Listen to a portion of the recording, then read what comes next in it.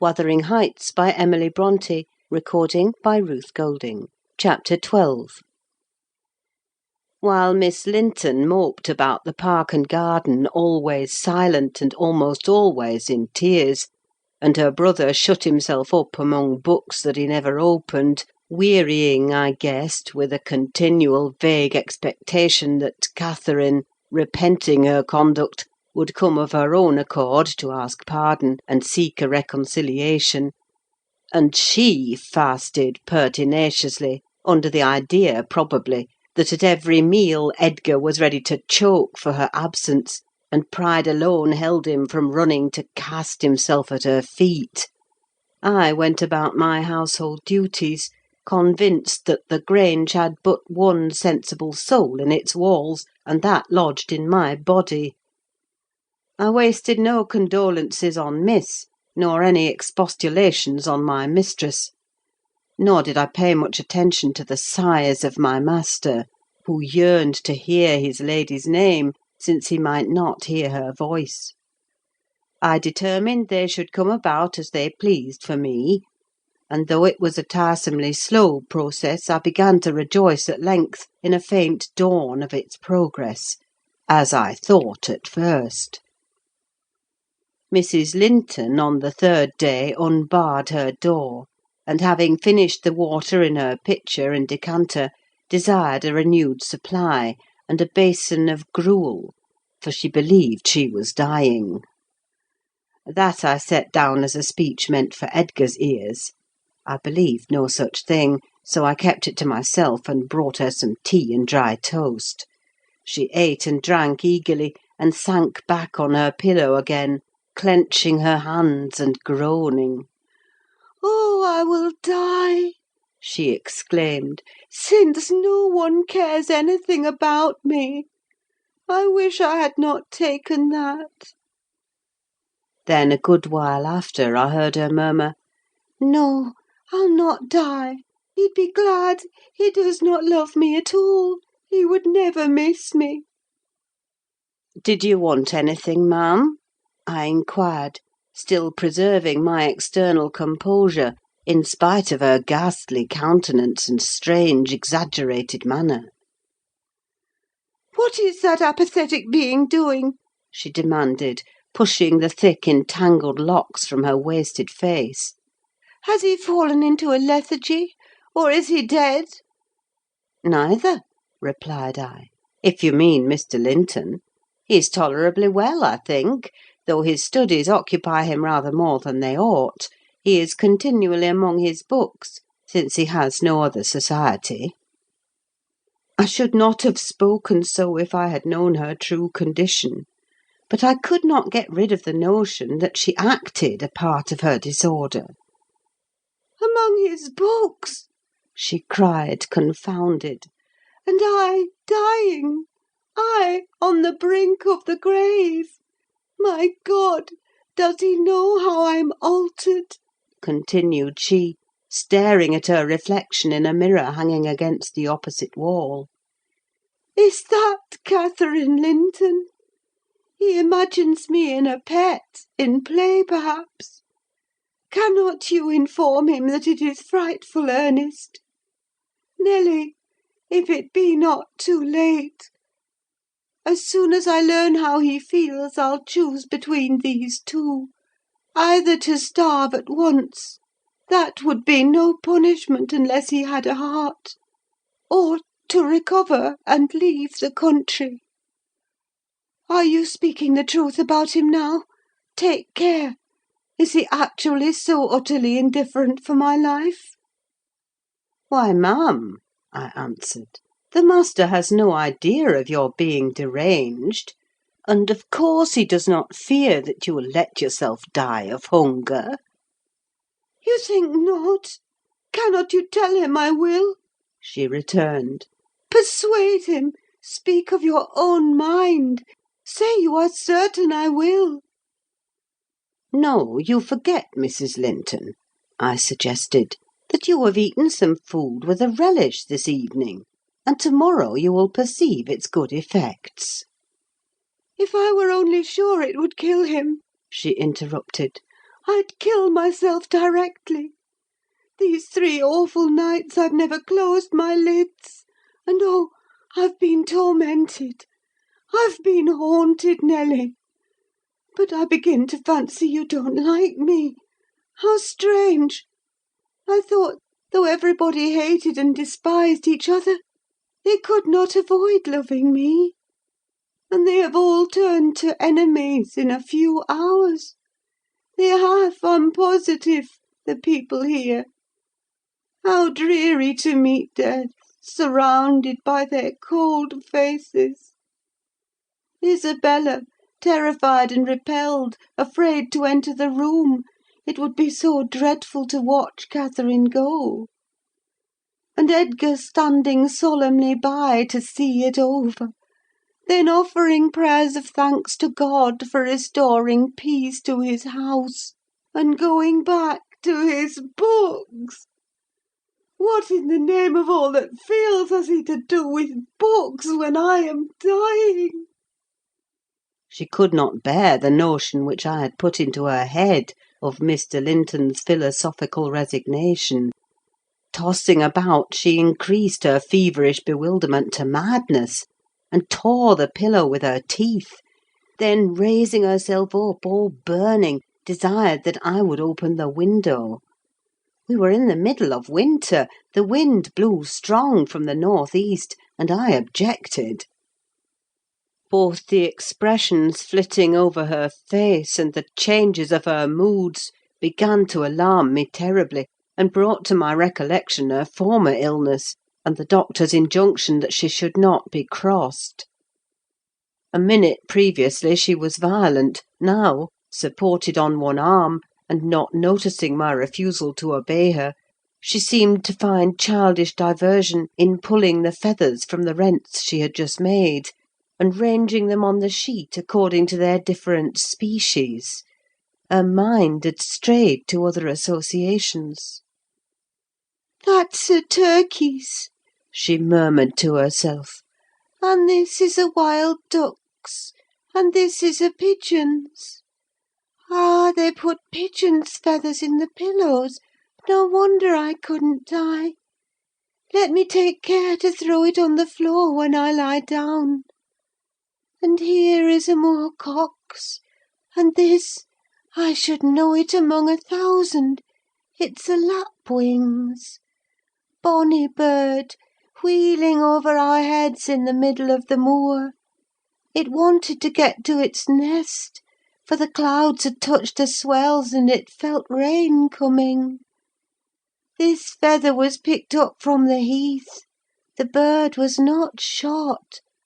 We saw its nest in the winter, full of little skeletons. Heathcliff set a trap over it, and the old ones dared not come. I made him promise he'd never shoot a lapwing after that, and he didn't. Yes, here are more. Did he shoot my lapwings, Nelly? Are they red, any of them? Let me look."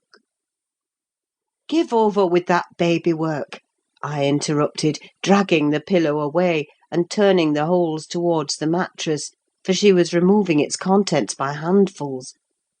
"Lie down and shut your eyes: you're wandering. There's a mess! The down is flying about like snow." I went here and there collecting it. "I see in you, Nelly," she continued dreamily, "an aged woman. You have grey hair and bent shoulders. This bed is the fairy cave under Penistone Crags, and you're gathering elf bolts to hurt our heifers, pretending while I'm near that they're only locks of wool. That's what you'll come to 50 years hence. I know you are not so now. I am not wandering. You are mistaken, or else I should believe you really were that withered hag, and I should think I was under Penistone Crags. And I'm conscious it's night, and there are 2 candles on the table, making the black press shine like jet."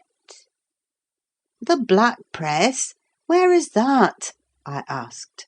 "You are talking in your sleep." "It's against the wall, as it always is," she replied. "It does appear odd. I see a face in it." "There's no press in the room, and never was," said I, resuming my seat, and looping up the curtain that I might watch her. "Don't you see that face?" she inquired, gazing earnestly at the mirror; and say what I could, I was incapable of making her comprehend it to be her own, so I rose and covered it with a shawl. "It's behind there still," she pursued anxiously, "and it stirred. Who is it? I hope it will not come out when you are gone. Oh, Nelly, the room is haunted. I'm afraid of being alone." I took her hand in mine, and bid her be composed, for a succession of shudders convulsed her frame, and she would keep straining her gaze towards the glass. "There's nobody here," I insisted. "It was yourself, Mrs. Linton. You knew it a while since." "Myself!" she gasped. "And the clock is striking 12! It's true, then! That's dreadful!" Her fingers clutched the clothes and gathered them over her eyes. I attempted to steal to the door with an intention of calling her husband, but I was summoned back by a piercing shriek. The shawl had dropped from the frame. "Why, what is the matter?" cried I. "Who is coward now? Wake up! That is the glass, the mirror, Mrs. Linton; and you see yourself in it, and there am I, too, by your side." Trembling and bewildered, she held me fast, but the horror gradually passed from her countenance: its paleness gave place to a glow of shame. "Oh, dear! I thought I was at home," she sighed. "I thought I was lying in my chamber at Wuthering Heights. Because I'm weak, my brain got confused, and I screamed unconsciously. Don't say anything, but stay with me. I dread sleeping; my dreams appal me." "A sound sleep would do you good, ma'am," I answered; "and I hope this suffering will prevent your trying starving again." "Oh, if I were but in my own bed in the old house!" she went on bitterly, wringing her hands. "And that wind sounding in the firs by the lattice! Do let me feel it: it comes straight down the moor. Do let me have one breath." To pacify her, I held the casement ajar a few seconds. A cold blast rushed through. I closed it, and returned to my post. She lay still now, her face bathed in tears. Exhaustion of body had entirely subdued her spirit. Our fiery Catherine was no better than a wailing child. "How long is it since I shut myself in here?" she asked, suddenly reviving. "It was Monday evening," I replied, "and this is Thursday night, or rather Friday morning, at present." "What! Of the same week?" she exclaimed. "Only that brief time?" "Long enough to live on nothing but cold water and ill temper," observed I. "Well, it seems a weary number of hours," she muttered doubtfully. "It must be more. I remember being in the parlour after they had quarrelled, and Edgar being cruelly provoking, and me running into this room desperate. As soon as ever I had barred the door, utter blackness overwhelmed me, and I fell on the floor. I couldn't explain to Edgar how certain I felt of having a fit, or going raging mad, if he persisted in teasing me. I had no command of tongue or brain, and he did not guess my agony, perhaps. It barely left me sense to try to escape from him and his voice. Before I recovered sufficiently to see and hear, it began to be dawn. And, Nelly, I'll tell you what I thought, and what has kept recurring and recurring till I feared for my reason. I thought, as I lay there, with my head against that table leg, and my eyes dimly discerning the grey square of the window, that I was enclosed in the oak-panelled bed at home, and my heart ached with some great grief, which, just waking, I could not recollect. I pondered and worried myself to discover what it could be, and, most strangely, the whole last 7 years of my life grew a blank. I did not recall that they had been at all. I was a child. My father was just buried, and my misery arose from the separation that Hindley had ordered between me and Heathcliff. I was laid alone for the first time, and rousing from a dismal doze after a night of weeping, I lifted my hand to push the panels aside. It struck the table-top. I swept it along the carpet, and then memory burst in. My late anguish was swallowed in a paroxysm of despair. I cannot say why I felt so wildly wretched. It must have been temporary derangement, for there is scarcely cause. But supposing at 12 years old I had been wrenched from the Heights, and every early association, and my all in all, as Heathcliff was at that time, and been converted at a stroke into Mrs. Linton, the lady of Thrushcross Grange, and the wife of a stranger, an exile and outcast thenceforth from what had been my world. You may fancy a glimpse of the abyss where I grovelled. Shake your head as you will, Nelly, you have helped to unsettle me. You should have spoken to Edgar, indeed you should, and compelled him to leave me quiet. Oh, I'm burning! I wish I were out of doors. I wish I were a girl again, half savage and hardy and free, and laughing at injuries, not maddening under them. Why am I so changed? Why does my blood rush into a hell of tumult at a few words? I'm sure I should be myself were I once among the heather on those hills. Open the window again wide. Fasten it open. Quick! Why don't you move? "Because I won't give you your death of cold," I answered. You won't give me a chance of life, you mean, she said sullenly. However, I'm not helpless yet. I'll open it myself. And sliding from the bed before I could hinder her, she crossed the room, walking very uncertainly, threw it back, and bent out, careless of the frosty air that cut about her shoulders as keen as a knife. I entreated, and finally attempted to force her to retire.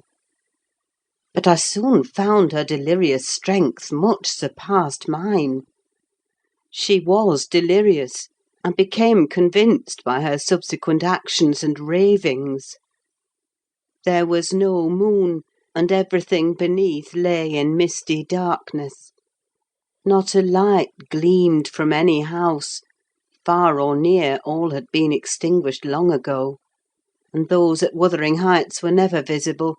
Still, she asserted she caught their shining. Look! she cried eagerly. That's my room with the candle in it, and the trees swaying before it, and the other candle is in Joseph's garret. Joseph sits up late, doesn't he? He's waiting till I come home, that he may lock the gate. Well, he'll wait a while yet. It's a rough journey, and a sad heart to travel it, and we must pass by Gimmerton Kirk to go that journey. We've braved its ghosts often together, and dared each other to stand among the graves and ask them to come. But, Heathcliff, if I dare you now, will you venture? If you do, I'll keep you. I'll not lie there by myself. They may bury me 12 feet deep and throw the church down over me, but I won't rest till you are with me. I never will." She paused, and resumed with a strange smile. "He's considering. He'd rather I'd come to him. Find a way, then, not through that kirkyard. You are slow. Be content, you always followed me."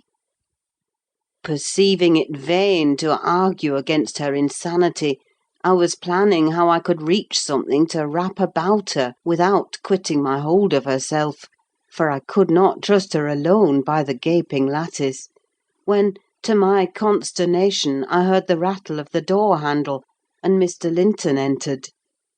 He had only then come from the library, and in passing through the lobby had noticed our talking, and been attracted by curiosity or fear to examine what it signified at that late hour.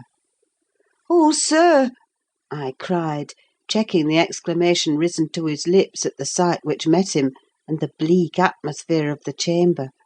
"My poor mistress is ill, and she quite masters me. I cannot manage her at all. Pray, come and persuade her to go to bed. Forget your anger, for she's hard to guide any way but her own." "Catherine ill?" he said, hastening to us. "Shut the window, Ellen. Catherine, why—" He was silent. The haggardness of Mrs. Linton's appearance smote him speechless, and he could only glance from her to me in horrified astonishment. "She's been fretting here," I continued, "and eating scarcely anything, and never complaining.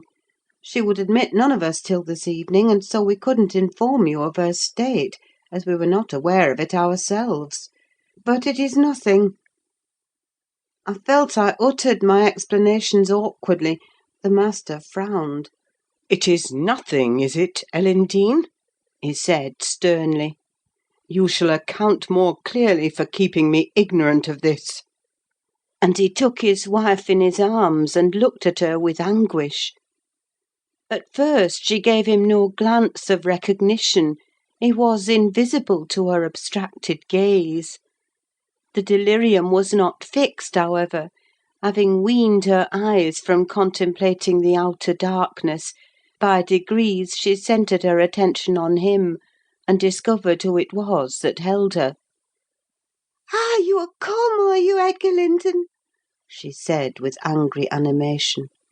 "You're one of those things that are ever found when least wanted, and when you are wanted, never. I suppose we shall have plenty of lamentations now: I see we shall. But they can't keep me from my narrow home out yonder. My resting place, where I'm bound before spring is over. There it is. Not among the Lintons, mind, under the chapel roof, but in the open air with a headstone. And you may please yourself whether you go to them or come to me." "Catherine, what have you done?" commenced the master. "Am I nothing to you any more? Do you love that wretch Heath—" "Hush!" cried Mrs. Linton. "Hush this moment!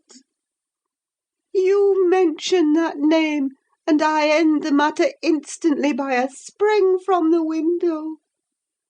What you touch at present you may have, but my soul will be on that hill-top before you lay hands on me again.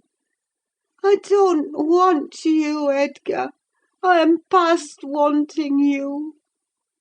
Return to your books. I'm glad you possess a consolation, for all you had in me is gone." "Her mind wanders, sir," I interposed. "She has been talking nonsense the whole evening; but let her have quiet and proper attendance, and she'll rally. Hereafter we must be cautious how we vex her." "I desire no further advice from you," answered Mr. Linton. "You knew your mistress's nature, and you encouraged me to harass her. And not to give me one hint of how she has been these 3 days! It was heartless. Months of sickness could not cause such a change."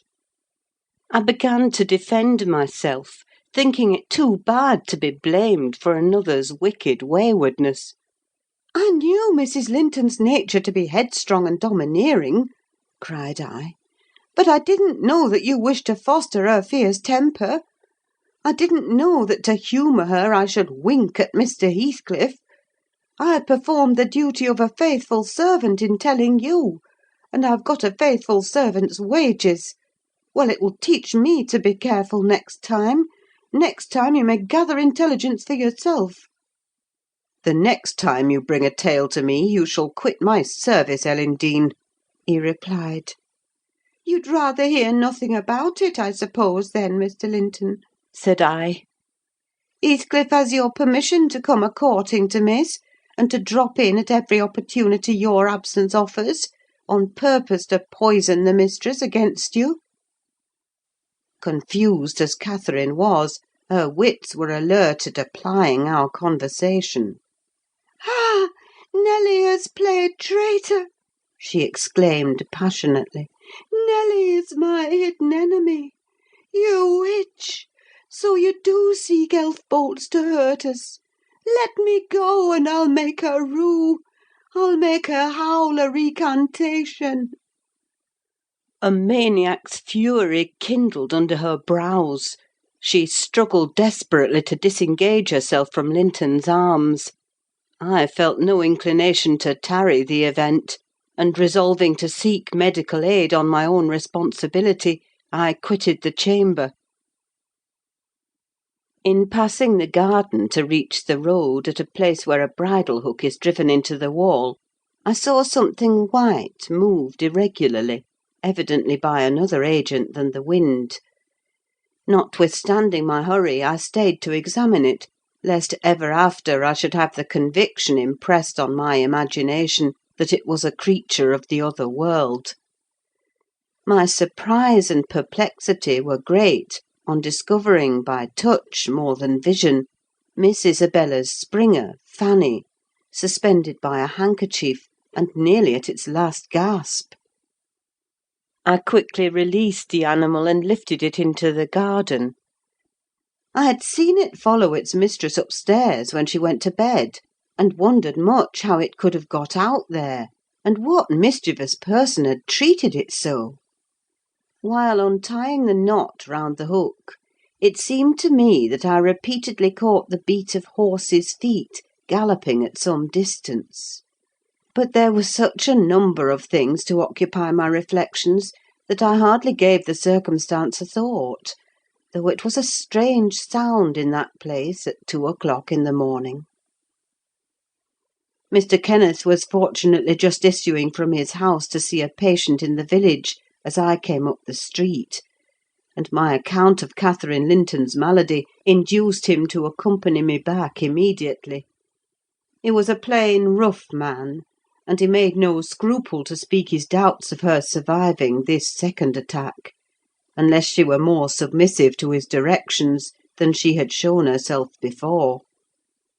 "Nelly Dean," said he, "I can't help fancying there's an extra cause for this. What has there been to do at the Grange? We've odd reports up here.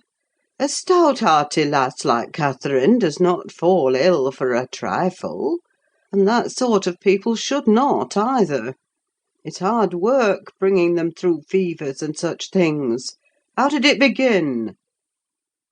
"The master will inform you," I answered. "But you were acquainted with the Earnshaws' violent dispositions, and Mrs. Linton caps them all. I may say this: it commenced in a quarrel. She was struck during a tempest of passion with a kind of fit. That's her account, at least, for she flew off in the height of it and locked herself up. Afterwards she refused to eat, and now she alternately raves and remains in a half-dream, knowing those about her, but having her mind filled with all sorts of strange ideas and illusions. "Mr. Linton will be sorry?" observed Kenneth interrogatively. "Sorry? He'll break his heart should anything happen," I replied. "Don't alarm him more than necessary." "Well, I told him to beware," said my companion, "and he must bide the consequences of neglecting my warning. Hasn't he been intimate with Mr. Heathcliff lately?" "Heathcliff frequently visits at the Grange," answered I, "though more on the strength of the mistress having known him when a boy, than because the master likes his company. At present he's discharged from the trouble of calling, owing to some presumptuous aspirations after Miss Linton, which he manifested. I hardly think he'll be taken in again." "And does Miss Linton turn a cold shoulder on him?" was the doctor's next question. "I'm not in her confidence," returned I, reluctant to continue the subject. "No, she's a sly one," he remarked, shaking his head. "She keeps her own counsel. But she's a real little fool. I have it from good authority that last night, and a pretty night it was, she and Heathcliff were walking in the plantation at the back of your house above 2 hours, and he pressed her not to go in again, but just mount his horse and away with him. My informant said she could only put him off by pledging her word of honour to be prepared on their first meeting after that. When it was to be, he didn't hear, but you urged Mr. Linton to look sharp." This news filled me with fresh fears. I outstripped Kenneth and ran most of the way back. The little dog was yelping in the garden yet. I spared a minute to open the gate for it, but instead of going to the house door, it coursed up and down, snuffing the grass, and would have escaped to the road, had I not seized it and conveyed it in with me. On ascending to Isabella's room, my suspicions were confirmed. It was empty. Had I been a few hours sooner, Mrs. Linton's illness might have arrested her rash step; but what could be done now? There was a bare possibility of overtaking them if pursued instantly. I could not pursue them, however, and I dared not rouse the family, and fill the place with confusion; still less unfold the business to my master, absorbed as he was in his present calamity, and having no heart to spare for a second grief. I saw nothing for it but to hold my tongue and suffer matters to take their course; and Kenneth being arrived, I went with a badly composed countenance to announce him. Catherine lay in a troubled sleep. Her husband had succeeded in soothing the excess of frenzy. He now hung over her pillow, watching every shade and every change of her painfully expressive features. The doctor, on examining the case for himself, spoke hopefully to him of its having a favourable termination, if we could only preserve around her perfect and constant tranquillity. To me, he signified the threatening danger was not so much death as permanent alienation of intellect. I did not close my eyes that night, nor did Mr. Linton. Indeed, we never went to bed; and the servants were all up long before the usual hour, moving through the house with stealthy tread, and exchanging whispers as they encountered each other in their vocations. Every one was active but Miss Isabella, and they began to remark how sound she slept. Her brother, too, asked if she had risen, and seemed impatient for her presence, and hurt that she showed so little anxiety for her sister-in-law. I trembled lest he should send me to call her, but I was spared the pain of being the first proclaimant of her flight. One of the maids, a thoughtless girl who had been on an early errand to Gimmerton, came panting upstairs, open-mouthed, and dashed into the chamber, crying, "Oh, dear, dear! What mun we have next? Master, master, our young lady!" "Hold your noise!" cried I, hastily. enraged at her clamorous manner. "Speak lower, Mary. What is the matter?" said Mr. Linton. "What ails your young lady?" "She's gone! She's gone! Yon Heathcliff's run off with her!" gasped the girl. "That is not true!" exclaimed Linton, rising in agitation. "It cannot be! How has the idea entered your head? Ellen Dean, go and seek her. It is incredible! It cannot be!" As he spoke, he took the servant to the door, and then repeated his demand to know her reasons for such an assertion. "Why, I met on the road a lad that fetches milk here," she stammered, "and he asked whether we weren't in trouble at the Grange. I thought he meant for Mrs. sickness, so I answered yes. Then says he, there's somebody going after 'em, I guess. I stared. He saw I knew nought about it, and he told how a gentleman and lady had stopped to have a horse's shoe fastened at a blacksmith shop 2 miles out of Gimmerton, not very long after midnight, and how the blacksmith's lass had got up to spy who they were. She knew them both directly, and she noticed the man. Heathcliff it was, she felt certain. Nobody could mistake him besides. Put a sovereign in her father's hand for payment. The lady had a cloak about her face, but having desired a sup of water, while she drank it fell back, and she saw her very plain. Heathcliff held both bridles as they rode on, and they set their faces from the village, and went as fast as the rough roads would let them. The lass said nothing to her father, but she told it all over Gimmerton this morning." I ran and peeped for form's sake into Isabella's room, confirming, when I returned, the servant's statement. Mr. Linton had resumed his seat by the bed. On my re-entrance he raised his eyes, read the meaning of my blank aspect, and dropped them without giving an order, or uttering a word. "Are we to try any measures for overtaking and bringing her back?" I inquired. "How should we do?" "She went of her own accord," answered the master. "She had a right to go, if she pleased. Trouble me no more about her.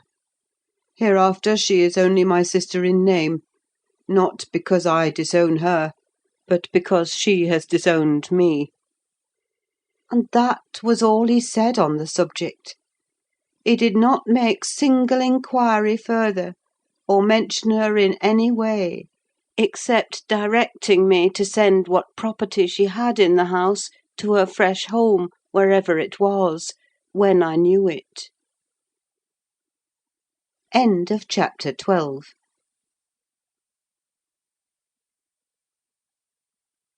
Chapter 13. For 2 months the fugitives remained absent. In those 2 months Mrs. Linton encountered and conquered the worst shock of what was denominated a brain fever. No mother could have nursed an only child more devotedly than Edgar tended her. Day and night he was watching and patiently enduring all the annoyances that irritable nerves and a shaken reason could inflict.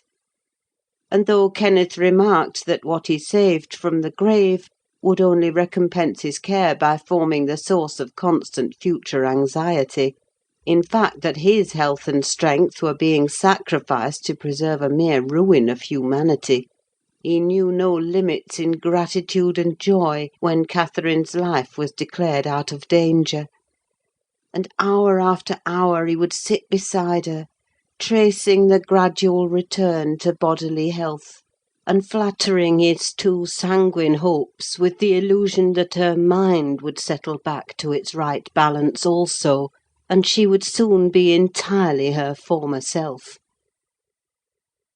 The first time she left her chamber was at the commencement of the following March. Mr. Linton had put on her pillow in the morning a handful of golden crocuses. Her eye, long stranger to any gleam of pleasure, caught them in waking, and shone delighted as she gathered them eagerly together. "These are the earliest flowers at the Heights!" she exclaimed. They remind me of soft thaw winds, and warm sunshine, and nearly melted snow. Edgar, is there not a south wind? And is not the snow almost gone?" "The snow is quite gone down here, darling," replied her husband; "and I only see 2 white spots on the whole range of moors. The sky is blue, and the larks are singing, and the becks and brooks are all brim full. Catherine, last spring at this time, I was longing to have you under this roof. Now I wish you were a mile or 2 up those hills. The air blows so sweetly, I feel that it would cure you." "I shall never be there but once more," said the invalid. "And then you'll leave me, and I shall remain for ever. Next spring you'll long again to have me under this roof, and you'll look back and think you were happy to-day." Linton lavished on her the kindest caresses, and tried to cheer her by the fondest words; but, vaguely regarding the flowers, she let the tears collect on her lashes and stream down her cheeks unheeding. We knew she was really better, and therefore decided that long confinement to a single place produced much of this despondency, and it might be partially removed by a change of scene. The master told me to light a fire in the many weeks deserted parlour, and to set an easy chair in the sunshine by the window, and then he brought her down, and she sat a long while enjoying the genial heat, and, as we expected, revived by the objects round her, which, though familiar, were free from the dreary associations investing her hated sick chamber. By evening she seemed greatly exhausted, yet no arguments could persuade her to return to that apartment, and I had to arrange the parlour sofa for her bed till another room could be prepared. To obviate the fatigue of mounting and descending the stairs, we fitted up this where you lie at present, on the same floor with the parlour, and she was soon strong enough to move from one to the other, leaning on Edgar's arm. Ah, I thought myself, she might recover, so waited on as she was; and there was double cause to desire it, for on her existence depended that of another. We cherished the hope that in a little while Mr. Linton's heart would be gladdened, and his lands secured from a stranger's grip by the birth of an heir. I should mention that Isabella sent to her brother, some 6 weeks from her departure, a short note announcing her marriage with Heathcliff.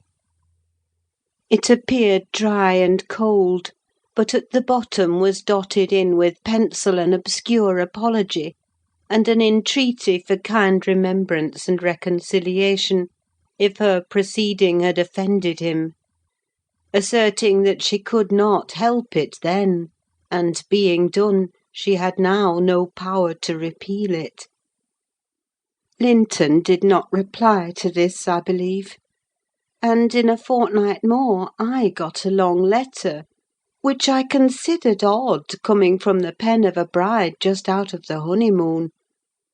I'll read it, for I keep it yet. Any relic of the dead is precious, if they were valued living. "Dear Ellen," it begins, "I came last night to Wuthering Heights, and heard for the first time that Catherine has been, and is yet, very ill. I must not write to her, I suppose, and my brother is either too angry or too distressed to answer what I sent him. Still, I must write to somebody, and the only choice left me is you. Inform Edgar that I'd give the world to see his face again; that my heart returned to Thrushcross Grange in 24 hours after I left it, and is there at this moment, full of warm feelings for him and Catherine. I can't follow it, though. These words are underlined. They need not expect me, and they may draw what conclusions they please; taking care, however, to lay nothing at the door of my weak will or deficient affection. The remainder of the letter is for yourself alone. I want to ask you 2 questions.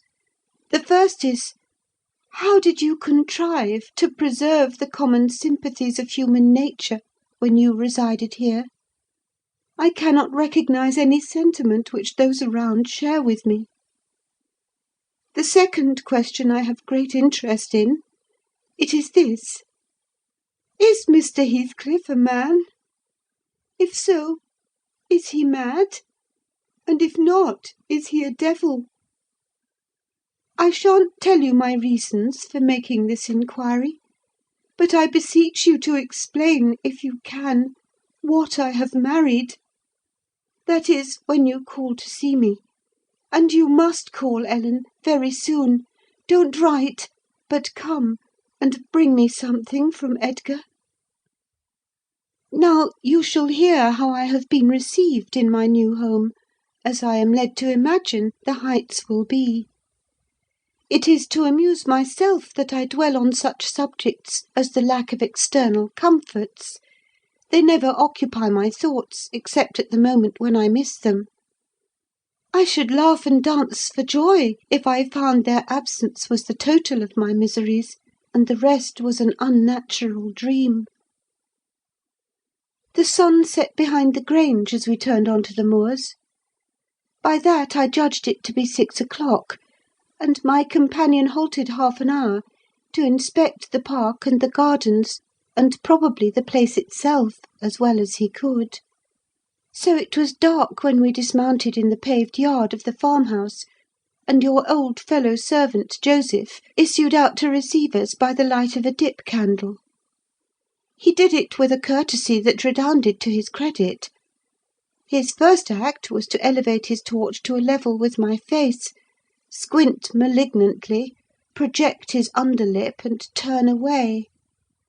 Then he took the 2 horses and led them into the stables, reappearing for the purpose of locking the outer gate, as if we lived in an ancient castle. Heathcliff stayed to speak to him, and I entered the kitchen, a dingy, untidy hole. I daresay you would not know it, it is so changed since it was in your charge.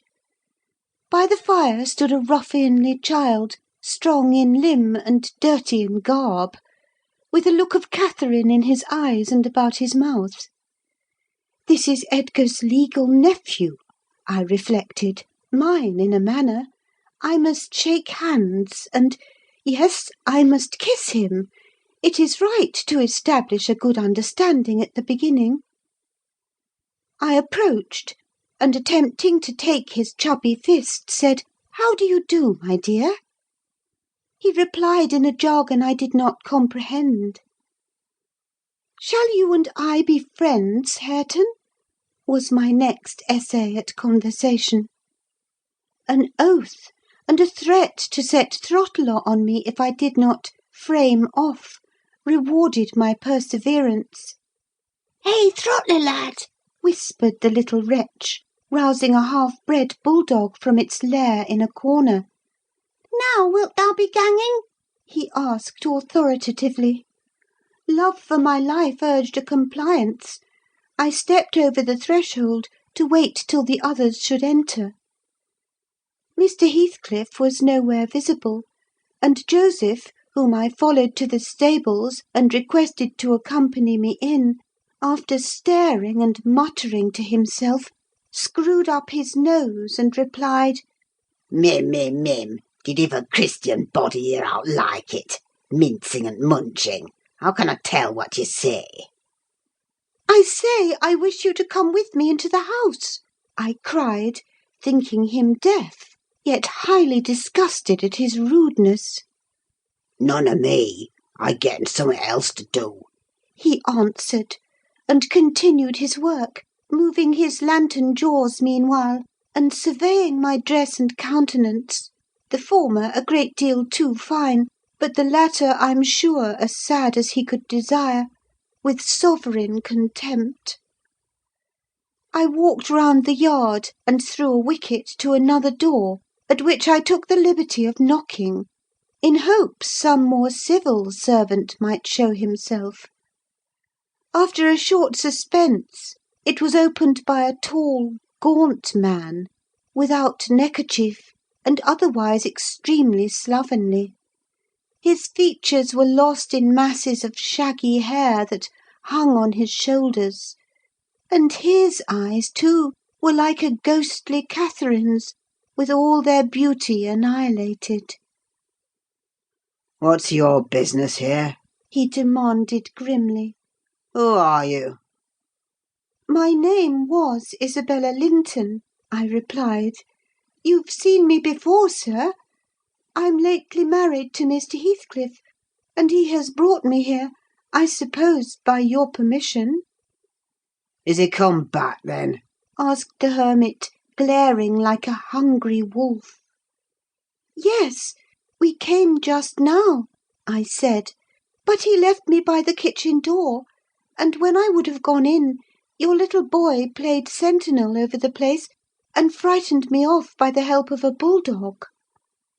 "It's well the hellish villain has kept his word," growled my future host, searching the darkness beyond me in expectation of discovering Heathcliff.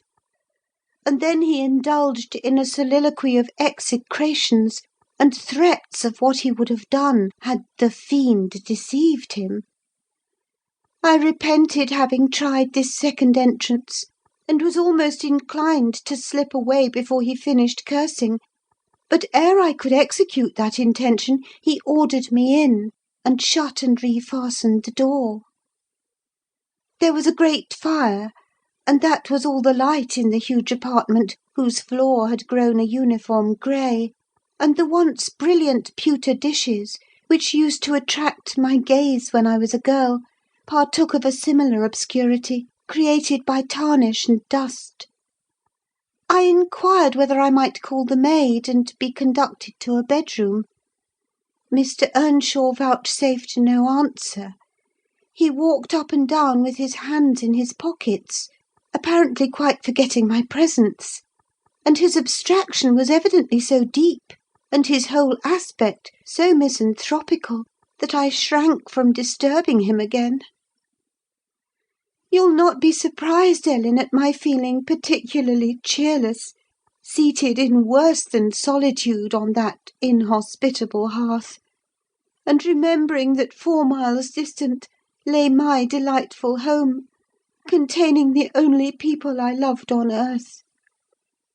And there might as well be the Atlantic to part us, instead of those 4 miles. I could not overpass them. I questioned with myself, where must I turn for comfort? And, mind you don't tell Edgar or Catherine. Above every sorrow beside, this rose pre-eminent: despair at finding nobody who could or would be my ally against Heathcliff. I had sought shelter at Wuthering Heights almost gladly, because I was secured by that arrangement from living alone with him. But he knew the people we were coming amongst, and he did not fear their intermeddling. I sat and thought a doleful time. The clock struck 8 and 9, and still my companion paced to and fro, his head bent on his breast, and perfectly silent, unless a groan or a bitter ejaculation forced itself out at intervals. I listened to detect a woman's voice in the house, and filled the interim with wild regrets and dismal anticipations, which at last spoke audibly in irrepressible sighing and weeping.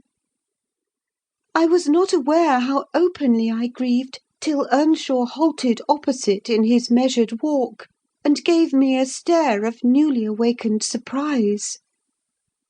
Taking advantage of his recovered attention, I exclaimed, "I'm tired with my journey, and I want to go to bed. Where is the maidservant? Direct me to her, as she won't come to me." "We have none," he answered. "You must wait on yourself." "Where must I sleep, then?" I sobbed. I was beyond regarding self-respect, weighed down by fatigue and wretchedness. "Joseph will show you Heathcliff's chamber," said he.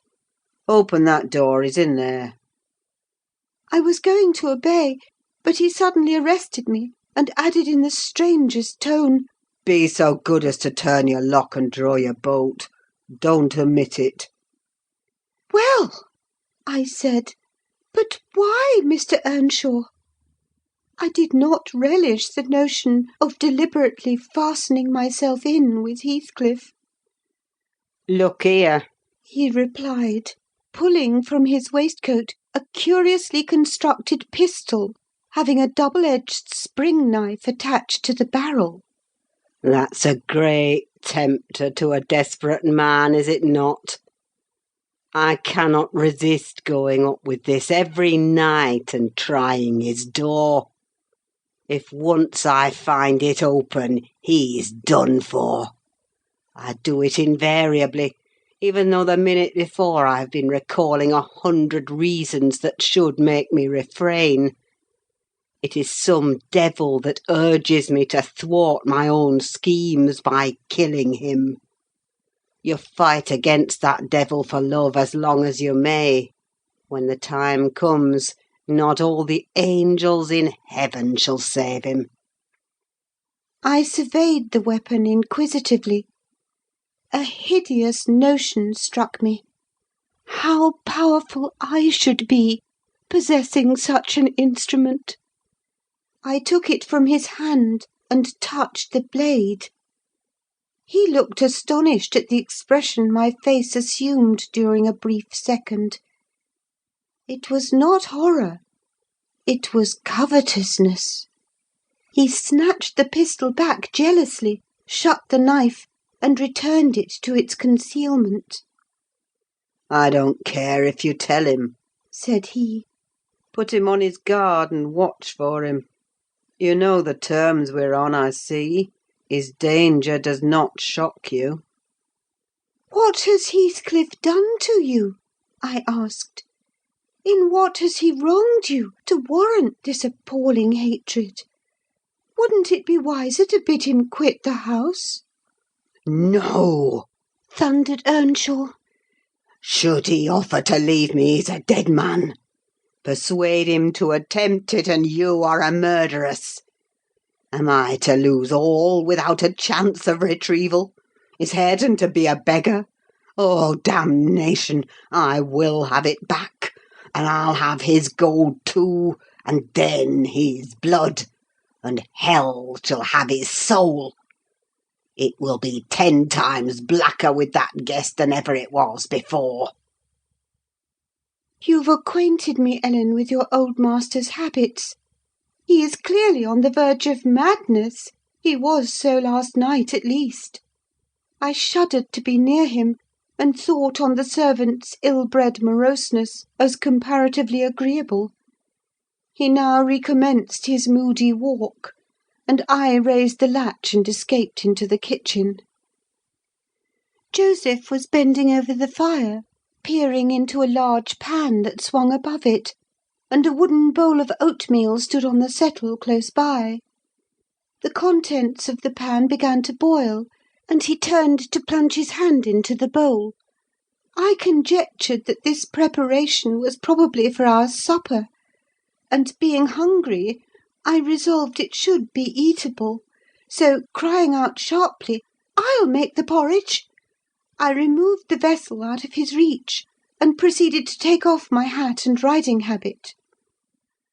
"Mr. Earnshaw," I continued, "directs me to wait on myself. I will. I'm not going to act the lady among you, for fear I should starve." "Good Lord!" he muttered, sitting down and stroking his ribbed stockings from the knee to the ankle. "If there's to be fresh Wutherings, just when I'm getting used to two maisters, If I mun have a mistress set over me head, it's like time to be flitting. I never did think to see the day that I would leave the old place, but I doubt it's nigh at hand." This lamentation drew no notice from me. I went briskly to work, sighing to remember a period when it would have been all merry fun, but compelled speedily to drive off the remembrance. It racked me to recall past happiness, and the greater peril there was of conjuring up its apparition, the quicker the thibble ran round, and the faster the handfuls of meal fell into the water. Joseph beheld my style of cookery with growing indignation. "There!" he ejaculated. "Hareton, thou willn't sup thy porridge to neat. There be nowt but lumps as big as my neave. There again! I'd fling in bowl and all if I were ye. There, pail to gulp off, and then you'll have done with it. Bang, bang! It's a mercy t' bottom isn't cleaved out." It was rather a rough mess, I own, when poured into the basins. 4 had been provided, and a gallon pitcher of new milk was brought from the dairy, which Hareton seized, and commenced drinking and spilling from the expansive lip. I expostulated, and desired that he should have his in a mug, affirming that I could not taste the liquid treated so dirtily.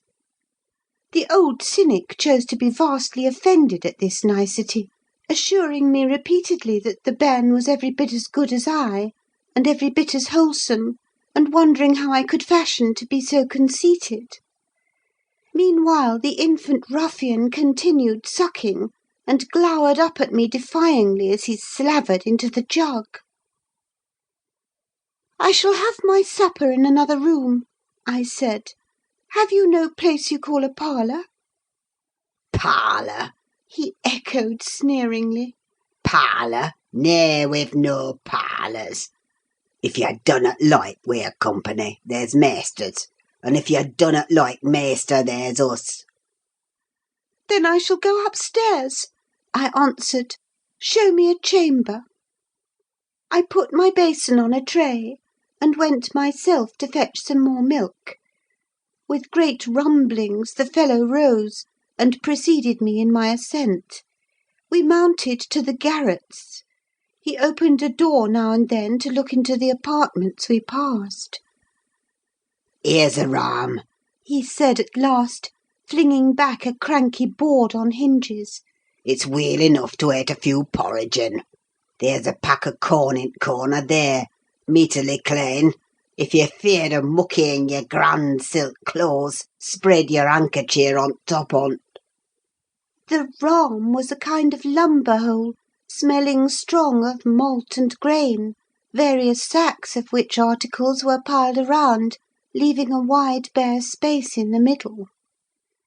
"Why, man," I exclaimed, facing him angrily, "this is not a place to sleep in!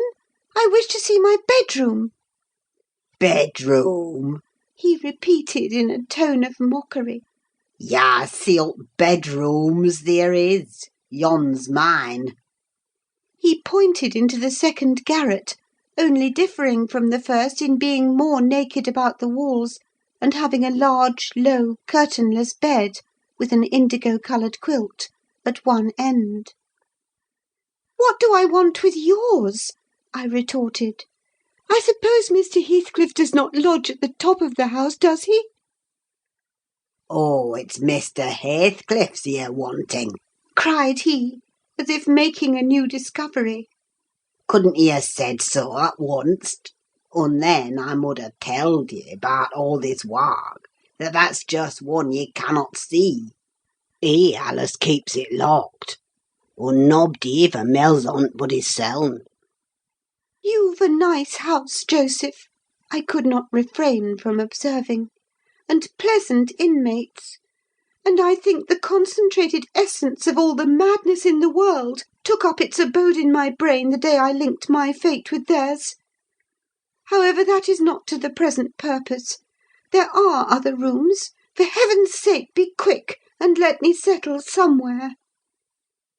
He made no reply to this adjuration, only plodding doggedly down the wooden steps, and halting before an apartment which, from that halt and the superior quality of its furniture, I conjectured to be the best one. There was a carpet, a good one, but the pattern was obliterated by dust; a fireplace hung with cut paper, dropping to pieces; a handsome oak bedstead, with ample crimson curtains of rather expensive material and modern make, but they had evidently experienced rough usage. The valances hung in festoons, wrenched from their rings, and the iron rod supporting them was bent in an arc on one side, causing the drapery to trail upon the floor. The chairs were also damaged, many of them severely, and deep indentations deformed the panels of the walls. I was endeavouring to gather resolution for entering and taking possession, when my fool of a guide announced, "This here's t' maister's." My supper by this time was cold, my appetite gone, and my patience exhausted. I insisted on being provided instantly with a place of refuge and means of repose. "Where the divil," began the religious elder, "the Lord bless us, the Lord forgie us! Where the hell would ye gang, ye mad, wearisome nowt? Ye've seen all but Hareton's bit of a shamer. There's not another oil to lig down in t' house." I was so vexed I flung my tray and its contents on the ground, and then seated myself at the stairs' head, hid my face in my hands, and cried. "Ech, ech!" exclaimed Joseph. "Weel done, Miss Cathy! Weel done, Miss Cathy! Howsiver, t' maisters'll just tumble o'er them broken pots, and then we's hear summat. We's hear how it's to be. Good for nowt maddling! You desarve pining fro' this to Christmas, flinging t' precious gifts o' God under foot in your flaysome rages. But I mistain if you show your sperrit lang. Will Heathcliff bide sich bonny ways, think ye? I nobbut wish he may catch ye, that plisky! I nobbut wish he may!" And so he went on scolding to his den beneath, taking the candle with him, and I remained in the dark. The period of reflection succeeding this silly action compelled me to admit the necessity of smothering my pride and choking my wrath, and bestirring myself to remove its effects. An unexpected aid presently appeared in the shape of Throttler, whom I now recognised as a son of our old skulker. It had spent its whelphood at the Grange, and was given by my father to Mr. Hindley. I fancy it knew me: it pushed its nose against mine by way of salute, and then hastened to devour the porridge, while I groped from step to step, collecting the shattered earthenware, and drying the spatters of milk from the banister with my pocket-handkerchief. Our labours were scarcely over when I heard Earnshaw's tread in the passage. My assistant tucked in his tail and pressed to the wall. I stole into the nearest doorway. The dog's endeavour to avoid him was unsuccessful, as I guessed by a scutter downstairs and a prolonged, piteous yelping. I had better luck. He passed on, entered his chamber, and shut the door. Directly after, Joseph came up with Hareton to put him to bed. I had found shelter in Hareton's room, and the old man, on seeing me, said, "There's ram for both ye and your pride now, I should think, in the house. It's empty. Ye may have it all to yourseln, and him as Alice Max a third is sich ill company." Gladly did I take advantage of this intimation, and the minute I flung myself into a chair by the fire, I nodded and slept. My slumber was deep and sweet, though over far too soon. Mr. Heathcliff awoke me. He had just come in, and demanded, in his loving manner, what I was doing there. I told him the cause of my staying up so late, that he had the key of our room in his pocket. The adjective hour gave mortal offence. He swore it was not, nor ever should be mine; and but I'll not repeat his language, nor describe his habitual conduct. He is ingenious and unresting in seeking to gain my abhorrence. I sometimes wonder at him with an intensity that deadens my fear. Yet, I assure you, a tiger or a venomous serpent could not rouse terror in me equal to that which he wakens. He told me of Catherine's illness, and accused my brother of causing it, promising that I should be Edgar's proxy in suffering till he could get hold of him. I do hate him! I am wretched! I have been a fool! Beware of uttering one breath of this to any one at the Grange. I shall expect you every day. Don't disappoint me. Isabella. End of chapter 13. Chapter 14. As soon as I had perused this epistle, I went to the master, and informed him that his sister had arrived at the Heights, and sent me a letter expressing her sorrow for Mrs. Linton's situation, and her ardent desire to see him, with a wish that he would transmit to her as early as possible some token of forgiveness by me. "Forgiveness!" said Linton.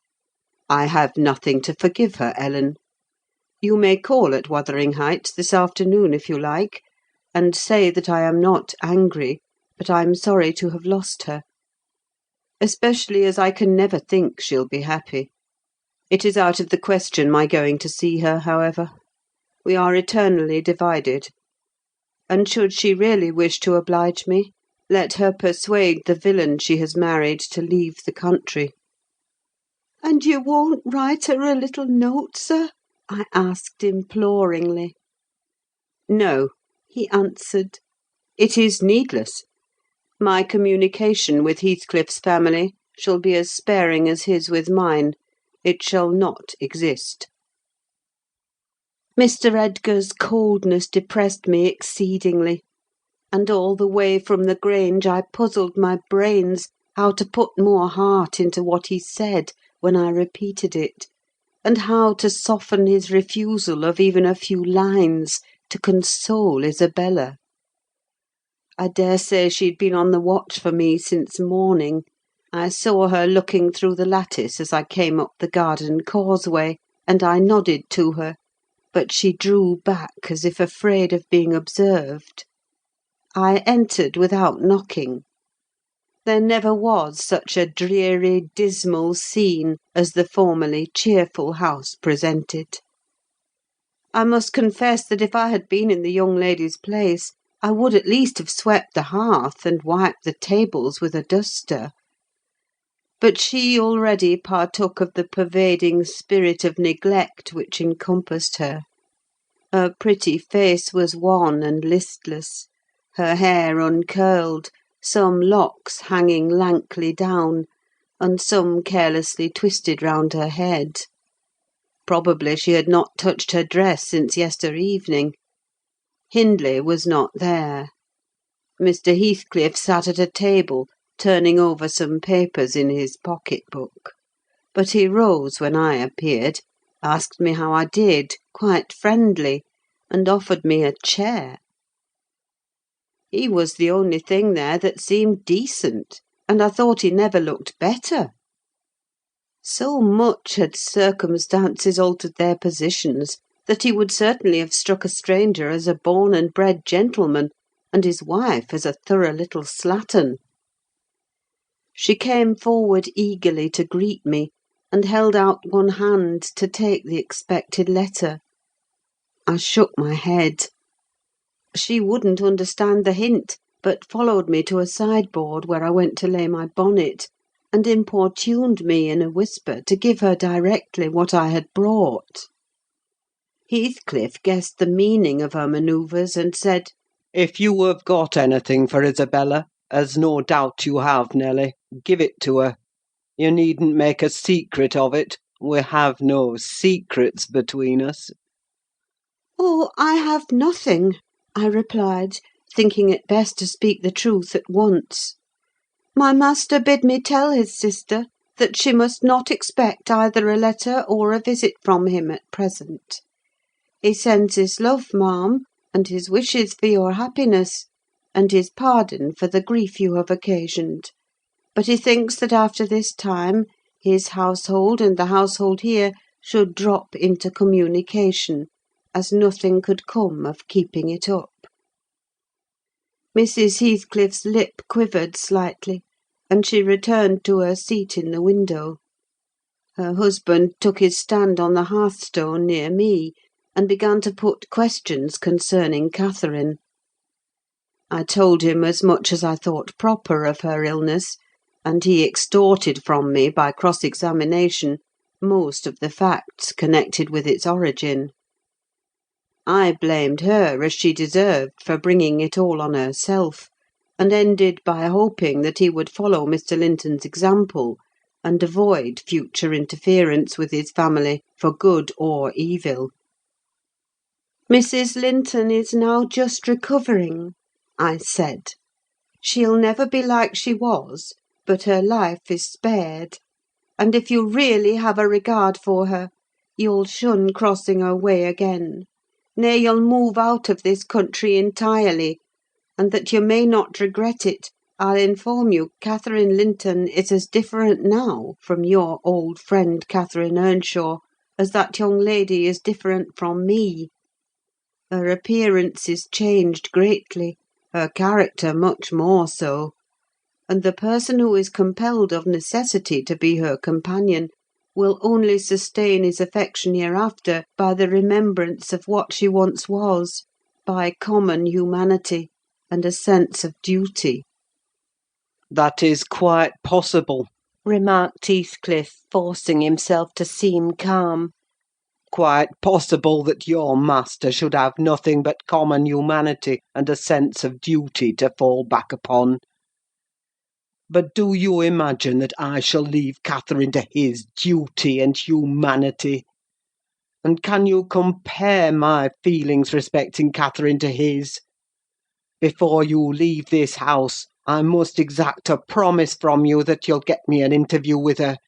Consent or refuse, I will see her. What do you say?" "I say, Mr. Heathcliff," I replied, "you must not.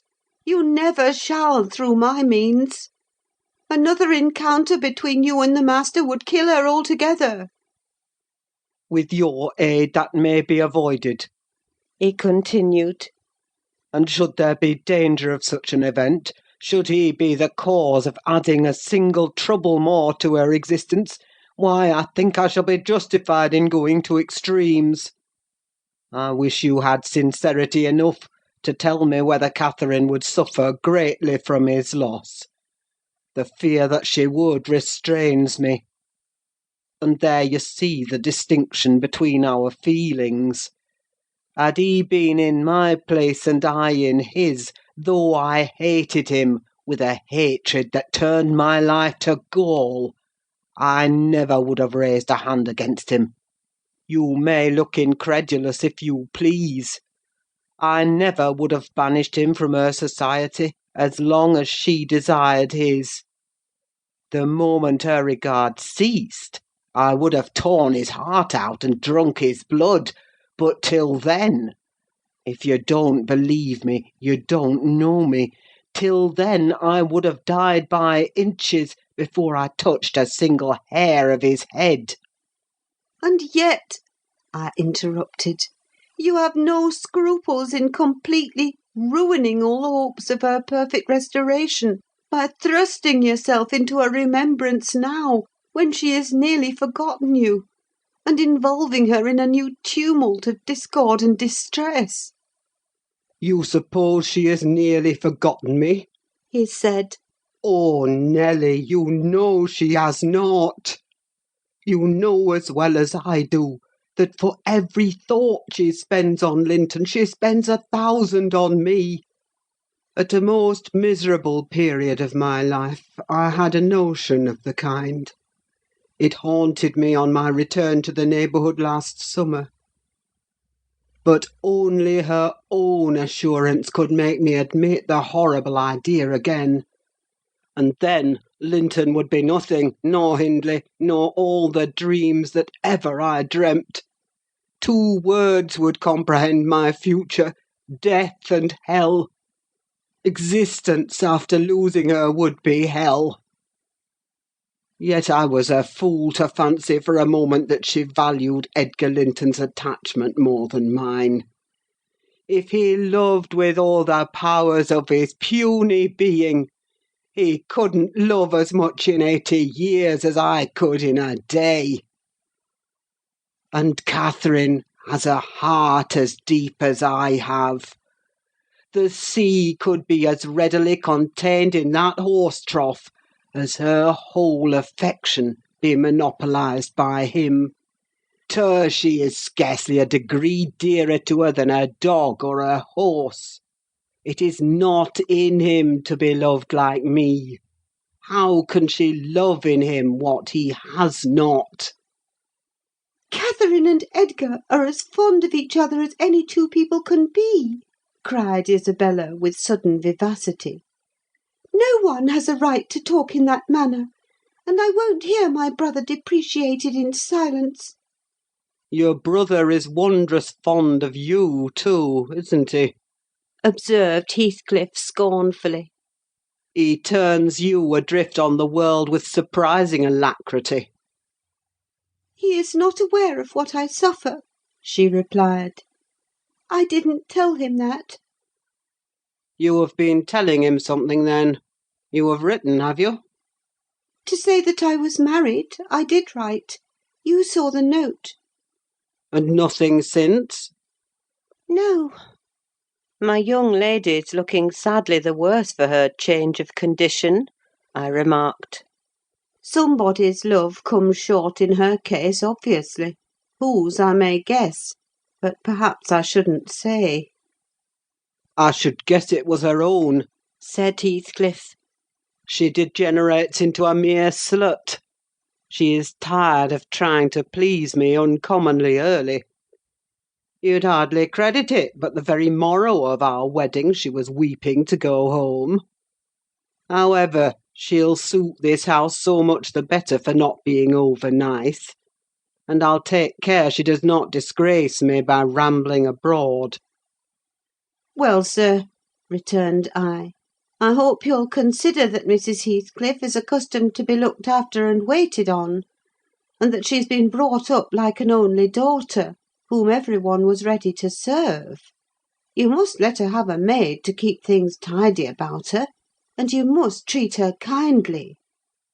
Whatever be your notion of Mr. Edgar, you cannot doubt that she has a capacity for strong attachments, or she wouldn't have abandoned the elegancies and comforts and friends of her former home to fix contentedly in such a wilderness as this with you."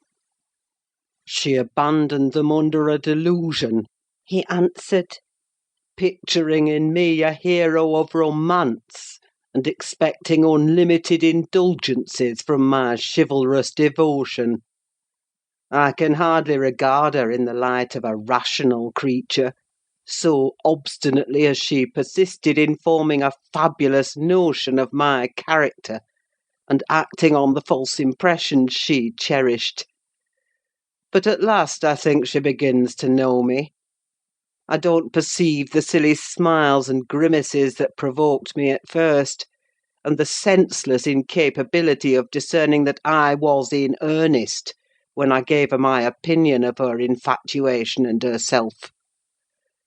It was a marvellous effort of perspicacity to discover that I did not love her. I believed at one time no lessons could teach her that. And yet it is poorly learnt, for this morning she announced as a piece of appalling intelligence that I had actually succeeded in making her hate me. A positive labour of Hercules, I assure you. If it be achieved, I have cause to return thanks. Can I trust your assertion, Isabella? Are you sure you hate me? If I let you alone for half a day, won't you come sighing and wheedling to me again?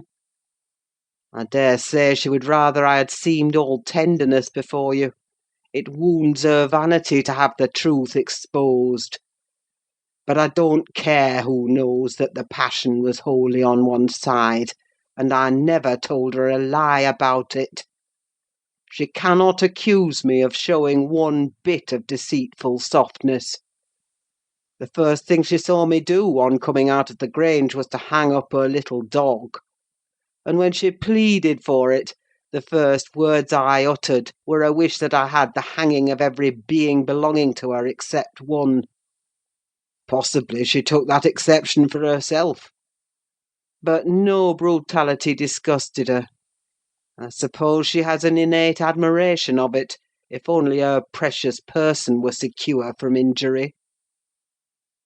Now, was it not the depth of absurdity, of genuine idiocy, for that pitiful, slavish, mean-minded brat to dream that I could love her?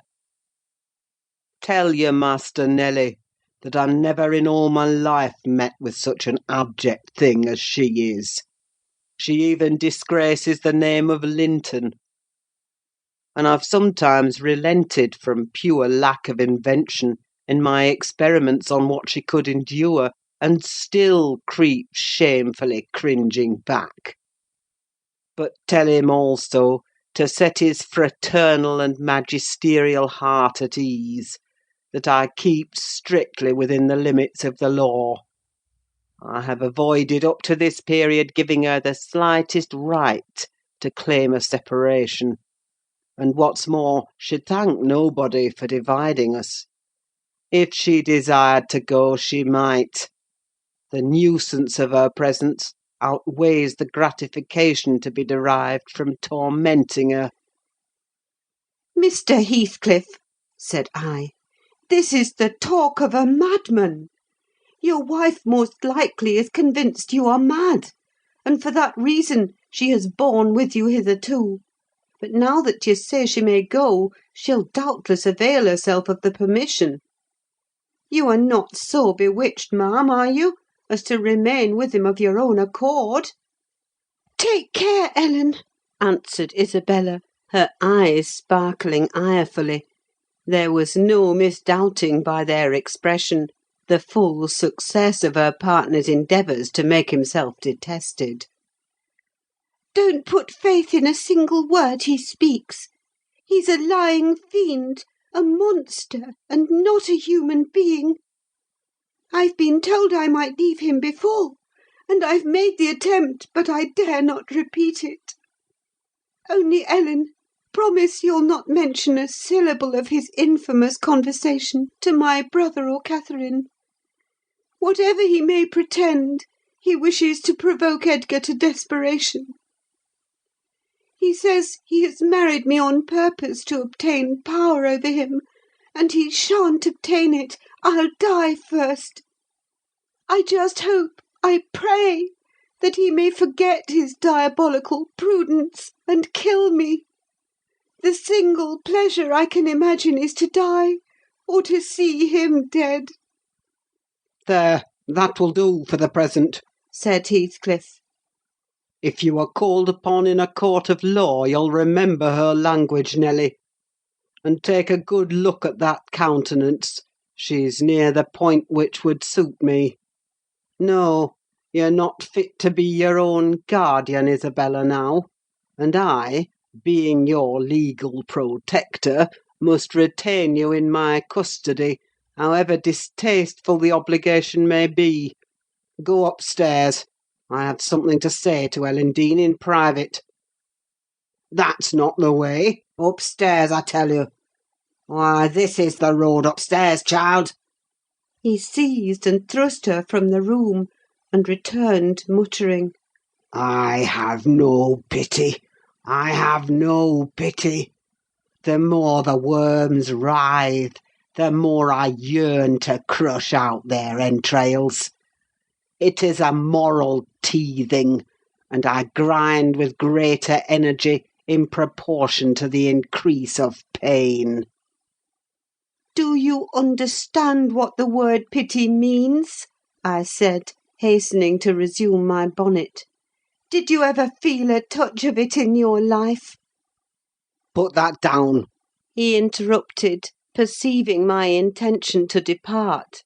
you are not going yet. Come here now, Nelly. I must either persuade or compel you to aid me in fulfilling my determination to see Catherine, and that without delay. I swear that I meditate no harm. I don't desire to cause any disturbance, or to exasperate or insult Mr. Linton. I only wish to hear from herself how she is, and why she has been ill, and to ask if anything that I could do would be of use to her.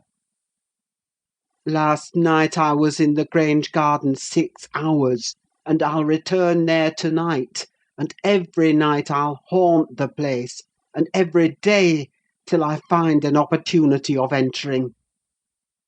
If Edgar Linton meets me, I shall not hesitate to knock him down, and give him enough to ensure his quiescence while I stay.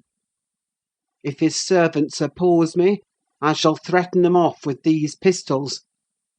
But wouldn't it be better to prevent my coming in contact with them or their master? And you could do it so easily.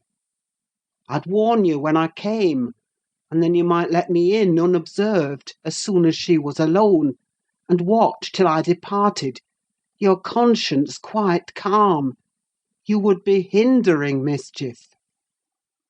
I protested against playing that treacherous part in my employer's house; and besides, I urged the cruelty and selfishness of his destroying Mrs. Linton's tranquillity for his satisfaction. "The commonest occurrence startles her painfully," I said. "She's all nerves, and she couldn't bear the surprise, I'm positive. Don't persist, sir, or else I shall be obliged to inform my master of your designs, and he'll take measures to secure his house and its inmates from any such unwarrantable intrusions." "In that case, I'll take measures to secure you, woman!" exclaimed Heathcliff. "You shall not leave Wuthering Heights till to-morrow morning.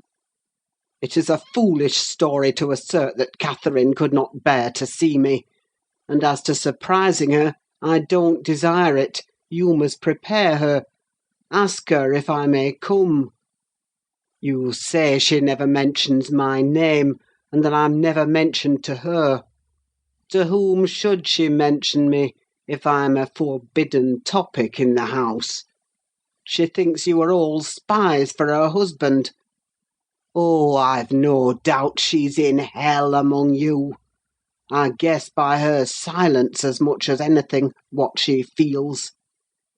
You say she is often restless and anxious-looking. Is that a proof of tranquillity? You talk of her mind being unsettled. How the devil could it be otherwise in her frightful isolation?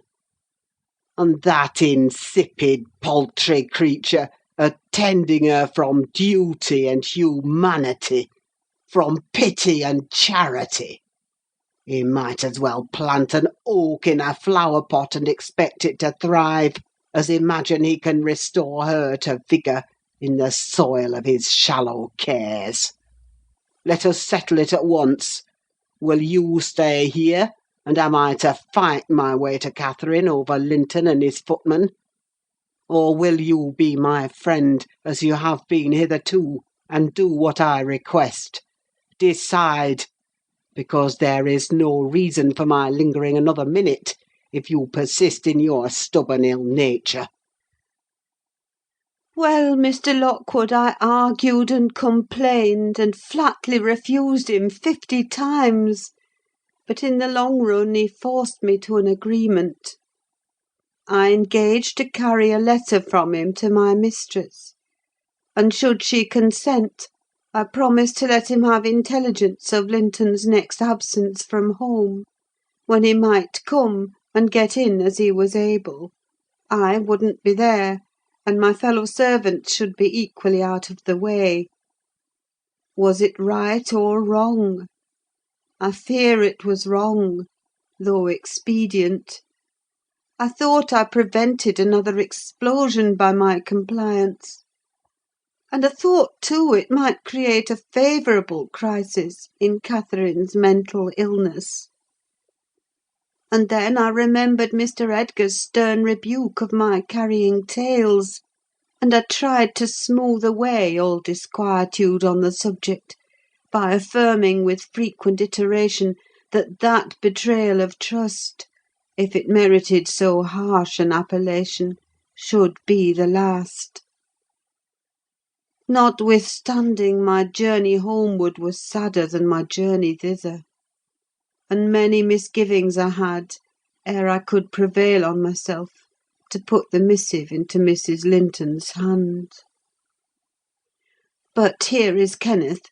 I'll go down and tell him how much better you are.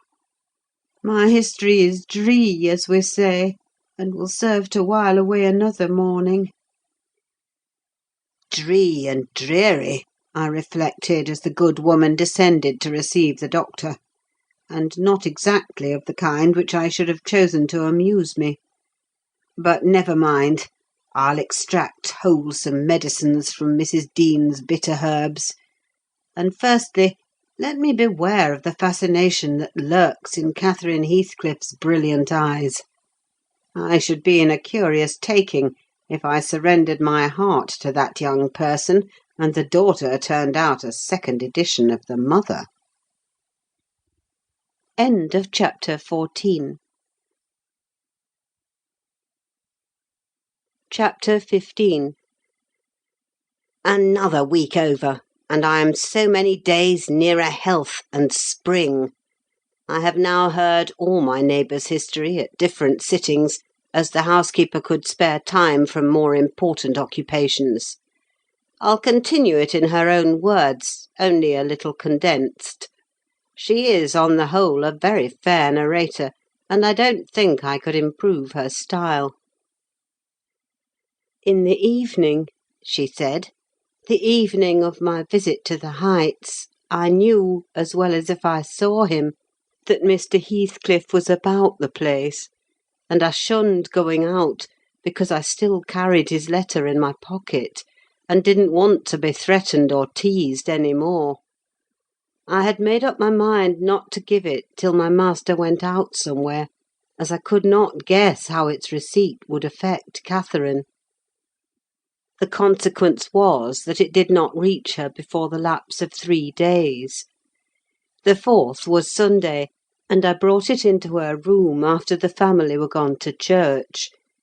There was a manservant left to keep the house with me, and we generally made a practice of locking the doors during the hours of service; but on that occasion the weather was so warm and pleasant that I set them wide open, and to fulfil my engagement, as I knew who would be coming, I told my companion that the mistress wished very much for some oranges, and he must run over to the village and get a few, to be paid for on the morrow.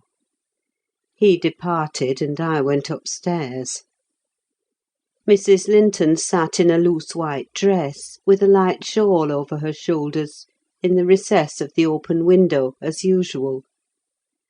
Her thick, long hair had been partly removed at the beginning of her illness, and now she wore it simply combed in its natural tresses over her temples and neck. Her appearance was altered, as I had told Heathcliff; but when she was calm, there seemed unearthly beauty in the change. The flash of her eyes had been succeeded by a dreamy and melancholy softness. They no longer gave the impression of looking at the objects around her. They appeared always to gaze beyond, and far beyond; you would have said, out of this world. Then the paleness of her face, its haggard aspect having vanished as she recovered flesh, and the peculiar expression arising from her mental state, though painfully suggestive of their causes, added to the touching interest which she awakened, and, invariably to me, I know, and to any person who saw her, I should think, refuted more tangible proofs of convalescence, and stamped her as one doomed to decay. A book lay spread on the sill before her, and the scarcely perceptible wind fluttered its leaves at intervals. I believe Linton had laid it there, for she never endeavoured to divert herself with reading or occupation of any kind, and he would spend many an hour in trying to entice her attention to some subject which had formerly been her amusement. She was conscious of his aim, and in her better moods endured his efforts placidly, only showing their uselessness by now and then suppressing a wearied sigh, and checking him at last with the saddest of smiles and kisses. At other times she would turn petulantly away, and hide her face in her hands, or even push him off angrily; and then he took care to let her alone, for he was certain of doing no good. Gimmerton chapel bells were still ringing, and the full, mellow flow of the beck in the valley came soothingly on the ear. It was a sweet substitute for the yet absent murmur of the summer foliage, which drowned that music about the Grange when the trees were in leaf. At Wuthering Heights it always sounded on quiet days following a great thaw or a season of steady rain; and of Wuthering Heights Catherine was thinking as she listened. That is, if she thought or listened at all. But she had the vague, distant look I mentioned before, which expressed no recognition of material things, either by ear or eye. "There's a letter for you, Mrs. Linton," I said, gently inserting it in one hand that rested on her knee. "You must read it immediately, because it wants an answer. Shall I break the seal?" "Yes," she answered, without altering the direction of her eyes. I opened it. It was very short. "Now," I continued, "read it." She drew away her hand, and let it fall. I replaced it in her lap, and stood waiting till it should please her to glance down. But that movement was so long delayed that at last I resumed, "Must I read it, ma'am? It is from Mr. Heathcliff." There was a start, and a troubled gleam of recollection, and a struggle to arrange her ideas. She lifted the letter and seemed to peruse it, and when she came to the signature she sighed. Yet still I found she had not gathered its import, for, upon my desiring to hear her reply, she merely pointed to the name, and gazed at me with mournful and questioning eagerness. "Well, he wishes to see you," said I, guessing her need of an interpreter. "He's in the garden by this time, and impatient to know what answer I shall bring." As I spoke, I observed a large dog lying on the sunny grass beneath raise its ears as if about to bark, and then, smoothing them back, announce by a wag of the tail that some one approached whom it did not consider a stranger. Mrs. Linton bent forward and listened breathlessly. The minute after, a step traversed the hall. The open house was too tempting for Heathcliff to resist walking in. Most likely he supposed that I was inclined to shirk my promise, and so resolved to trust to his own audacity. With straining eagerness, Catherine gazed towards the entrance of her chamber. He did not hit the right room directly. She motioned me to admit him, but he found it out ere I could reach the door, and in a stride or two was at her side, and had her grasped in his arms. He neither spoke nor loosed his hold for some 5 minutes, during which period he bestowed more kisses than ever he gave in his life before, I daresay. But then my mistress had kissed him first, and I plainly saw that he could hardly bear for downright agony to look into her face.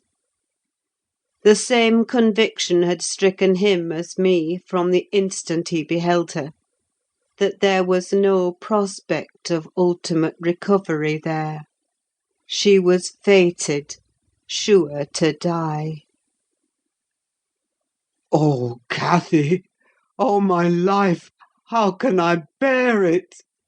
Was the first sentence he uttered, in a tone that did not seek to disguise his despair. And now he stared at her so earnestly that I thought the very intensity of his gaze would bring tears into his eyes. But they burned with anguish; they did not melt. "What now?" said Catherine, leaning back and returning his look with a suddenly clouded brow. Her humour was a mere vein for constantly varying caprices. "You and Edgar have broken my heart, Heathcliff; and you both come to bewail the deed to me, as if you were the people to be pitied. I shall not pity you, not I. You have killed me, and thriven on it, I think. How strong you are! How many years do you mean to live after I am gone?" Heathcliff had knelt on one knee to embrace her. He attempted to rise, but she seized his hair and kept him down. "I wish I could hold you," she continued bitterly, "till we were both dead. I shouldn't care what you suffered. I care nothing for your sufferings. Why shouldn't you suffer? I do. Will you forget me?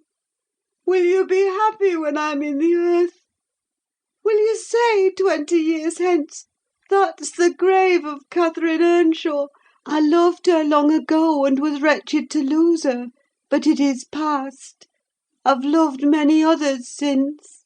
My children are dearer to me than she was; and at death I shall not rejoice that I'm going to her. I shall be sorry that I must leave them.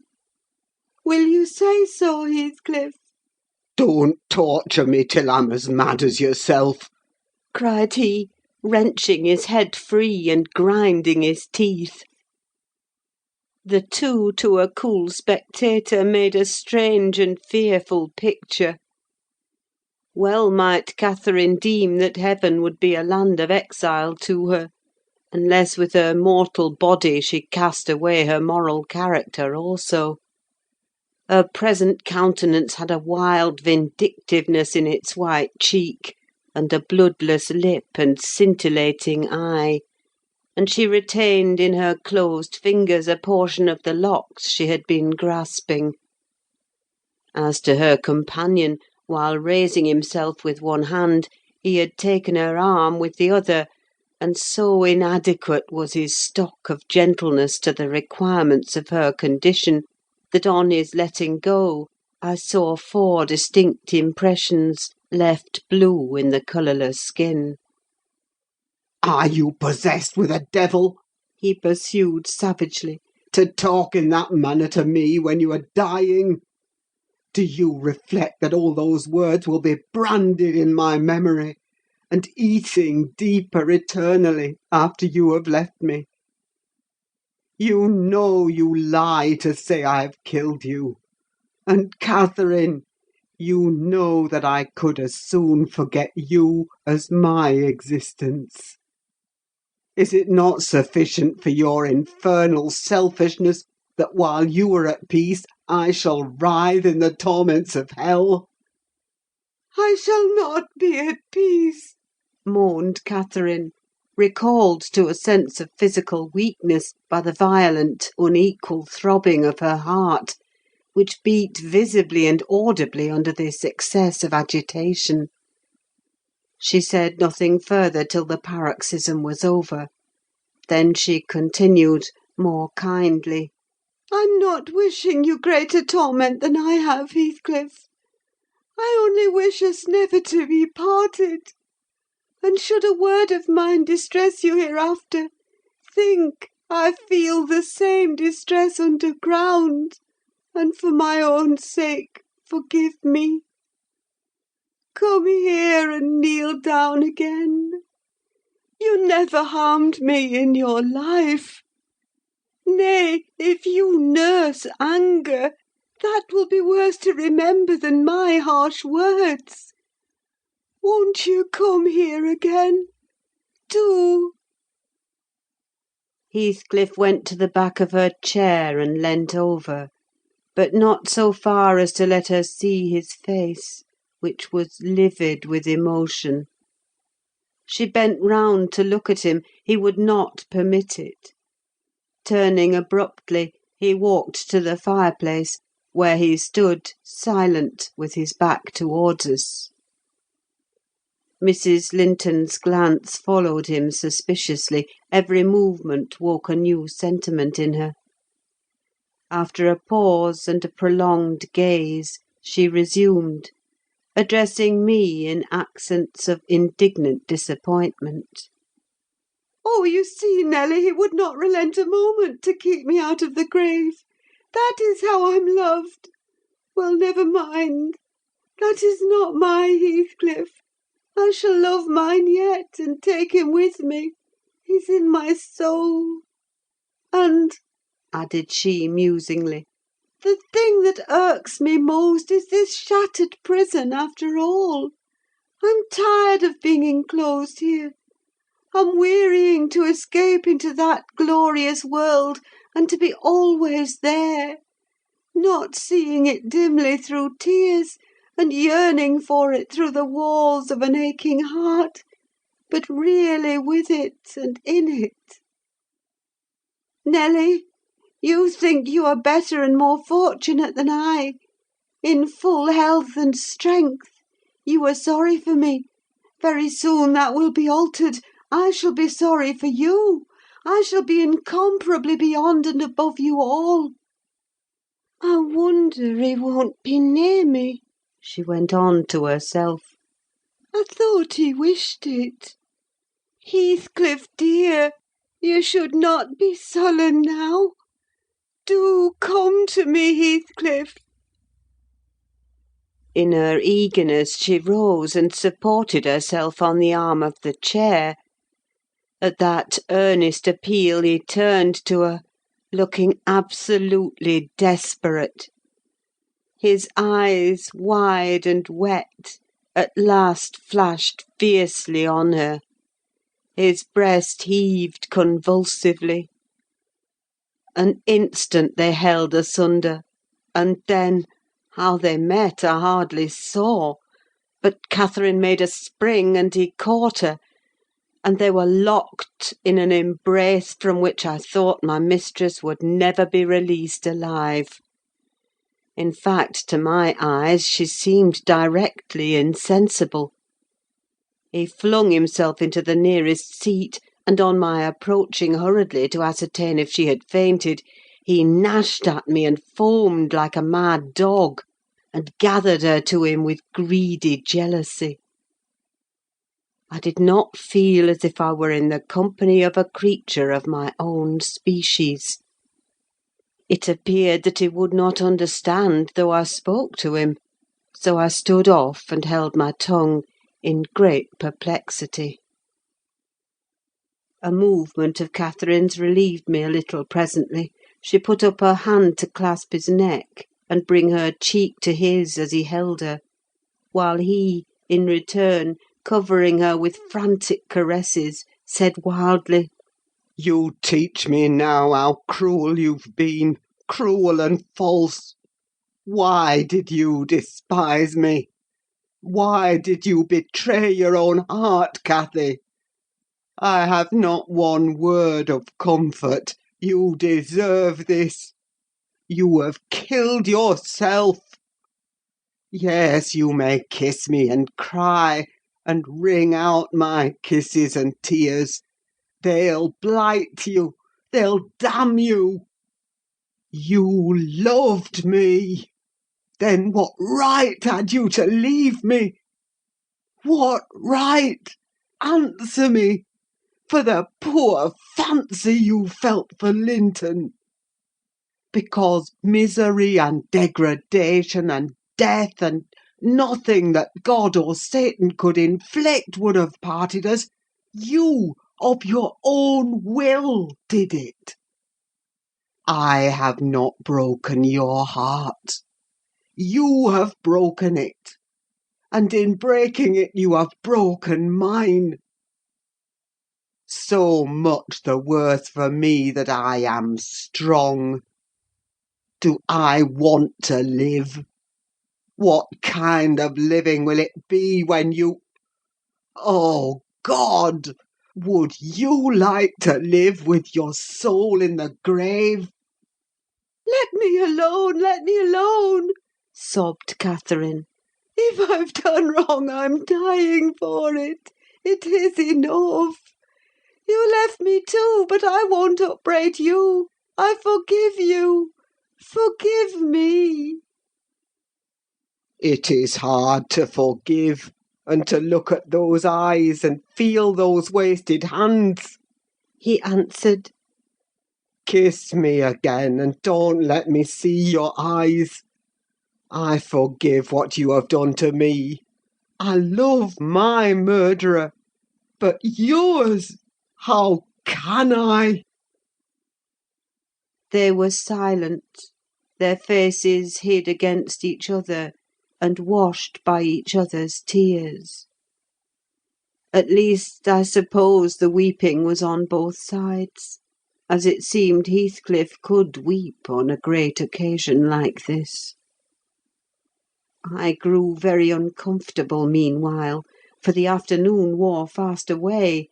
The man whom I had sent off returned from his errand, and I could distinguish, by the shine of the western sun up the valley, a concourse thickening outside Gimmerton Chapel porch.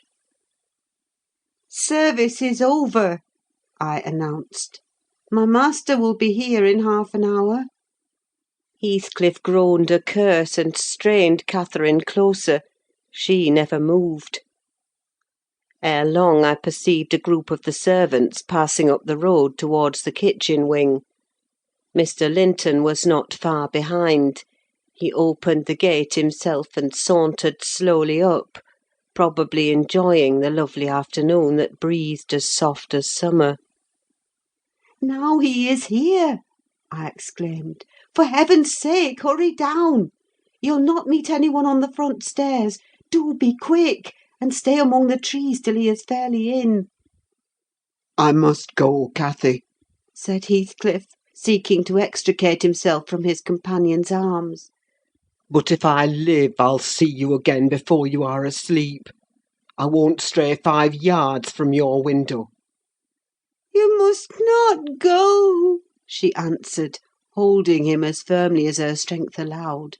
"You shall not, I tell you." for 1 hour. He pleaded earnestly. "Not for 1 minute," she replied. I must. Linton will be up immediately. Persisted the alarmed intruder. He would have risen and unfixed her fingers by the act. She clung fast, gasping. There was mad resolution in her face.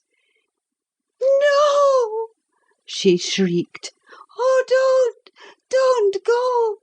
It is the last time. Edgar will not hurt us. Heathcliff, I shall die! I shall die!" Damn the fool! There he is! cried Heathcliff, sinking back into his seat. Hush, my darling! Hush, hush, Catherine! I'll stay. If he shot me so, I'd expire with a blessing on my lips. And there they were, fast again. I heard my master mounting the stairs. The cold sweat ran from my forehead. I was horrified. "Are you going to listen to her ravings?" I said passionately. "She does not know what she says. Will you ruin her because she has not wit to help herself? Get up! You could be free instantly. That is the most diabolical deed that ever you did. We are all done for, master, mistress, and servant." I wrung my hands and cried out, and Mr. Linton hastened his step at the noise. In the midst of my agitation, I was sincerely glad to observe that Catherine's arms had fallen relaxed, and her head hung down. "She's fainted or dead," I thought. "So much the better. Far better that she should be dead than lingering a burden and a misery maker to all about her." Edgar sprang to his unbidden guest, blanched with astonishment and rage. What he meant to do I cannot tell; however, the other stopped all demonstrations at once by placing the lifeless-looking form in his arms. "Look there!" he said. "Unless you be a fiend, help her first, then you shall speak to me." He walked into the parlour and sat down. Mr. Linton summoned me, and with great difficulty, and after resorting to many means, we managed to restore her to sensation. But she was all bewildered. She sighed and moaned, and knew nobody. Edgar, in his anxiety for her, forgot her hated friend. I did not.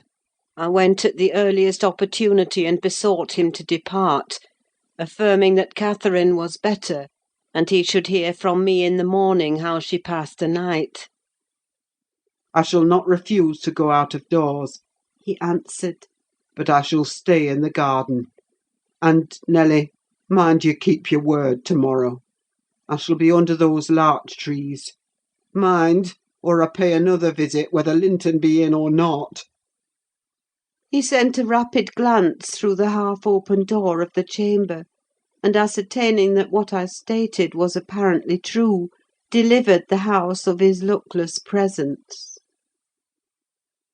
End of chapter 15.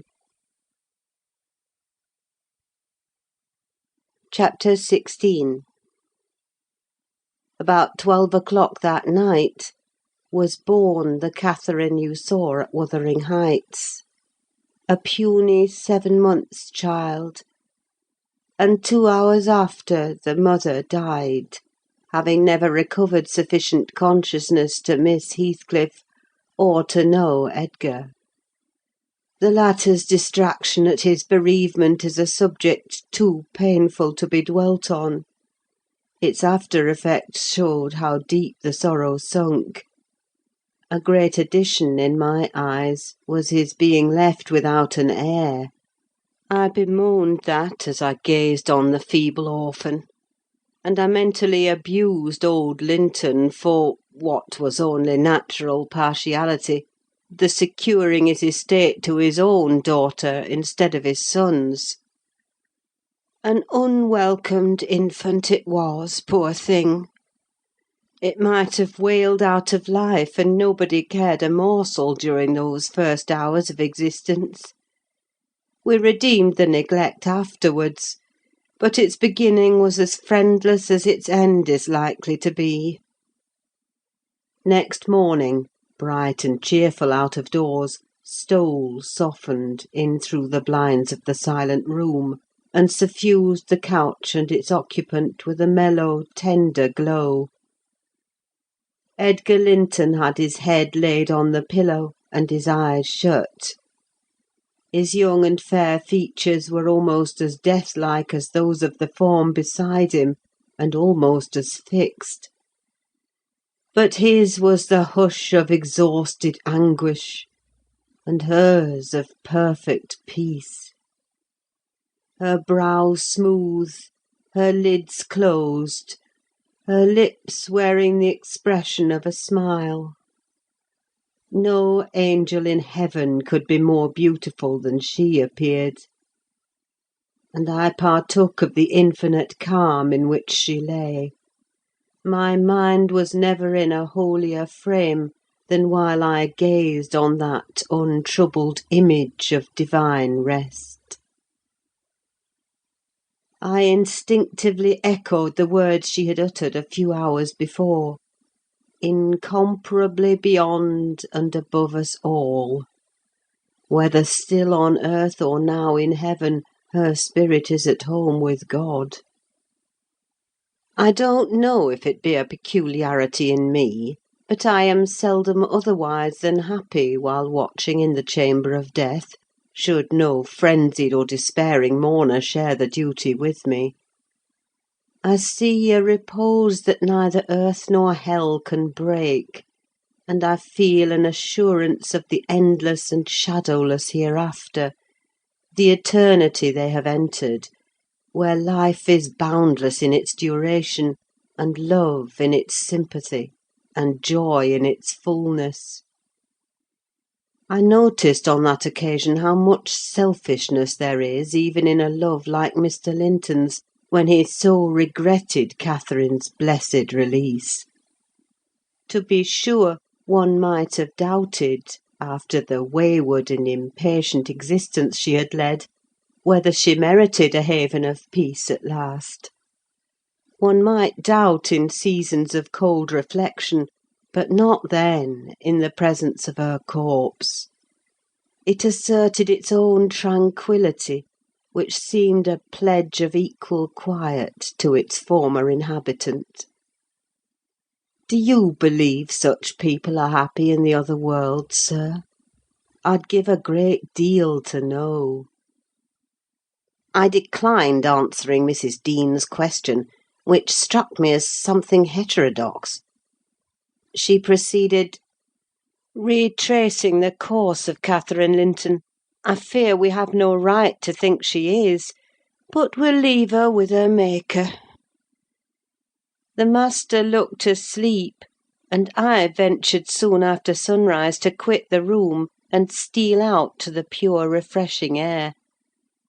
The servants thought me gone to shake off the drowsiness of my protracted watch. In reality, my chief motive was seeing Mr. Heathcliff. If he had remained among the larches all night, he would have heard nothing of the stir at the Grange, unless perhaps he might catch the gallop of the messenger going to Gimmerton. If he had come nearer, he would probably be aware, from the lights flitting to and fro, and the opening and shutting of the outer doors, that all was not right within. I wished, yet feared, to find him. I felt the terrible news must be told, and I longed to get it over, but how to do it I did not know. He was there, at least a few yards further in the park, leant against an old ash tree, his hat off, and his hair soaked with the dew that had gathered on the budded branches, and fell pattering round him. He had been standing a long time in that position, for I saw a pair of ouzels passing and repassing scarcely 3 feet from him, busy in building their nest, and regarding his proximity no more than that of a piece of timber. They flew off at my approach, and he raised his eyes and spoke. "She's dead," He said. "I've not waited for you to learn that. Put your handkerchief away, don't snivel before me. Damn you all, she wants none of your tears." I was weeping as much for him as her. We do sometimes pity creatures that have none of the feeling either for themselves or others. When I first looked into his face, I perceived that he had got intelligence of the catastrophe, and a foolish notion struck me that his heart was quelled, and he prayed, because his lips moved and his gaze was bent on the ground. "Yes, she's dead," I answered, checking my sobs and drying my cheeks. "Gone to heaven, I hope, where we may every one join her, if we take due warning, and leave our evil ways to follow good." "Did she take due warning, then?" asked Heathcliff, attempting a sneer. "Did she die like a saint? Come, give me a true history of the event. How did—" He endeavoured to pronounce the name, but could not manage it. and, compressing his mouth, he held a silent combat with his inward agony, defying meanwhile my sympathy with an unflinching, ferocious stare. How did she die? He resumed at last, fain, notwithstanding his hardihood, to have a support behind him, for after the struggle he trembled, in spite of himself, to his very finger ends. Poor wretch! I thought. You have a heart and nerves the same as your brother men. Why should you be anxious to conceal them? Your pride cannot blind God. You tempt him to wring them till he forces a cry of humiliation. Quietly as a lamb, I answered aloud. She drew a sigh and stretched herself like a child reviving and sinking again to sleep, and 5 minutes after I felt one little pulse at her heart, and nothing more. And did she ever mention me? He asked, hesitating, as if he dreaded the answer to his question would introduce details that he could not bear to hear. Her senses never returned. She recognised nobody from the time you left her, I said.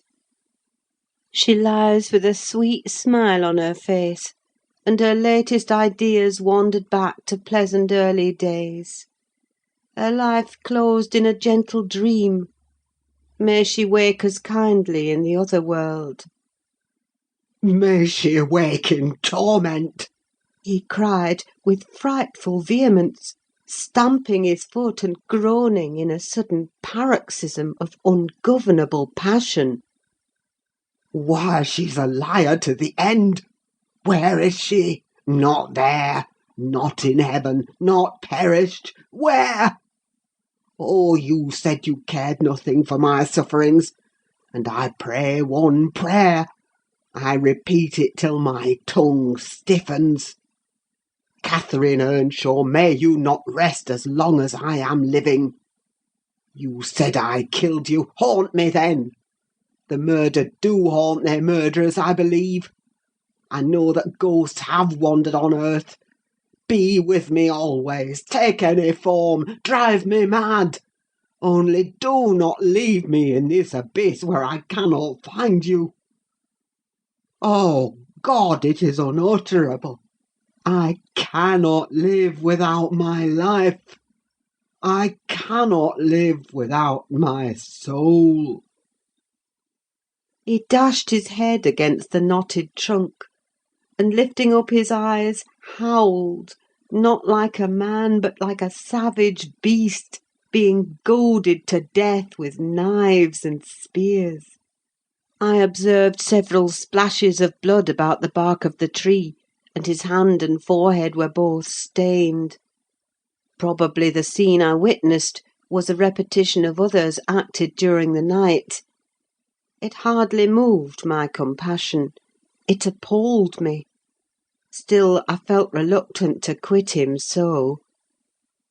But the moment he recollected himself enough to notice me watching, he thundered a command for me to go, and I obeyed. He was beyond my skill to quiet or console. Mrs. Linton's funeral was appointed to take place on the Friday following her decease. Until then her coffin remained uncovered, and strewn with flowers and scented leaves, in the great drawing-room. Linton spent his days and nights there, a sleepless guardian, and, a circumstance concealed from all but me, Heathcliff spent his nights, at least, outside, equally a stranger to repose. I held no communication with him.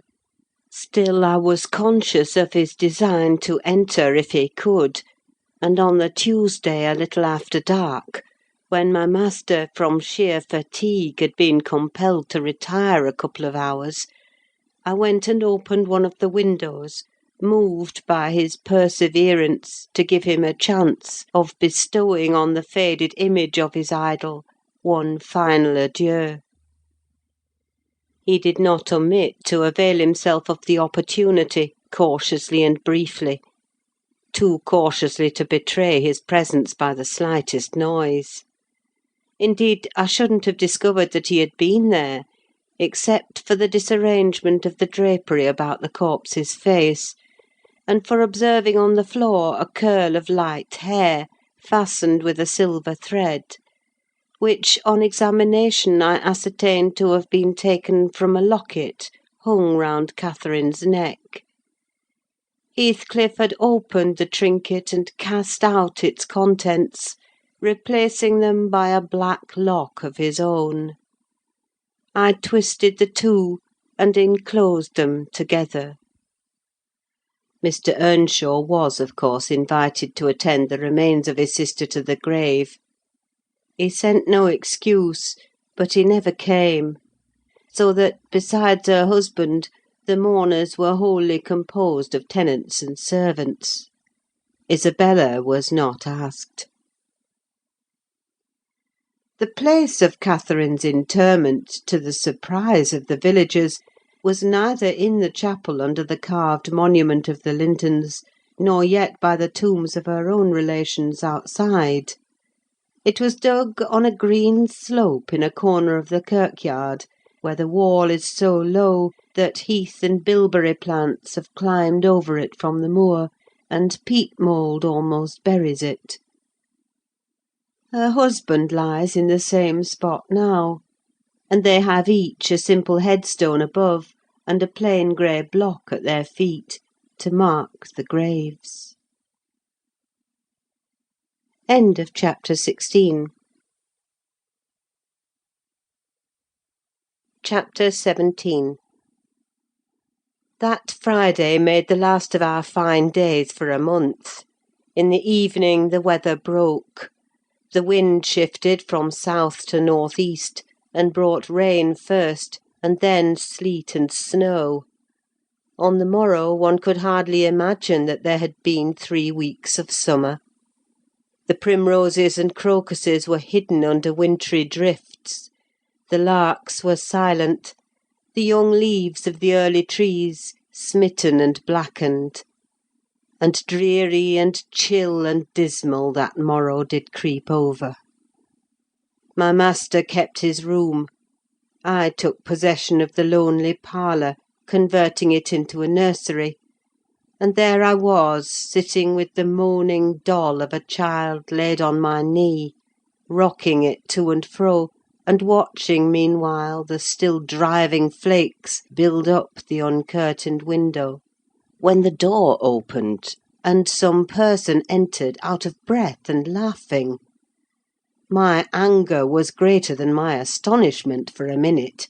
I supposed it one of the maids, and I cried, "Have done! How dare you show your giddiness here? What would Mr. Linton say if he heard you?" "Excuse me," answered a familiar voice, "but I know Edgar is in bed, and I cannot stop myself." With that the speaker came forward to the fire, panting and holding her hand to her side. "I have run the whole way from Wuthering Heights," she continued, after a pause, "except where I've flown. I couldn't count the number of falls I've had. Oh, I'm aching all over! Don't be alarmed. There shall be an explanation as soon as I can give it. Only just have the goodness to step out and order the carriage to take me on to Gimmerton, and tell a servant to seek up a few clothes in my wardrobe." The intruder was Mrs. Heathcliff. She certainly seemed in no laughing predicament. Her hair streamed on her shoulders, dripping with snow and water. She was dressed in the girlish dress she commonly wore, befitting her age more than her position: a low frock with short sleeves, and nothing on either head or neck.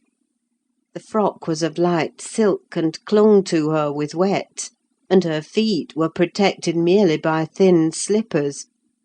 Add to this a deep cut under one ear, which only the cold prevented from bleeding profusely, a white face scratched and bruised, and a frame hardly able to support itself through fatigue, and you may fancy my first fright was not much allayed when I had had leisure to examine her. "My dear young lady," I exclaimed, "I'll stir nowhere and hear nothing till you have removed every article of your clothes and put on dry things. And certainly you shall not go to Gimmerton to-night, so it is needless to order the carriage." "Certainly I shall," she said. "Walking or riding. Yet I've no objection to dress myself decently. And see how it flows down my neck now! The fire does make it smart."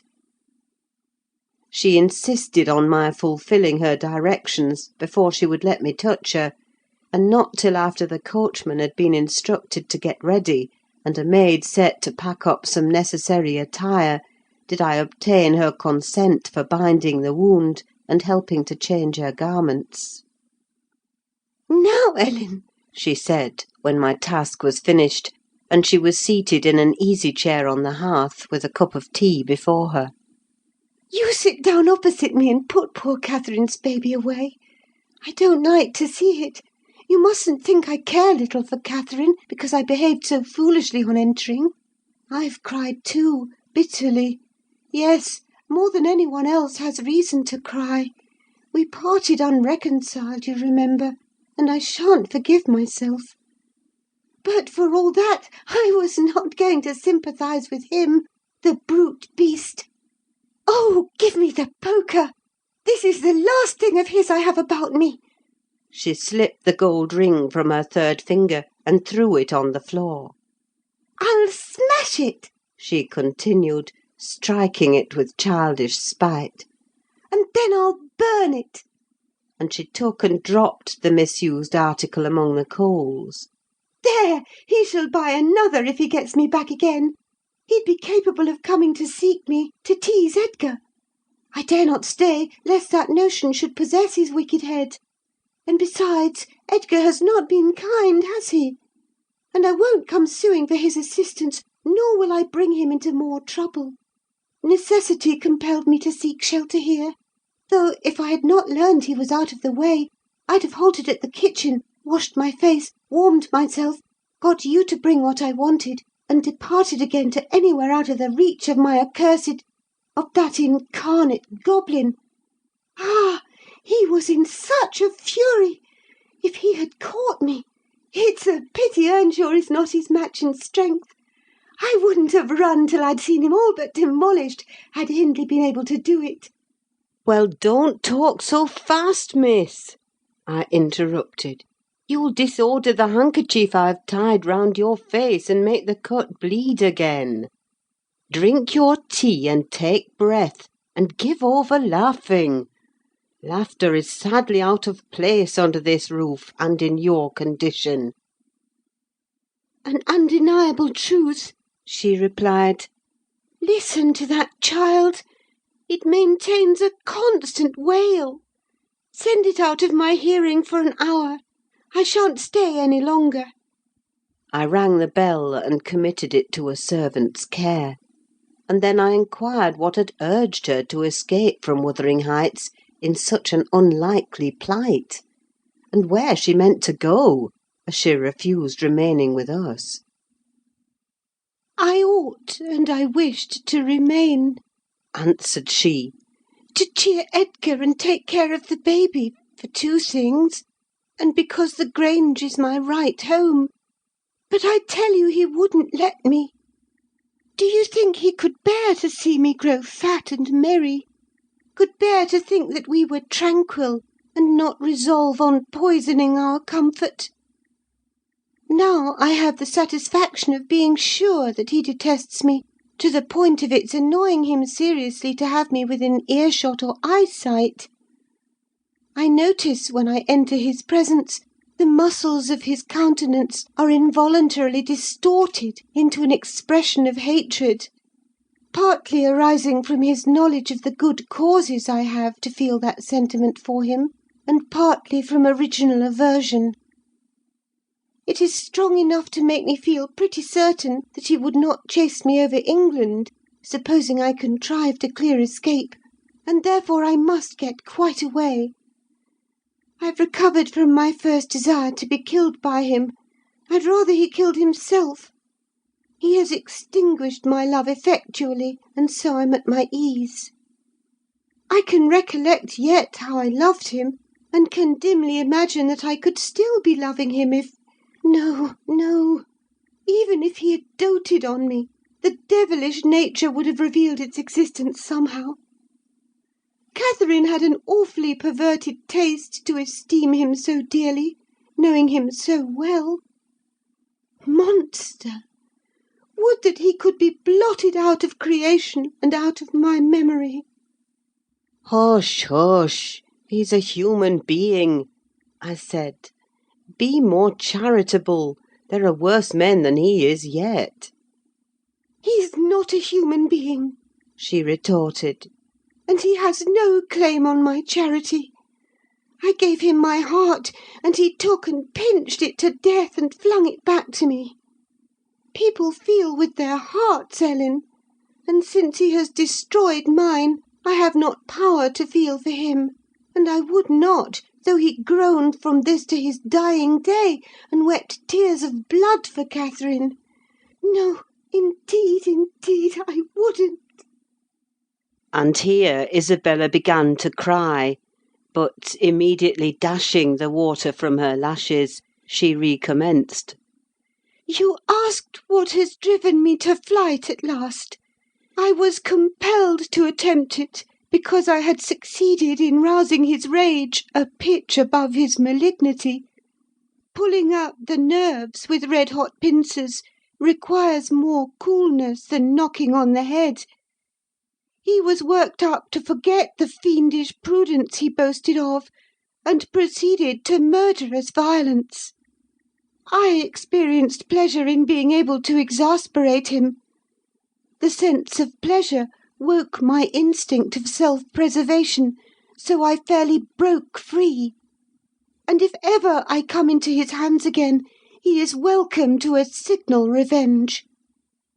Yesterday, you know, Mr. Earnshaw should have been at the funeral.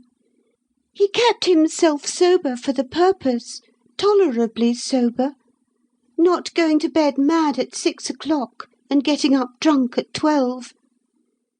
Consequently, he rose in suicidal low spirits, as fit for the church as for a dance; and instead he sat down by the fire and swallowed gin or brandy by tumblerfuls. Heathcliff, I shudder to name him, has been a stranger in the house from last Sunday till to-day. Whether the angels have fed him, or his kin beneath, I cannot tell, but he has not eaten a meal with us for nearly a week. He has just come home at dawn, and gone upstairs to his chamber, locking himself in, as if anybody dreamt of coveting his company.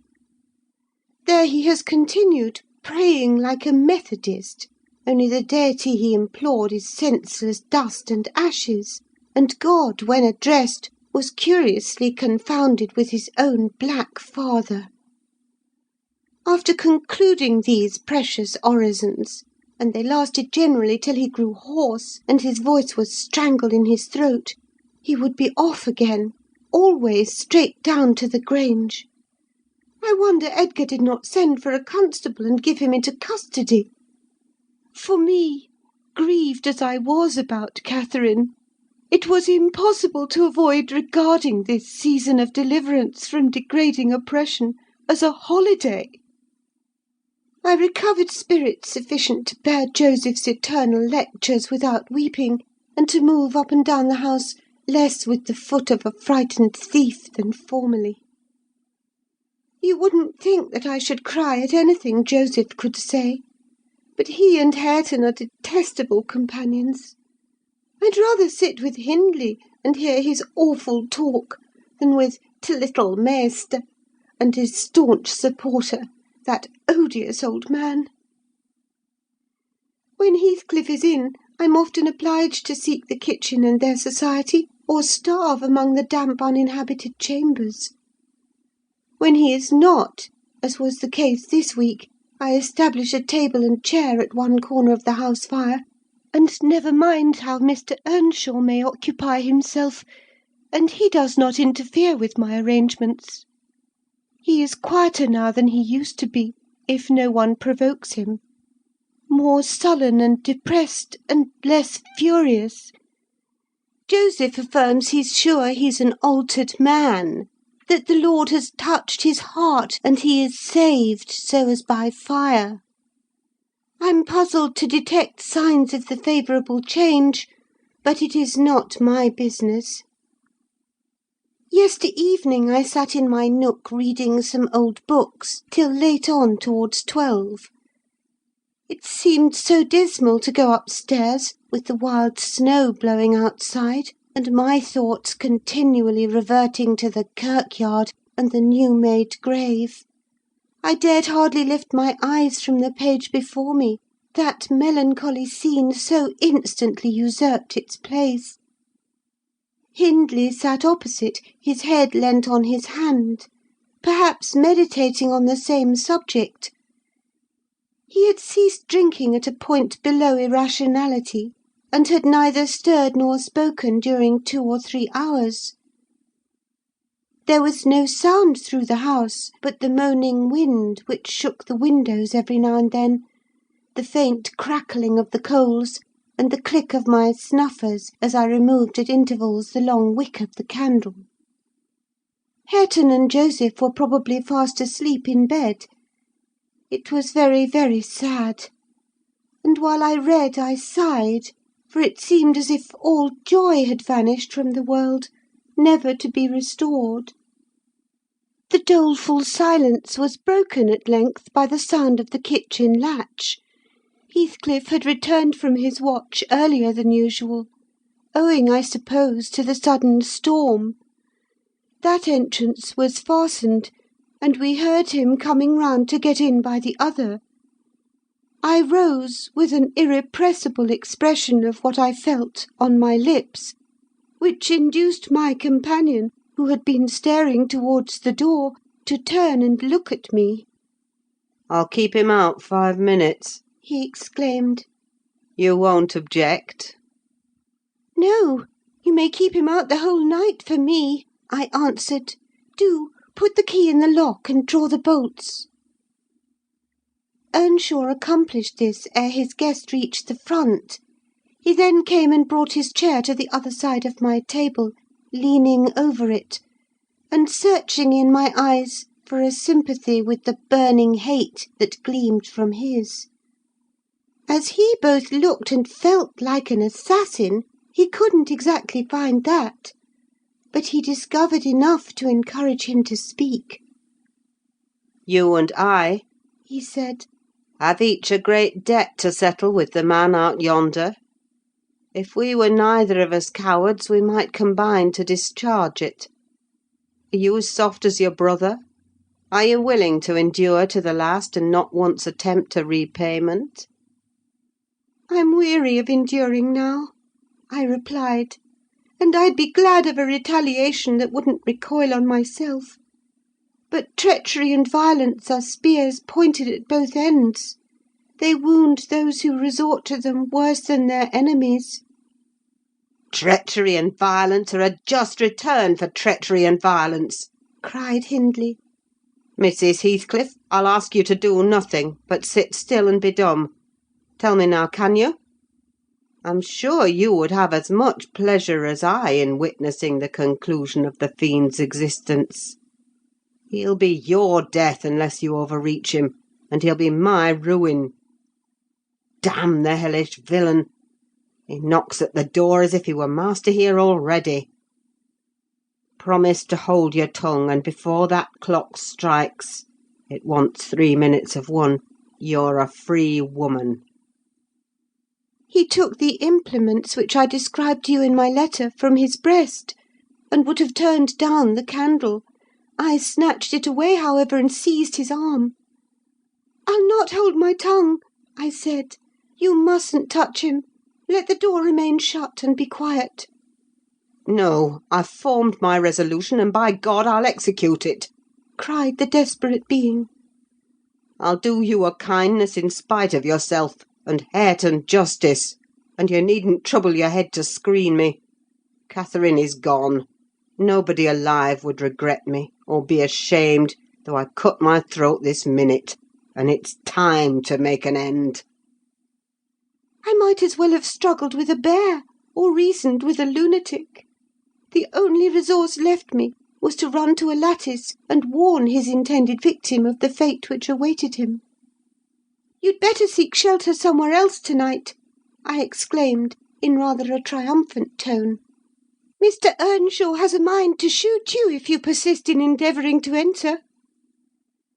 "You'd better open the door, you—" he answered, addressing me by some elegant term that I don't care to repeat. "I shall not meddle in the matter," I retorted again. "Come in and get shot, if you please. I've done my duty." With that I shut the window and returned to my place by the fire, having too small a stock of hypocrisy at my command to pretend any anxiety for the danger that menaced him. Earnshaw swore passionately at me, affirming that I loved the villain yet, and calling me all sorts of names for the base spirit I evinced. And I, in my secret heart, and conscience never reproached me, thought what a blessing it would be for him should Heathcliff put him out of misery, and what a blessing for me should he send Heathcliff to his right abode. As I sat nursing these reflections, the casement behind me was banged on to the floor by a blow from the latter individual, and his black countenance looked blightingly through. The stanchion stood too close to suffer his shoulders to follow, and I smiled, exulting in my fancied security. His hair and clothes were whitened with snow, and his sharp, cannibal teeth, revealed by cold and wrath, gleamed through the dark. "Isabella, let me in, or I'll make you repent!" He gurned, as Joseph calls it. "I cannot commit murder," I replied. "Mr. Hindley stands sentinel with a knife and loaded pistol." "Let me in by the kitchen door," he said. "Hindley will be there before me," I answered, "and that's a poor love of yours that cannot bear a shower of snow. We were left at peace in our beds as long as the summer moon shone, but the moment a blast of winter returns, you must run for shelter.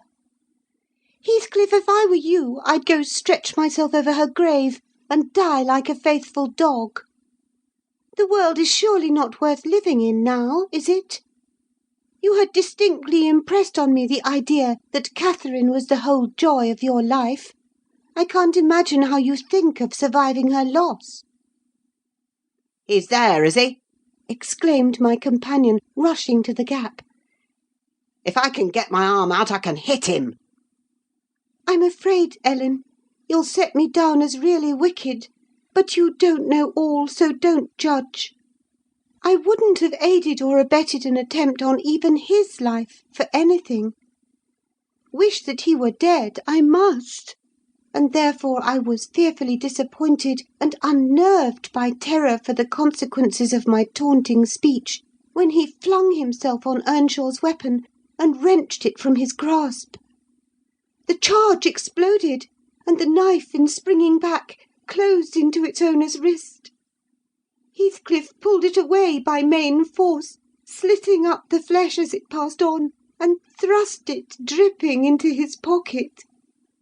He then took a stone, struck down the division between two windows, and sprang in.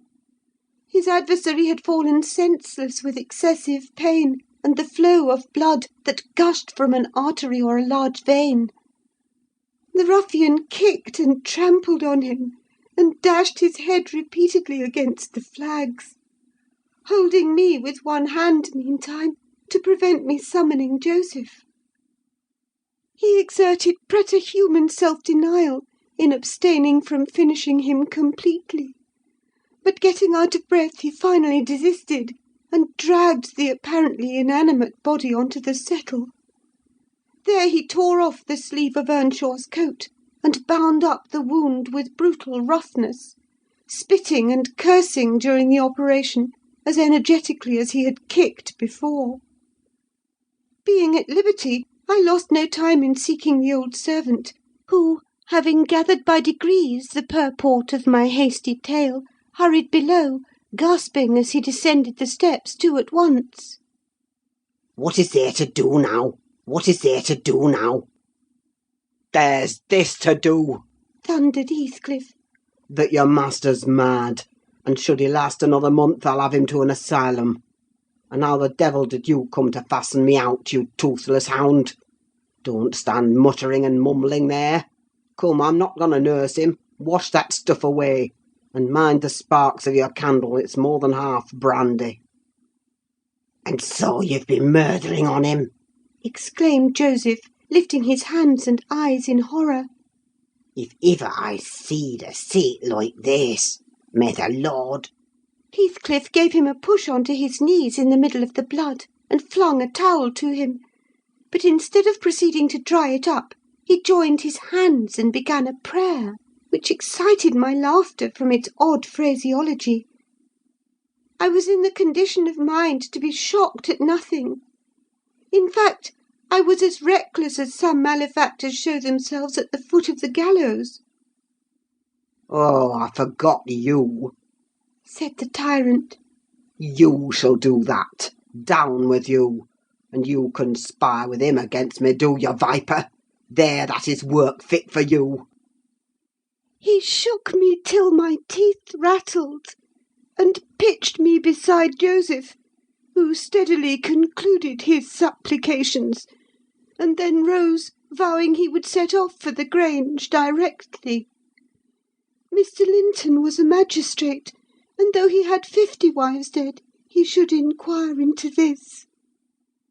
He was so obstinate in his resolution that Heathcliff deemed it expedient to compel from my lips a recapitulation of what had taken place, standing over me, heaving with malevolence, as I reluctantly delivered the account in answer to his questions. It required a great deal of labour to satisfy the old man that Heathcliff was not the aggressor, especially with my hardly wrung replies. However, Mr. Earnshaw soon convinced him that he was alive still. Joseph hastened to administer a dose of spirits, and by their succour his master presently regained motion and consciousness. Heathcliff, aware that his opponent was ignorant of the treatment received while insensible, called him deliriously intoxicated, and said that he should not notice his atrocious conduct further, but advised him to get to bed. To my joy, he left us, after giving this judicious counsel, and Hindley stretched himself on the hearthstone. I departed to my own room, marvelling that I had escaped so easily. This morning, when I came down, about half an hour before noon, Mr. Earnshaw was sitting by the fire, deadly sick. His evil genius, almost as gaunt and ghastly, leant against the chimney. Neither appeared inclined to dine, and having waited till all was cold on the table, I commenced alone. Nothing hindered me from eating heartily, and I experienced a certain sense of satisfaction and superiority, as, at intervals, I cast a look towards my silent companions, and felt the comfort of a quiet conscience within me. After I had done, I ventured on the unusual liberty of drawing near the fire, going round Earnshaw's seat, and kneeling in the corner beside him. Heathcliff did not glance my way, and I gazed up and contemplated his features almost as confidently as if they had been turned to stone. His forehead, that I once thought so manly, and that I now think so diabolical, was shaded with a heavy cloud. His basilisk eyes were nearly quenched by sleeplessness, and weeping, perhaps, for the lashes were wet then. His lips devoid of their ferocious sneer, and sealed in an expression of unspeakable sadness. Had it been another, I would have covered my face in the presence of such grief. In his case, I was gratified; and, ignoble as it seems to insult a fallen enemy, I couldn't miss this chance of sticking in a dart. His weakness was the only time when I could taste the delight of paying wrong for wrong." "Fie, fie, miss!" I interrupted. "One might suppose you had never opened a Bible in your life. If God afflict your enemies, surely that ought to suffice you. It is both mean and presumptuous to add your torture to his." "In general, I'll allow that it would be, Ellen," she continued. "But what misery laid on Heathcliff could content me, unless I have a hand in it? I'd rather he suffered less, if I might cause his sufferings, and he might know that I was the cause. Oh, I owe him so much! On only one condition can I hope to forgive him. It is if I may take an eye for an eye, a tooth for a tooth; for every wrench of agony return a wrench. Reduce him to my level. As he was the first to injure, make him the first to implore pardon; and then, why then, Ellen, I might show you some generosity. But it is utterly impossible I can ever be revenged, and therefore I cannot forgive him." Hindley wanted some water, and I handed him a glass, and asked him how he was. "Not as ill as I wish," He replied. "but leaving out my arm, every inch of me is as sore as if I had been fighting with a legion of imps." "Yes, no wonder," was my next remark. "Catherine used to boast that she stood between you and bodily harm. She meant that certain persons would not hurt you for fear of offending her. It's well people don't really rise from their grave, or last night she might have witnessed a repulsive scene. Are not you bruised and cut over your chest and shoulders?" "I can't say," he answered. "but what do you mean? Did he dare to strike me when I was down?" "He trampled on and kicked you, and dashed you on the ground," I whispered; "and his mouth watered to tear you with his teeth, because he's only half man, not so much, and the rest fiend." Mr. Earnshaw looked up, like me, to the countenance of our mutual foe, who, absorbed in his anguish, seemed insensible to anything around him. The longer he stood, the plainer his reflections revealed their blackness through his features. "Oh, if God would but give me strength to strangle him in my last agony, I'd go to hell with joy!" groaned the impatient man, writhing to rise, and sinking back in despair, convinced of his inadequacy for the struggle. "Nay, it's enough that he has murdered one of you," I observed aloud. "At the Grange, every one knows your sister would have been living now, had it not been for Mr. Heathcliff. After all, it is preferable to be hated than loved by him.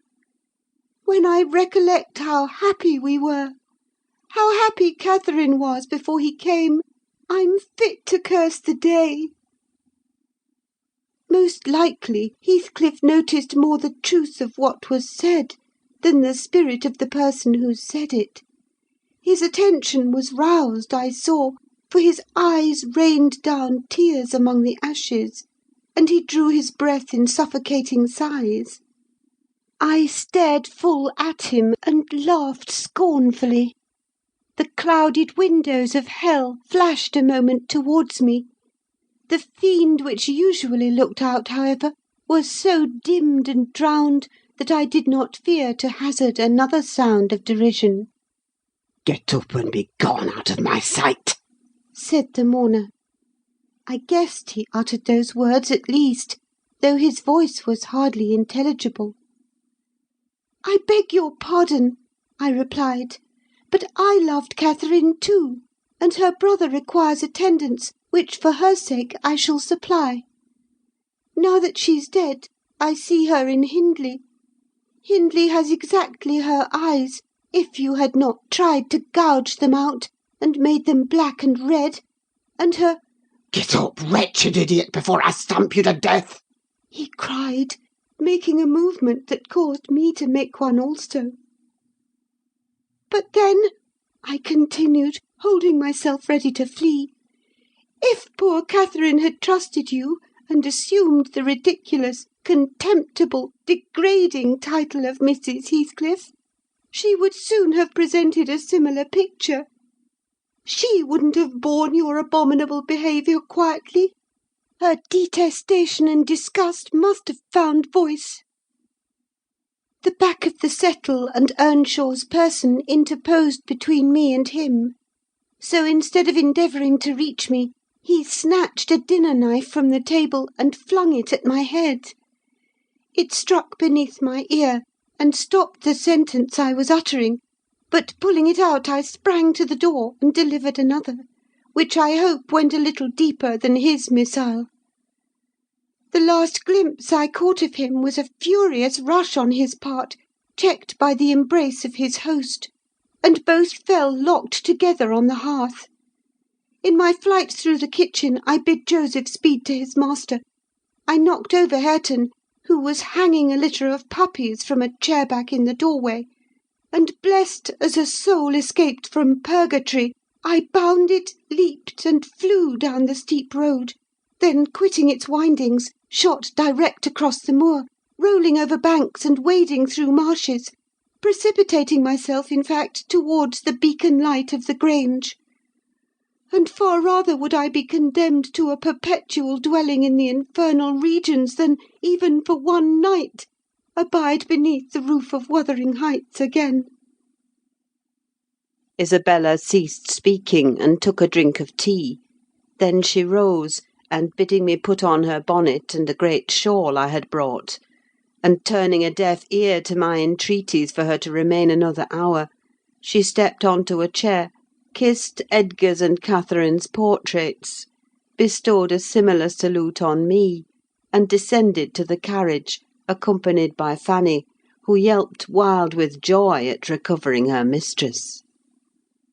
She was driven away, never to revisit this neighbourhood; but a regular correspondence was established between her and my master, when things were more settled. I believe her new abode was in the south, near London. There she had a son born a few months subsequent to her escape. He was christened Linton, and from the first she reported him to be an ailing, peevish creature. Mr. Heathcliff, meeting me one day in the village, inquired where she lived. I refused to tell. He remarked that it was not of any moment, only she must beware of coming to her brother: she should not be with him, if he had to keep her himself. Though I would give no information, he discovered, through some of the other servants, both her place of residence and the existence of the child. Still, he didn't molest her, for which forbearance she might thank his aversion, I suppose. He often asked about the infant when he saw me, and on hearing its name, smiled grimly, and observed, "They wish me to hate it too, do they?" "I don't think they wish you to know anything about it," I answered. "But I'll have it," he said. "when I want it. They may reckon on that." Fortunately, its mother died before the time arrived: some 13 years after the decease of Catherine, when Linton was 12, or a little more. On the day succeeding Isabella's unexpected visit, I had no opportunity of speaking to my master. He shunned conversation, and was fit for discussing nothing. When I could get him to listen, I saw it pleased him that his sister had left her husband, whom he abhorred with an intensity which the mildness of his nature would scarcely seem to allow. So deep and sensitive was his aversion, that he refrained from going anywhere where he was likely to see or hear of Heathcliff. Grief, and that together, transformed him into a complete hermit. He threw up his office of magistrate, ceased even to attend church, avoided the village on all occasions, and spent a life of entire seclusion within the limits of his park and grounds, only varied by solitary rambles on the moors, and visits to the grave of his wife, mostly at evening, or early morning before other wanderers were abroad. But he was too good to be thoroughly unhappy long. He didn't pray for Catherine's soul to haunt him. Time brought resignation, and a melancholy sweeter than common joy.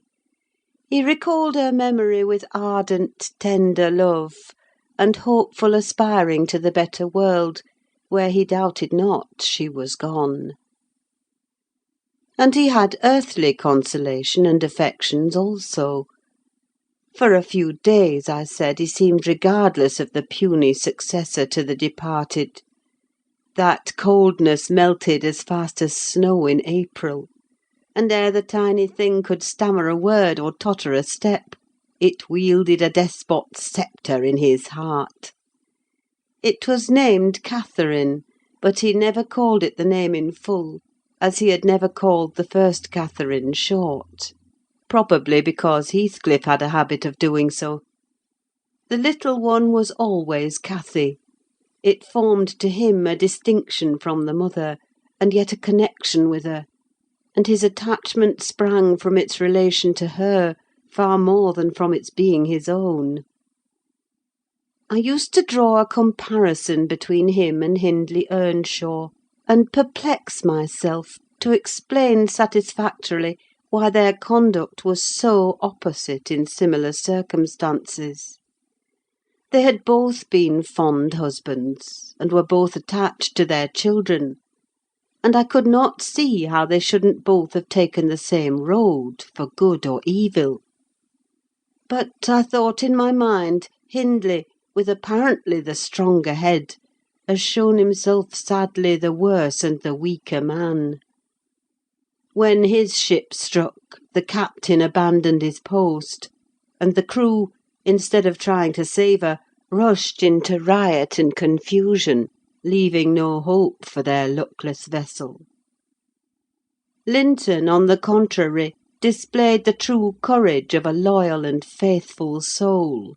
He trusted God, and God comforted him. One hoped, and the other despaired. They chose their own lots, and were righteously doomed to endure them. But you'll not want to hear my moralising, Mr. Lockwood. You'll judge as well as I can all these things. At least you'll think you will, and that's the same. The end of Earnshaw was what might have been expected. It followed fast on his sister's. There were scarcely 6 months between them. We at the Grange never got a very succinct account of his state preceding it. All that I did learn was on occasion of going to aid in the preparations for the funeral. Mr. Kenneth came to announce the event to my master. "Well, Nelly," said he, riding into the yard one morning, too early not to alarm me with an instant presentiment of bad news, "it's yours and my turn to go into mourning at present. Who's given us the slip now, do you think?" "Who?" I asked in a flurry. "Why, guess," he returned, dismounting, and slinging his bridle on a hook by the door. "And nip up the corner of your apron. I'm certain you'll need it." "Not Mr. Heathcliff, surely?" I exclaimed. "What, would you have tears for him?" said the doctor. "No, Heathcliff's a tough young fellow. He looks blooming to-day. I've just seen him. He's rapidly regaining flesh since he lost his better half." "Who is it, then, Mr. Kenneth?" I repeated impatiently. "Hindley Earnshaw, your old friend Hindley," he replied, "and my wicked gossip, though he's been too wild for me this long while." There! I said we should draw water; but cheer up, he died true to his character, drunk as a lord. Poor lad! I'm sorry too. One can't help missing an old companion. Though he had the worst tricks with him that ever man imagined, and has done me many a rascally turn. He's barely 27, it seems. That's your own age. Who would have thought you were born in one year? I confess this blow was greater to me than the shock of Mrs. Linton's death. Ancient associations lingered round my heart. I sat down in the porch and wept as for a blood relation, desiring Mr. Kenneth to get another servant to introduce him to the master. I could not hinder myself from pondering on the question, had he had fair play? Whatever I did, that idea would bother me. It was so tiresomely pertinacious that I resolved on requesting leave to go to Wuthering Heights, and assist in the last duties to the dead. Mr. Linton was extremely reluctant to consent, but I pleaded eloquently for the friendless condition in which he lay; and I said my old master and foster brother had a claim on my services as strong as his own. Besides, I reminded him that the child Hareton was his wife's nephew, and in the absence of nearer kin he ought to act as its guardian, and he ought to and must inquire how the property was left, and look over the concerns of his brother-in-law. He was unfit for attending to such matters then, but he bid me speak to his lawyer, and at length permitted me to go. His lawyer had been Earnshaw's also. I called at the village and asked him to accompany me. He shook his head, and advised that Heathcliff should be let alone, affirming, if the truth were known, Hareton would be found little else than a beggar. His father died in debt, he said. The whole property is mortgaged, and the sole chance for the natural heir is to allow him an opportunity of creating some interest in the creditor's heart, that he may be inclined to deal leniently towards him. When I reached the Heights, I explained that I had come to see everything carried on decently, and Joseph, who appeared in sufficient distress, expressed satisfaction at my presence. Mr. Heathcliff said he did not perceive that I was wanted, but I might stay and order the arrangements for the funeral, if I chose. Correctly, he remarked. That fool's body should be buried at the crossroads without ceremony of any kind. I happened to leave him 10 minutes yesterday afternoon, and in that interval he fastened the 2 doors of the house against me, and he has spent the night in drinking himself to death deliberately. We broke in this morning, for we heard him sporting like a horse, and there he was, laid over the settle, flaying and scalping would not have wakened him. I sent for Kenneth, and he came, but not till the beast had changed into carrion. He was both dead and cold and stark, and so you'll allow it was useless making more stir about him. The old servant confirmed this statement, but muttered, "I'd rather he'd gone himself at doctor. I should ha' ta'en tent up t' maister better nor him, and he warn't dead when I left, nought sort."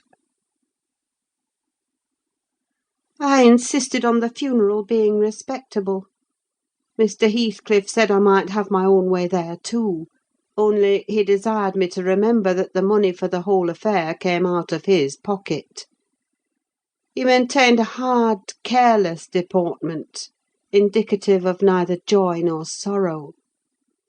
If anything, it expressed a flinty gratification at a piece of difficult work successfully executed.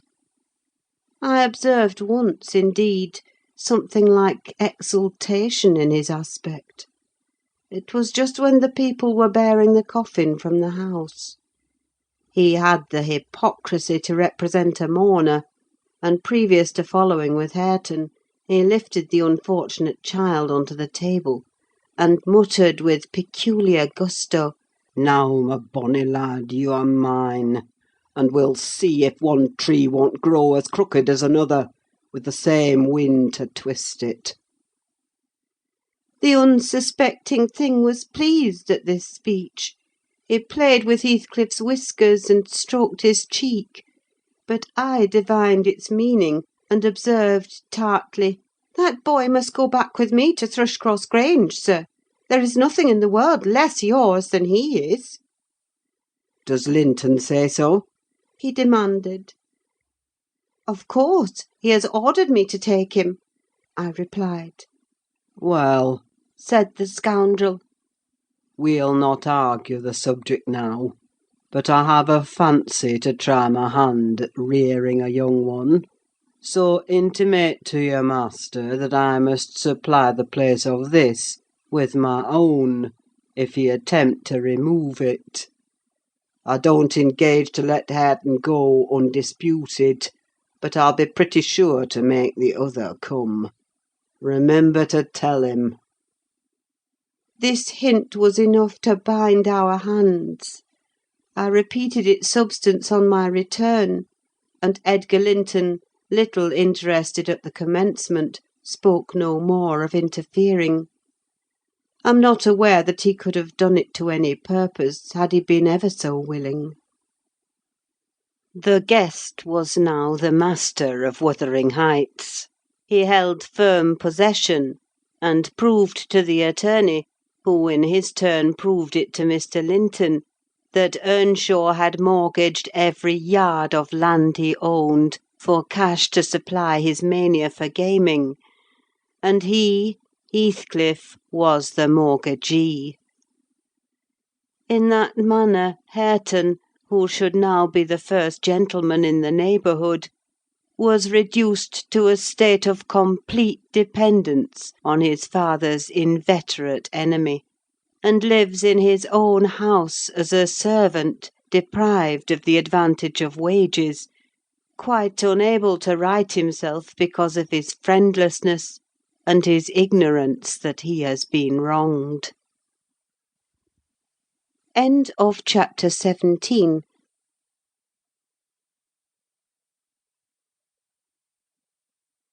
Chapter 18. "The 12 years," continued Mrs. Dean, "following that dismal period were the happiest of my life. My greatest troubles in their passage rose from our little lady's trifling illnesses, which she had to experience in common with all children, rich and poor. For the rest, after the first 6 months, she grew like a larch, and could walk and talk, too, in her own way, before the heath blossomed a second time over Mrs. Linton's dust. She was the most winning thing that ever brought sunshine into a desolate house: a real beauty in face, with the Earnshaws' handsome dark eyes, but the Lintons' fair skin and small features, and yellow curling hair. Her spirit was high, though not rough, and qualified by a heart sensitive and lively to excess in its affections. That capacity for intense attachments reminded me of her mother. Still, she did not resemble her, for she could be soft and mild as a dove, and she had a gentle voice and pensive expression. Her anger was never furious, her love never fierce; it was deep and tender. However, it must be acknowledged she had faults to foil her gifts. A propensity to be saucy was one, and a perverse will that indulged children invariably acquire, whether they be good-tempered or cross. If a servant chanced to vex her, it was always, "I shall tell papa;" and if he reproved her even by a look, you would have thought it a heart-breaking business. I don't believe he ever did speak a harsh word to her. He took her education entirely on himself, and made it an amusement. Fortunately, curiosity and a quick intellect made her an apt scholar. She learned rapidly and eagerly, and did honour to his teaching. Till she reached the age of 13, she had not once been beyond the range of the park by herself. Mr. Linton would take her with him a mile or so outside on rare occasions, but he trusted her to no one else. Gimmerton was an unsubstantial name in her ears, the chapel the only building she had approached or entered, except her own home. Wuthering Heights and Mr. Heathcliff did not exist for her; she was a perfect recluse, and apparently perfectly contented. Sometimes, indeed, while surveying the country from her nursery window, she would observe, "Ellen, how long will it be before I can walk to the top of those hills? I wonder what lies on the other side. Is it the sea?" "No, Miss Cathy," I would answer. "It is hills again, just like these." "And what are those golden rocks like when you stand under them?" she once asked. The abrupt descent of Penistone Crags particularly attracted her notice, especially when the setting sun shone on it and the topmost heights, and the whole extent of landscape besides lay in shadow. I explained that they were bare masses of stone, with hardly enough earth in their clefts to nourish a stunted tree. "And why are they bright so long after it is evening here?" she pursued. "Because they are a great deal higher up than we are," replied I.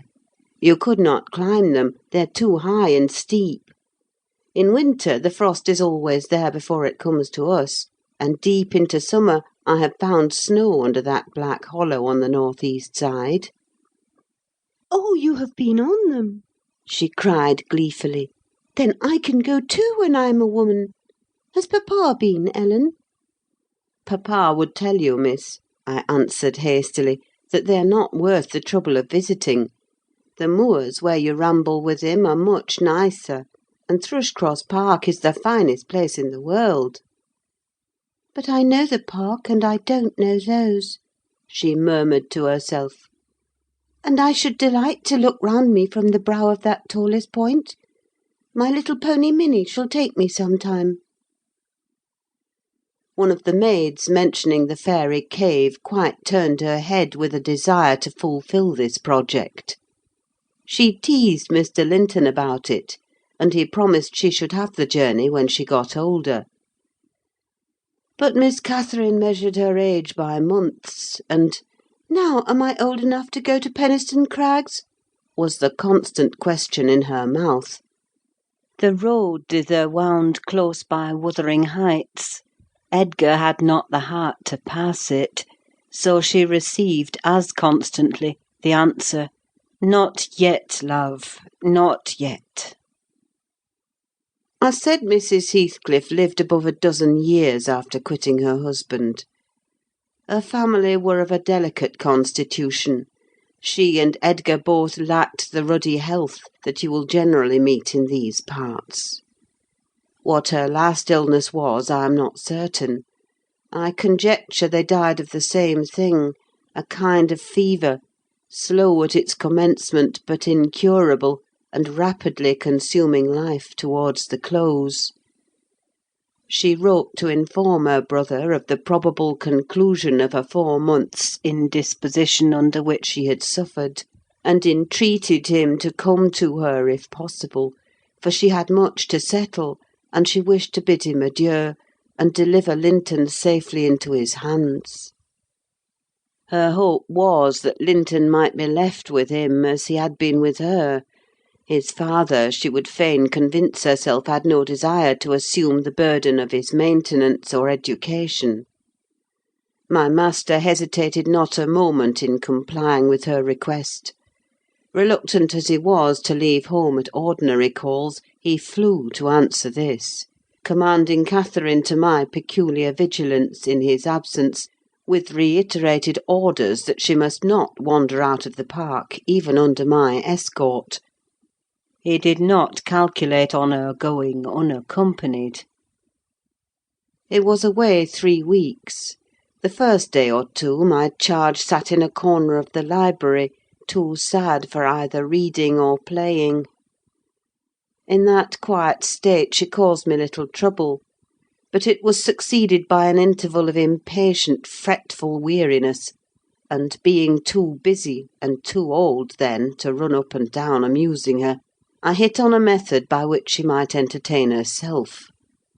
I used to send her on her travels round the grounds, now on foot, and now on a pony, indulging her with a patient audience of all her real and imaginary adventures when she returned.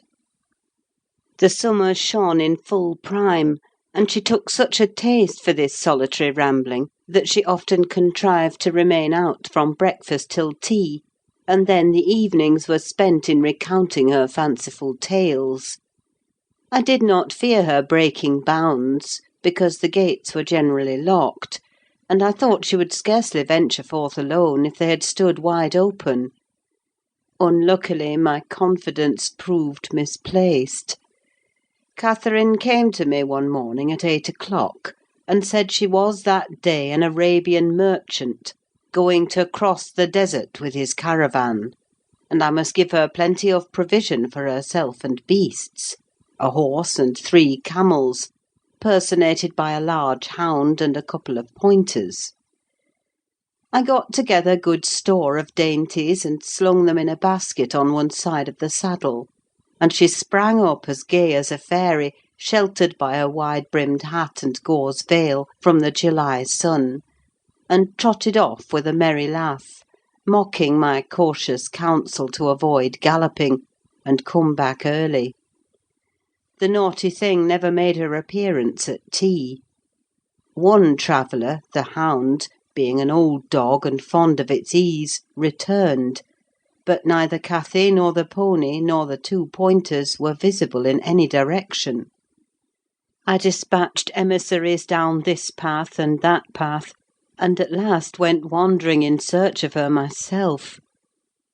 There was a labourer working at a fence round a plantation on the borders of the grounds.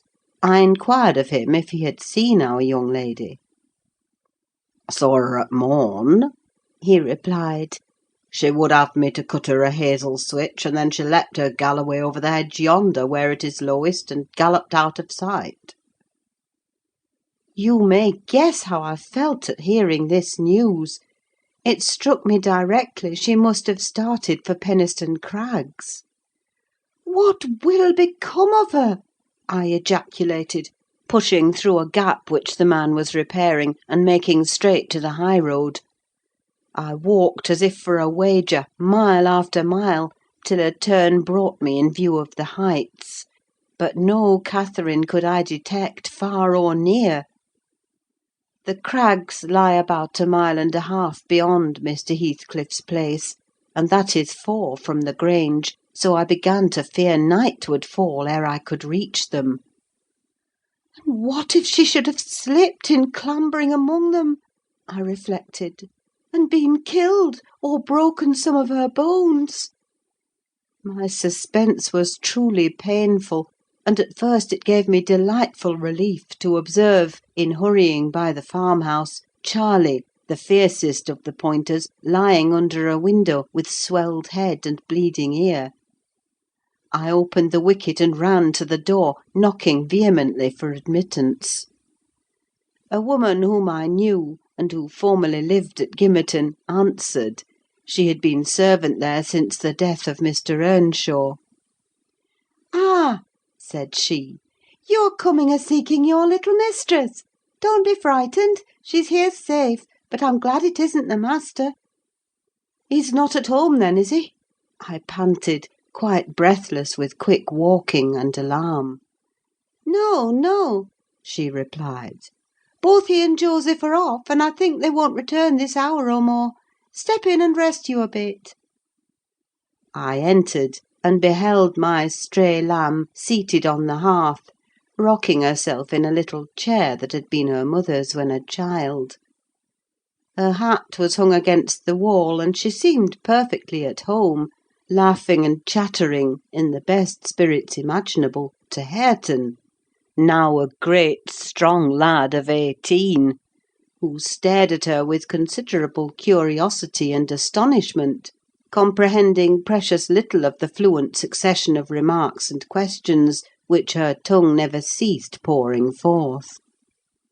"Very well, miss," I exclaimed, concealing my joy under an angry countenance. "This is your last ride till papa comes back. I'll not trust you over the threshold again, you naughty, naughty girl." "Ah, Ellen!" she cried gaily, jumping up and running to my side. "I shall have a pretty story to tell to-night, and so you found me out. Have you ever been here in your life before?" "Put that hat on, and home at once," said I. "I'm dreadfully grieved at you, Miss Cathy. You've done extremely wrong. It's no use pouting and crying: that won't repay the trouble I've had scouring the country after you. To think how Mr. Linton charged me to keep you in, and you stealing off so! It shows you are a cunning little fox, and nobody will put faith in you any more." "What have I done?" sobbed she, instantly checked. "Papa charged me nothing. He'll not scold me, Ellen. He's never cross like you." "Come, come," I repeated. "I'll tie the riband. Now, let us have no petulance." "Oh, for shame! You 13 years old, and such a baby!" This exclamation was caused by her pushing the hat from her head, and retreating to the chimney out of my reach. "Nay," said the servant, "don't be hard on the bonny lass, Mrs. Dean. We made her stop. She'd fain have ridden forwards, afeard you should be uneasy. Hareton offered to go with her, and I thought he should. It's a wild road over the hills." Hareton, during the discussion, stood with his hands in his pockets, too awkward to speak, though he looked as if he did not relish my intrusion. "How long am I to wait?" I continued, disregarding the woman's interference. "It will be dark in 10 minutes. Where is the pony, Miss Cathy? And where is Phoenix? I shall leave you unless you be quick, so please yourself." "The pony is in the yard," she replied, "and Phoenix is shut in there. He's bitten, and so is Charlie. I was going to tell you all about it, but you are in a bad temper, and don't deserve to hear."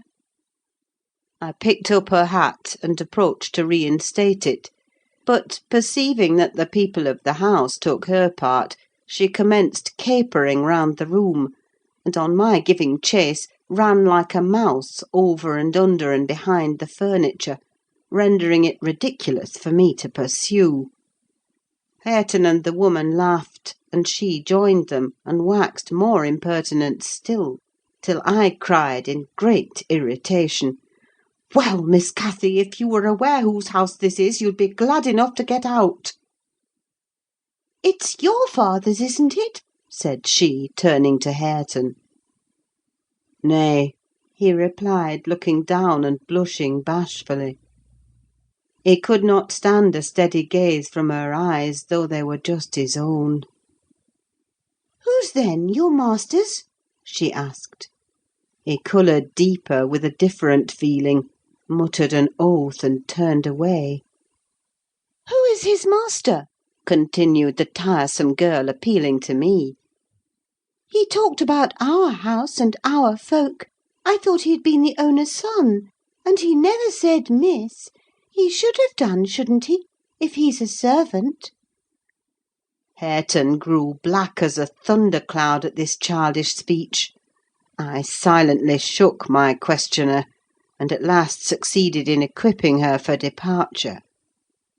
"Now get my horse," she said, addressing her unknown kinsman, as she would one of the stable boys at the Grange. "And you may come with me.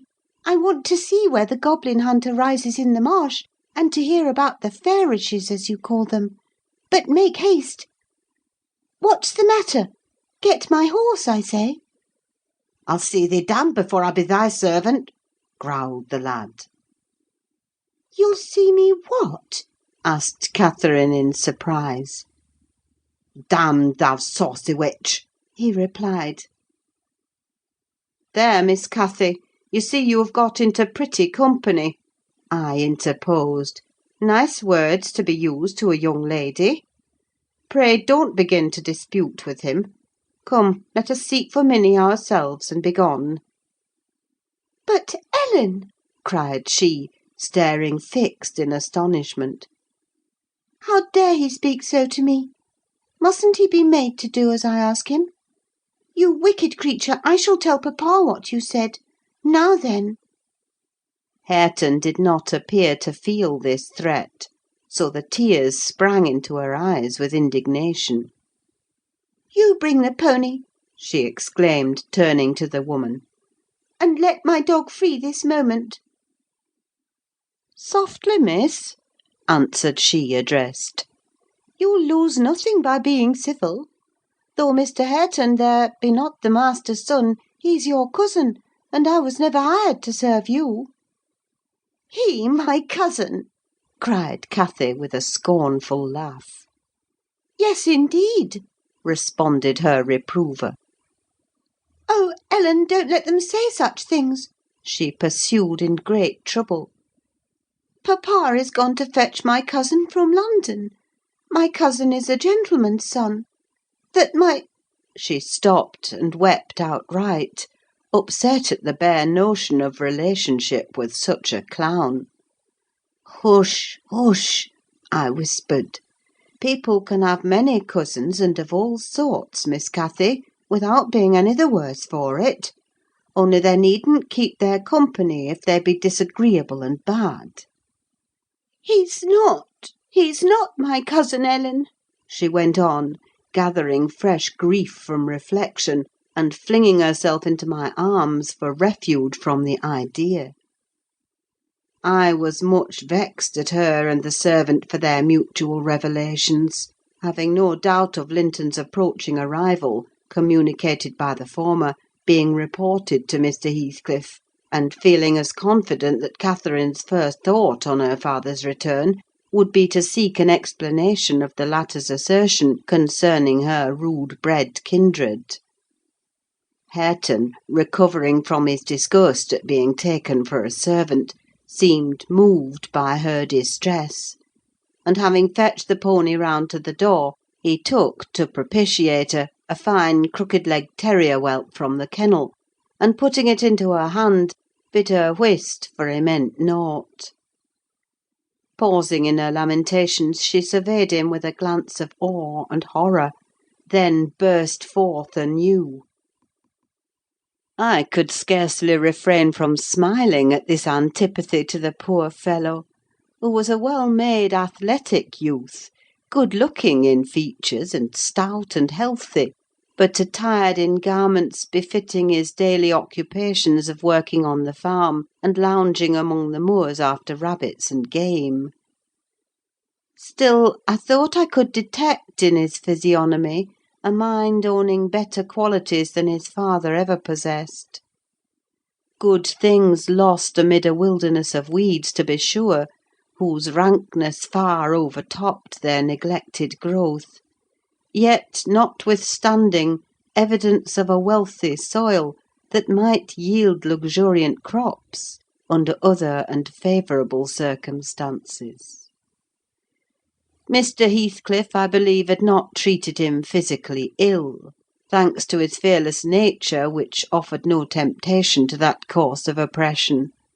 He had none of the timid susceptibility that would have given zest to ill-treatment in Heathcliff's judgment.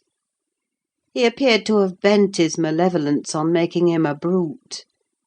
He was never taught to read or write, never rebuked for any bad habit which did not annoy his keeper, never led a single step towards virtue, or guarded by a single precept against vice. And, from what I heard, Joseph contributed much to his deterioration by a narrow-minded partiality, which prompted him to flatter and pet him as a boy, because he was the head of the old family. And as he had been in the habit of accusing Catherine Earnshaw and Heathcliff, when children, of putting the master past his patience, and compelling him to seek solace in drink by what he termed their offald ways, so at present he laid the whole burden of Hareton's faults on the shoulders of the usurper of his property. If the lad swore, he wouldn't correct him, nor however culpably he behaved. It gave Joseph satisfaction, apparently, to watch him go the worst lengths. He allowed that the lad was ruined, that his soul was abandoned to perdition, but then he reflected that Heathcliff must answer for it. Hareton's blood would be required at his hands, and there lay immense consolation in that thought. Joseph had instilled into him a pride of name and of his lineage. He would, had he dared, have fostered hate between him and the present owner of the Heights; but his dread of that owner amounted to superstition, and he confined his feelings regarding him to muttered innuendos and private comminations. I don't pretend to be intimately acquainted with the mode of living customary in those days at Wuthering Heights. I only speak from hearsay, for I saw little. The villagers affirmed Mr. Heathcliff was near, and a cruel hard landlord to his tenants; but the house inside had regained its ancient aspect of comfort under female management, and the scenes of riot, common in Hindley's time, were not now enacted within its walls. The master was too gloomy to seek companionship with any people, good or bad, and he is yet. This, however, is not making progress with my story.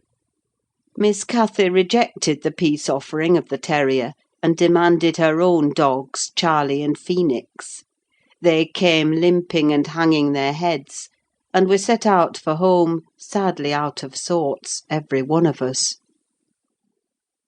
I could not wring from my little lady how she had spent the day, except that, as I supposed, the goal of her pilgrimage was Penistone Crags, and she arrived without adventure to the gate of the farmhouse, when Hareton happened to issue forth, attended by some canine followers, who attacked her train. They had a smart battle before their owners could separate them. That formed an introduction. Catherine told Hareton who she was and where she was going, and asked him to show her the way, finally beguiling him to accompany her. He opened the mysteries of the fairy cave and 20 other queer places; but, being in disgrace, I was not favoured with a description of the interesting objects she saw. I could gather, however, that her guide had been a favourite, till she hurt his feelings by addressing him as a servant, and Heathcliff's housekeeper hurt hers by calling him her cousin. Then the language he had held to her rankled in her heart. She, who was always love and darling and queen and angel with everybody at the Grange, to be insulted so shockingly by a stranger! She did not comprehend it, and hard work I had to obtain a promise that she would not lay the grievance before her father. I explained how he objected to the whole household at the Heights, and how sorry he would be to find she had been there; but I insisted most on the fact that if she revealed my negligence of his orders, he would perhaps be so angry that I should have to leave. And Cathy couldn't bear that prospect. She pledged her word, and kept it, for my sake. After all, she was a sweet little girl. End of chapter 18. Chapter 19. A letter edged with black announced the day of my master's return.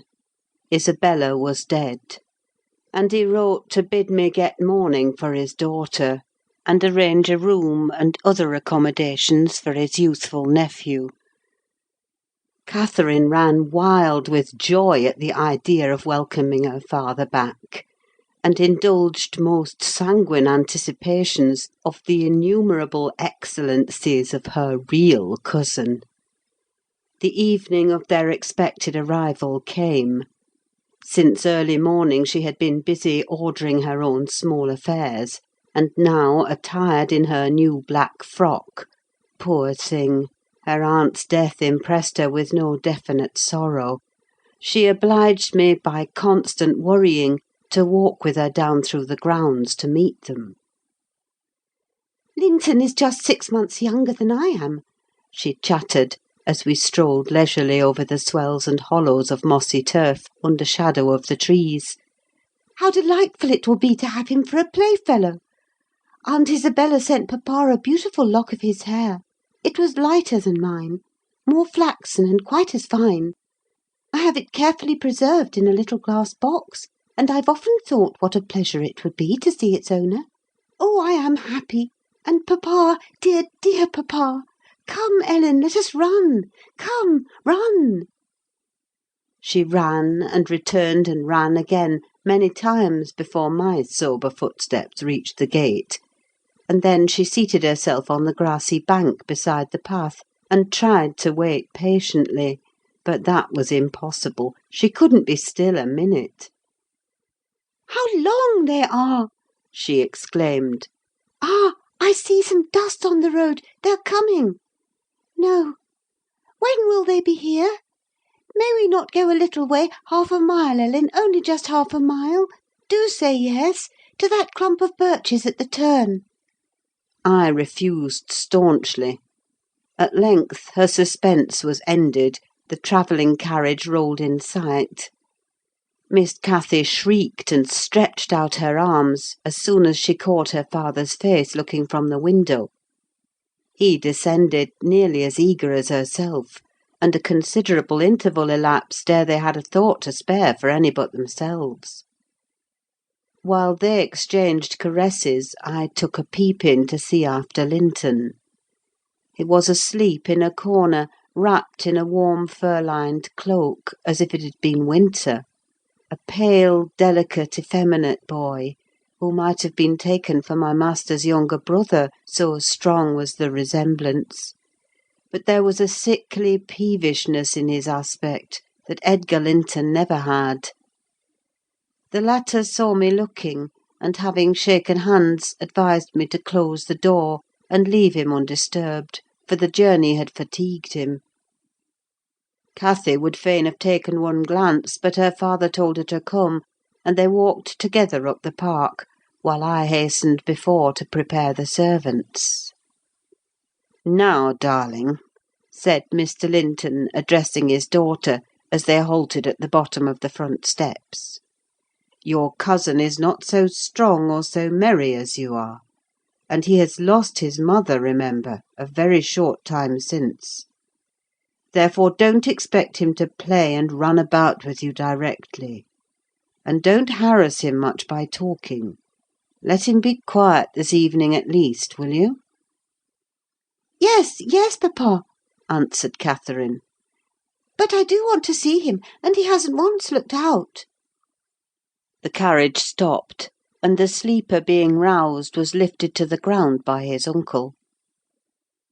"This is your cousin Cathy, Linton," he said, putting their little hands together. "She's fond of you already, and mind you don't grieve her by crying to-night. Try to be cheerful now. The travelling is at an end, and you have nothing to do but rest and amuse yourself as you please."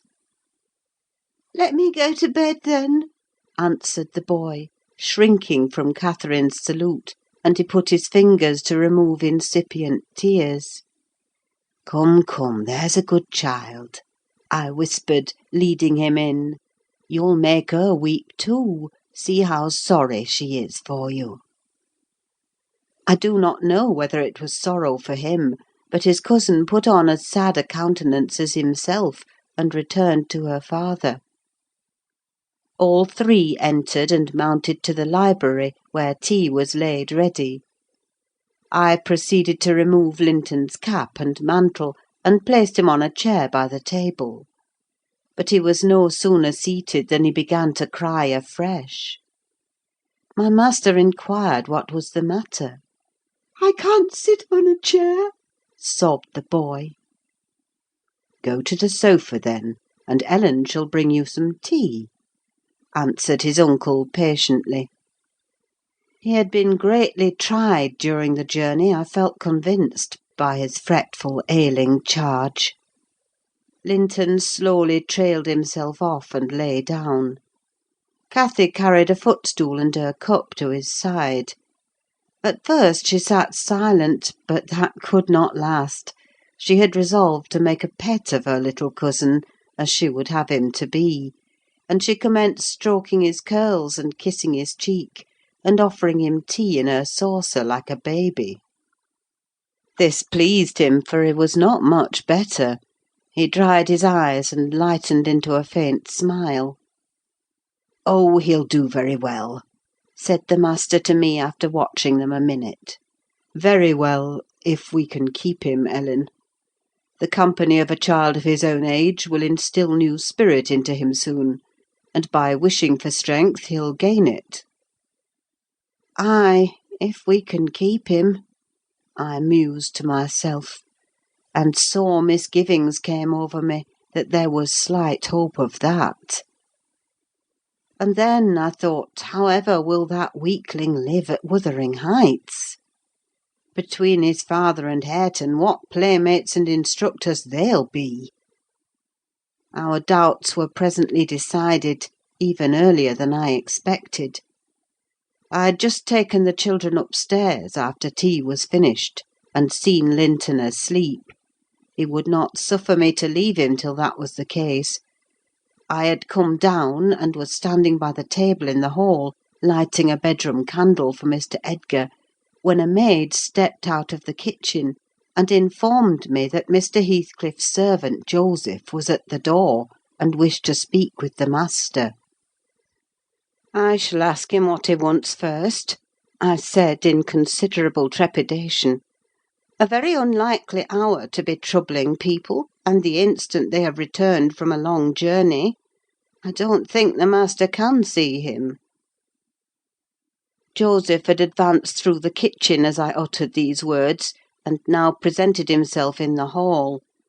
He was donned in his Sunday garments, with his most sanctimonious and sourest face, and holding his hat in one hand and his stick in the other, he proceeded to clean his shoes on the mat. "Good evening, Joseph," I said coldly. "What business brings you here to-night?" "It's Mester Linton I mun speak to," he answered, waving me disdainfully aside. "Mr. Linton is going to bed. Unless you have something particular to say, I'm sure he won't hear it now," I continued. "You had better sit down in there, and entrust your message to me." "Which is his arm?" pursued the fellow, surveying the range of closed doors. I perceived he was bent on refusing my mediation, so very reluctantly I went up to the library, and announced the unseasonable visitor, advising that he should be dismissed till next day. Mr. Linton had no time to empower me to do so, for Joseph mounted close at my heels, and pushing into the apartment, planted himself at the far side of the table, with his two fists clapped on the head of his stick, and began in an elevated tone, as if anticipating opposition. "Heathcliff has sent me for his lad, and I mun't go back 'bout him." Edgar Linton was silent a minute. An expression of exceeding sorrow overcast his features. He would have pitied the child on his own account, but, recalling Isabella's hopes and fears, and anxious wishes for her son, and her commendations of him to his care, he grieved bitterly at the prospect of yielding him up, and searched in his heart how it might be avoided. No plan offered itself. The very exhibition of any desire to keep him would have rendered the claimant more peremptory. There was nothing left but to resign him. However, he was not going to rouse him from his sleep. "Tell Mr. Heathcliff," he answered calmly, "that his son shall come to Wuthering Heights to-morrow. He is in bed, and too tired to go the distance now. You may also tell him that the mother of Linton desired him to remain under my guardianship, and at present his health is very precarious." "No," said Joseph, giving a thud with his prop on the floor, and assuming an authoritative air. "No, that means nought. Heathcliff makes no count o' t' mother, nor ye norther; but he'll owe his lad, and I mun tak' him: so now you know." "You shall not to-night," answered Linton decisively. "Walk downstairs at once, and repeat to your master what I have said. Ellen, show him down. Go!" And aiding the indignant elder with a lift by the arm, he rid the room of him and closed the door. "Varra weel!" shouted Joseph as he slowly drew off. "To morn he's come himseln, and thrust him out if you dare!" End of chapter 19. Chapter 20. To obviate the danger of this threat being fulfilled, Mr. Linton commissioned me to take the boy home early on Catherine's pony, and, said he, "As we shall now have no influence over his destiny, good or bad, you must say nothing of where he has gone to my daughter. She cannot associate with him hereafter, and it is better for her to remain in ignorance of his proximity, lest she should be restless and anxious to visit the Heights. Merely tell her his father sent for him suddenly, and he has been obliged to leave us." Linton was very reluctant to be roused from his bed at 5 o'clock, and astonished to be informed that he must prepare for further travelling; but I softened off the matter by stating that he was going to spend some time with his father, Mr. Heathcliff, who wished to see him so much he did not like to defer the pleasure till he should recover from his late journey. My father!" he cried in strange perplexity. "Mamma never told me I had a father. Where does he live? I'd rather stay with uncle." "He lives a little distance from the Grange," I replied, "just beyond those hills. Not so far, but you may walk over here when you get hearty. And you should be glad to go home and to see him. You must try to love him as you did your mother, and then he will love you." "But why have I not heard of him before?" asked Linton. "Why didn't mamma and he live together as other people do?" "He had business to keep him in the north," I answered, "and your mother's health required her to reside in the south." "And why didn't mamma speak to me about him?" persevered the child. "She often talked of uncle, and I learnt to love him long ago. How am I to love papa? I don't know him." "Oh, all children love their parents," I said. "Your mother perhaps thought you would want to be with him, if she mentioned him often to you. Let us make haste. An early ride on such a beautiful morning is much preferable to an hour's more sleep." "Is she to go with us?" he demanded. "The little girl I saw yesterday?" "Not now," replied I. "Is uncle?" he continued. "No, I shall be your companion there," I said. Linton sank back on his pillow and fell into a brown study. "I won't go without uncle," he cried at length. "I can't tell where you mean to take me." I attempted to persuade him of the naughtiness of showing reluctance to meet his father. Still he obstinately resisted any progress towards dressing, and I had to call for my master's assistance in coaxing him out of bed. The poor thing was finally got off, with several delusive assurances that his absence should be short, that Mr. Edgar and Cathy would visit him, and other promises equally ill-founded, which I invented and reiterated at intervals throughout the way. The pure heather-scented air, the bright sunshine, and the gentle canter of Minnie relieved his despondency after a while; He began to put questions concerning his new home and its inhabitants, with greater interest and liveliness. "Is Wuthering Heights as pleasant a place as Thrushcross Grange?" he inquired, turning to take a last glance into the valley, whence a light mist mounted and formed a fleecy cloud on the skirts of the blue. "It is not so buried in trees," I replied, "and it is not quite so large; but you can see the country beautifully all round, and the air is healthier for you, fresher and drier. You will, perhaps, think the building old and dark at first, though it is a respectable house, the next best in the neighbourhood. And you will have such nice rambles on the moors. Hareton Earnshaw, that is Miss Cathy's other cousin, and so yours in a manner, will show you all the sweetest spots, and you can bring a book in fine weather, and make a green hollow your study. And now and then your uncle may join you in a walk. He does frequently walk out on the hills." "And what is my father like?" he asked. "Is he as young and handsome as uncle?" "He's as young," said I, "but he has black hair and eyes, and looks sterner, and he is taller and bigger altogether. He'll not seem to you so gentle and kind at first, perhaps, because it is not his way. Still, mind you be frank and cordial with him, and naturally he'll be fonder of you than any uncle, for you are his own." "Black hair and eyes!" mused Linton. "I can't fancy him. Then I am not like him, am I?" "Not much," I answered.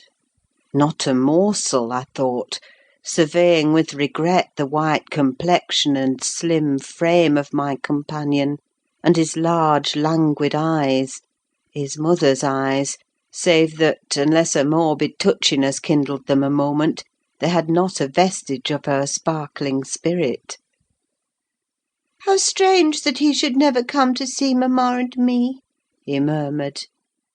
"Has he ever seen me? If he has, I must have been a baby. I remember not a single thing about him." "Why, Master Linton," said I, 300 miles is a great distance, and 10 years seem very different in length to a grown-up person, compared with what they do to you. It is probable Mr. Heathcliff proposed going from summer to summer, but never found a convenient opportunity, and now it is too late. Don't trouble him with questions on the subject.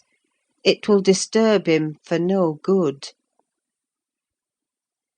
The boy was fully occupied with his own cogitations for the remainder of the ride, till we halted before the farmhouse garden gate.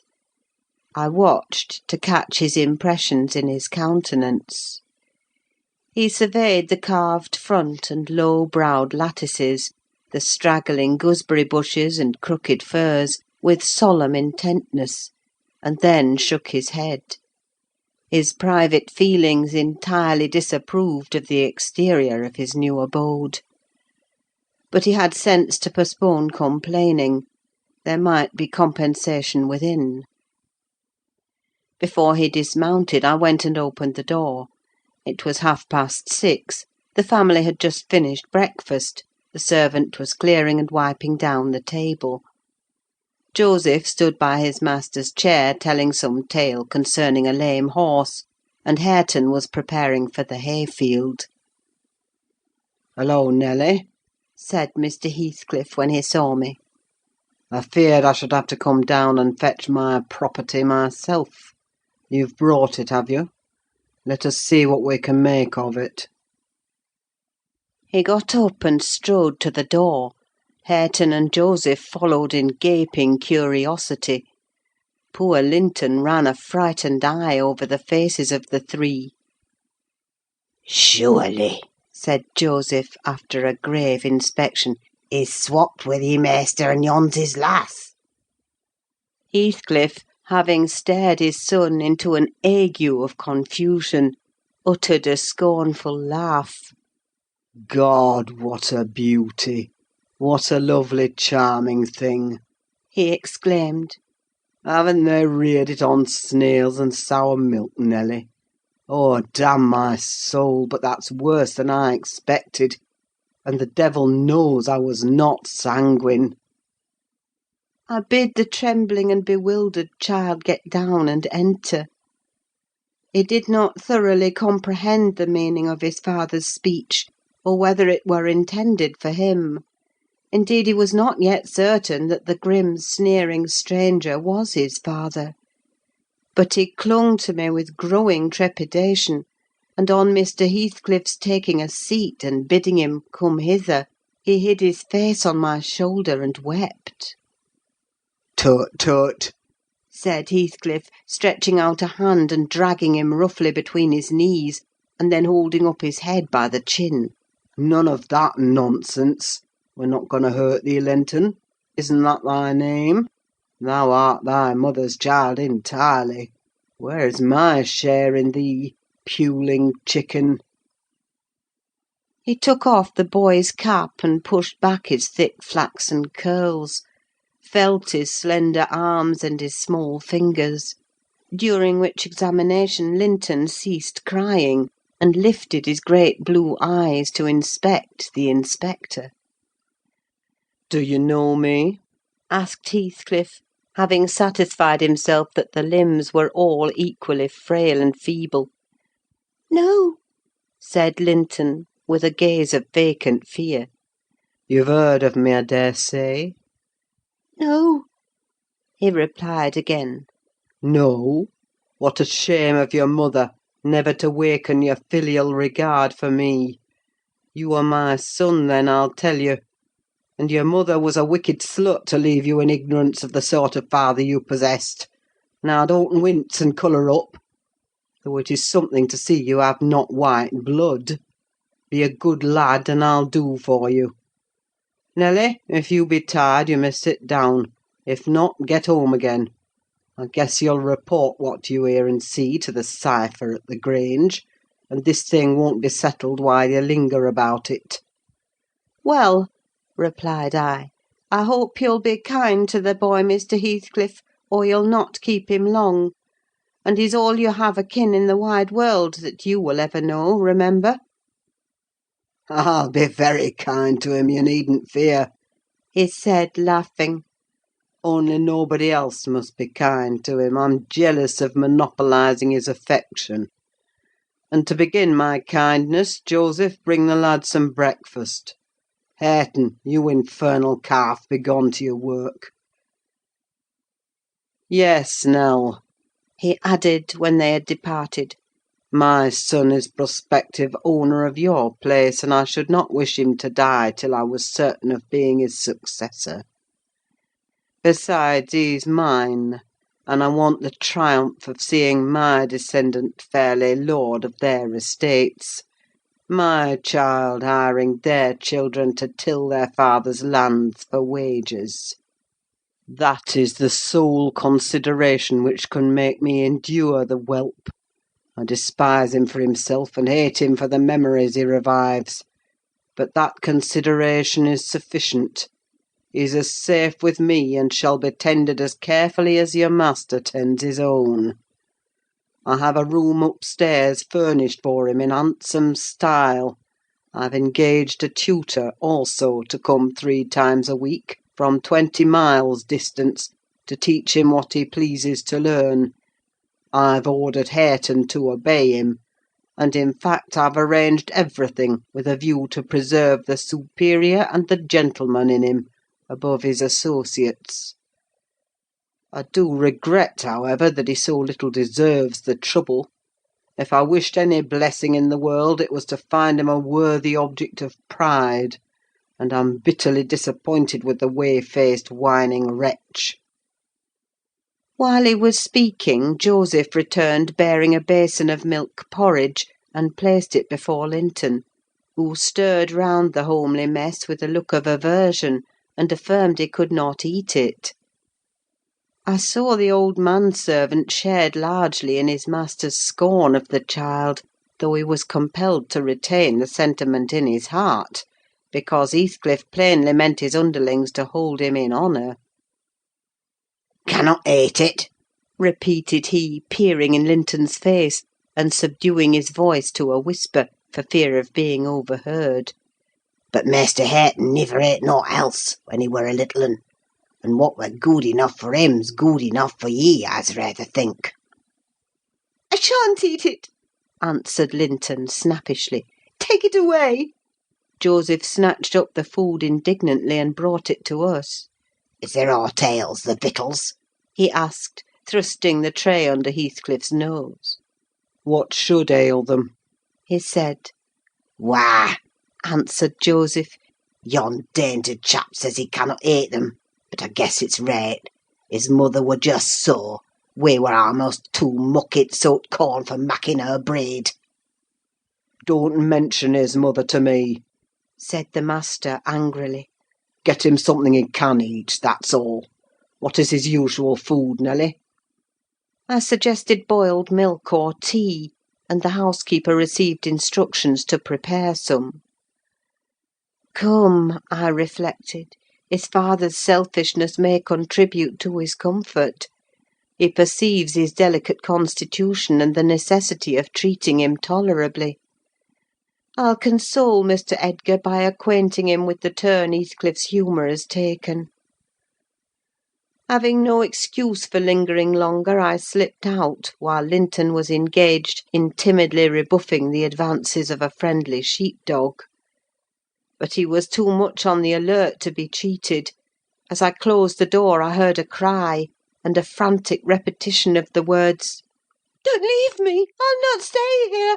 I'll not stay here!" Then the latch was raised and fell.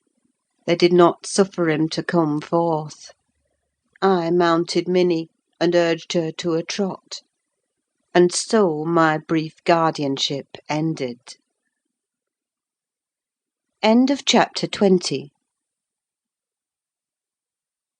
Chapter 21. We had sad work with little Cathy that day. She rose in high glee, eager to join her cousin, and such passionate tears and lamentations followed the news of his departure, that Edgar himself was obliged to soothe her, by affirming he should come back soon. He added, however, if I can get him, and there were no hopes of that. This promise poorly pacified her, but time was more potent, and though still at intervals she inquired of her father when Linton would return, before she did see him again his features had waxed so dim in her memory that she did not recognise him. When I chanced to encounter the housekeeper of Wuthering Heights in paying business visits to Gimmerton, I used to ask how the young master got on, for he lived almost as secluded as Catherine herself, and was never to be seen. I could gather from her that he continued in weak health, and was a tiresome inmate. She said Mr. Heathcliff seemed to dislike him ever longer and worse, though he took some trouble to conceal it. He had an antipathy to the sound of his voice, and could not do at all with his sitting in the same room with him many minutes together. There seldom passed much talk between them. Linton learnt his lessons and spent his evenings in a small apartment they called the parlour, or else lay in bed all day, for he was constantly getting coughs and colds and aches and pains of some sort. "And I never know such a faint-hearted creature," added the woman. "No one so careful of hisseln. He will go on if I leave the window open a bit late in the evening. Oh, it's killing a breath of night air! And he must have a fire in the middle of summer, and Joseph's bacca pipe is poison, and he must always have sweets and dainties, and always milk, milk for ever, heeding nought how the rest of us are pinched in winter. And there he'll sit wrapped in his furred cloak in his chair by the fire, with some toast and water or other slop on the hob to sip at. And if Hareton, for pity, comes to amuse him, Hareton is not bad-natured, though he's rough. They're sure to part, one swearing and the other crying. I believe the master would relish Earnshaw's thrashing him to a mummy, if he were not his son; and I'm certain he would be fit to turn him out of doors if he knew half the nursing he gives hisseln. But then he won't go into danger of temptation: he never enters the parlour; and should Linton show those ways in the house where he is, he sends him upstairs directly." I divined from this account that utter lack of sympathy had rendered young Heathcliff selfish and disagreeable, if he were not so originally; and my interest in him, consequently, decayed; though still I was moved with a sense of grief at his lot, and a wish that he had been left with us. Mr. Edgar encouraged me to gain information: he thought a great deal about him, I fancy, and would have run some risk to see him; and he told me once to ask the housekeeper whether he ever came into the village. She said he had only been twice, on horseback, accompanying his father, and both times he pretended to be quite knocked up for 3 or 4 days afterwards. That housekeeper left, if I recollect rightly, 2 years after he came; and another, whom I did not know, was her successor. She lives there still. Time wore on at the Grange in its former pleasant way till Miss Cathy reached 16. On the anniversary of her birth we never manifested any signs of rejoicing, because it was also the anniversary of my late mistress's death. Her father invariably spent that day alone in the library, and walked at dusk as far as Gimmerton kirkyard, where he would frequently prolong his stay beyond midnight. Therefore Catherine was thrown on her own resources for amusement. This 20th of March was a beautiful spring day, and when her father had retired, my young lady came down dressed for going out, and said she asked to have a ramble on the edge of the moor with me. Mr. Linton had given her leave if we went only a short distance, and were back within the hour. "So make haste, Ellen," she cried. "I know where I wish to go: where a colony of moor game has settled. I want to see whether they have made their nests yet." "That must be a good distance up," I answered. "They don't breed on the edge of the moor." "No, it's not," she said. "I've gone very near with papa." I put on my bonnet and sallied out, thinking nothing more of the matter. She bounded before me, and returned to my side, and was off again like a young greyhound; and at first I found plenty of entertainment in listening to the larks singing far and near, and enjoying the sweet warm sunshine, and watching her, my pet and my delight, with her golden ringlets flying loose behind, and her bright cheek as soft and pure in its bloom as a wild rose, and her eyes radiant with cloudless pleasure. She was a happy creature, and an angel in those days. It's a pity she could not be content. "Well," said I, "where are your moor game, Miss Cathy? We should be at them. The Grange park fence is a great way off now." "Oh, a little further, only a little further, Ellen," was her answer continually. "Climb to that hillock, past that bank, and by the time you reach the other side I shall have raised the birds." But there were so many hillocks and banks to climb and pass that at length I began to be weary, and told her we must halt and retrace our steps. I shouted to her, as she had outstripped me a long way. She either did not hear or did not regard, for she still sprang on, and I was compelled to follow. Finally she dived into a hollow, and before I came in sight of her again, she was 2 miles nearer Wuthering Heights than her own home, and I beheld a couple of persons arrest her, one of whom I felt convinced was Mr. Heathcliff himself. Cathy had been caught in the fact of plundering, or at least hunting out, the nests of the grouse.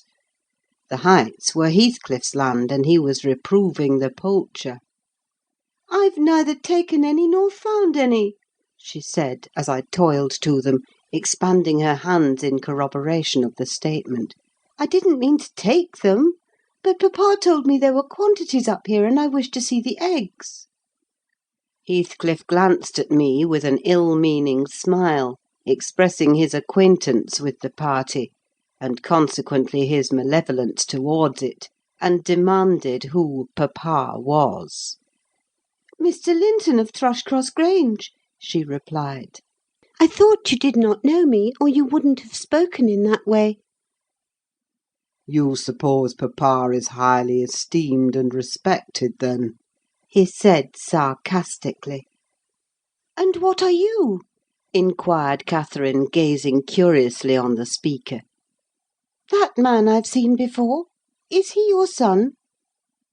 She pointed to Hareton, the other individual, who had gained nothing but increased bulk and strength by the addition of 2 years to his age. He seemed as awkward and rough as ever. "Miss Cathy," I interrupted, "it will be 3 hours instead of 1 that we are out presently. We really must go back." "No, that man is not my son," answered Heathcliff, pushing me aside. "but I have one, and you have seen him before, too. And though your nurse is in a hurry, I think both you and she would be the better for a little rest. Will you just turn this nab of heath and walk into my house? You'll get home earlier for the ease, and you shall receive a kind welcome." I whispered Catherine that she mustn't on any account accede to the proposal. It was entirely out of the question. "Why?" she asked aloud. "I'm tired of running, and the ground is dewy. I can't sit here.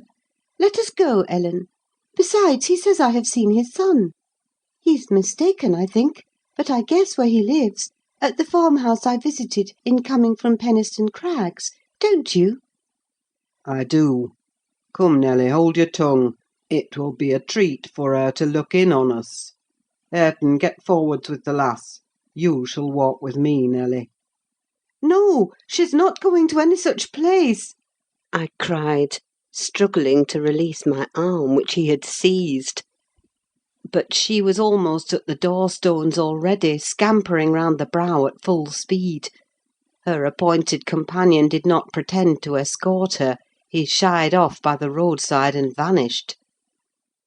"Mr. Heathcliff, it's very wrong," I continued. "You know you mean no good.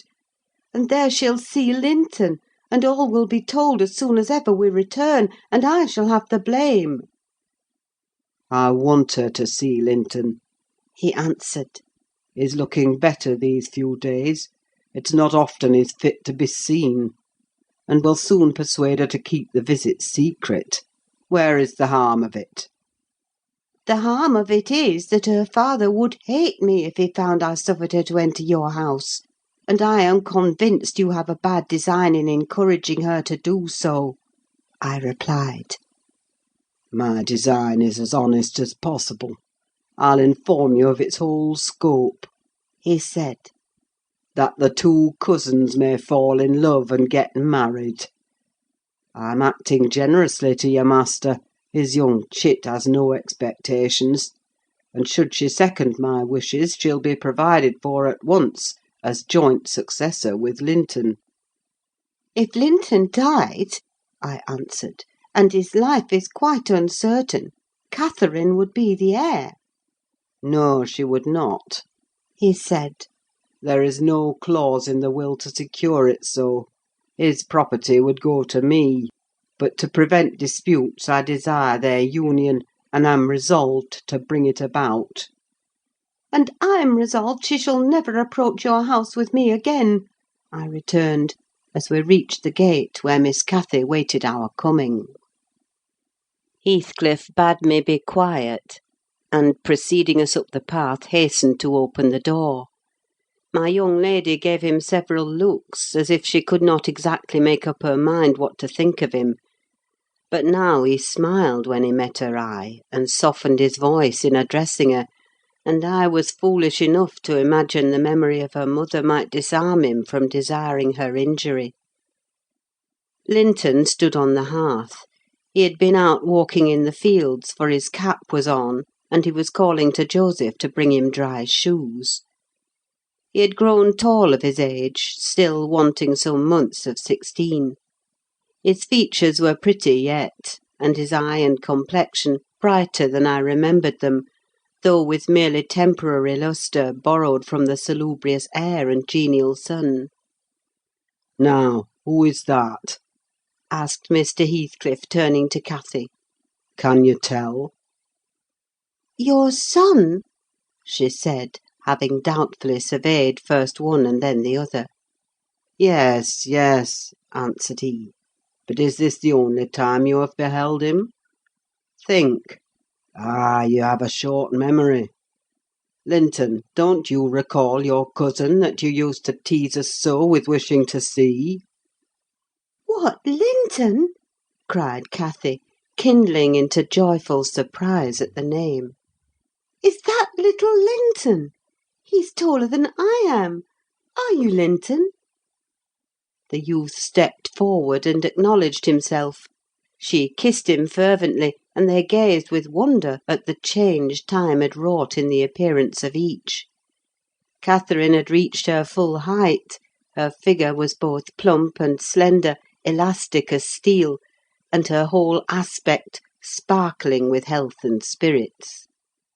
Linton's looks and movements were very languid, and his form extremely slight; but there was a grace in his manner that mitigated these defects, and rendered them not unpleasing.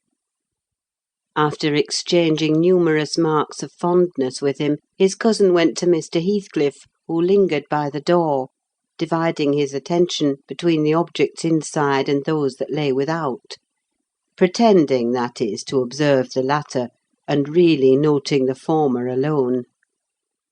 "And you are my uncle, then?" she cried, reaching up to salute him. "I thought I liked you, though you were cross at first. Why don't you visit at the Grange with Linton? To live all these years such close neighbours and never see us is odd. What have you done so for?" I visited it once or twice too often before you were born, he answered. There, damn it! If you have any kisses to spare, give them to Linton. They're thrown away on me. "Naughty Ellen!" exclaimed Catherine, flying to attack me next with her lavish caresses. "Wicked Ellen, to try to hinder me from entering! But I'll take this walk every morning in future, may I, uncle? And sometimes bring papa? Won't you be glad to see us?" Of course, replied the uncle, with a hardly suppressed grimace resulting from his deep aversion to both the proposed visitors. but stay. He continued, turning towards the young lady. Now I think of it, I'd better tell you. Mr. Linton has a prejudice against me. We quarrelled at one time of our lives with unchristian ferocity; and if you mention coming here to him, he'll put a veto on your visits altogether. Therefore you must not mention it, unless you be careless of seeing your cousin hereafter. You may come, if you will, but you must not mention it. "Why did you quarrel?" asked Catherine, considerably crestfallen. He thought me too poor to wed his sister, answered Heathcliff. and was grieved that I got her.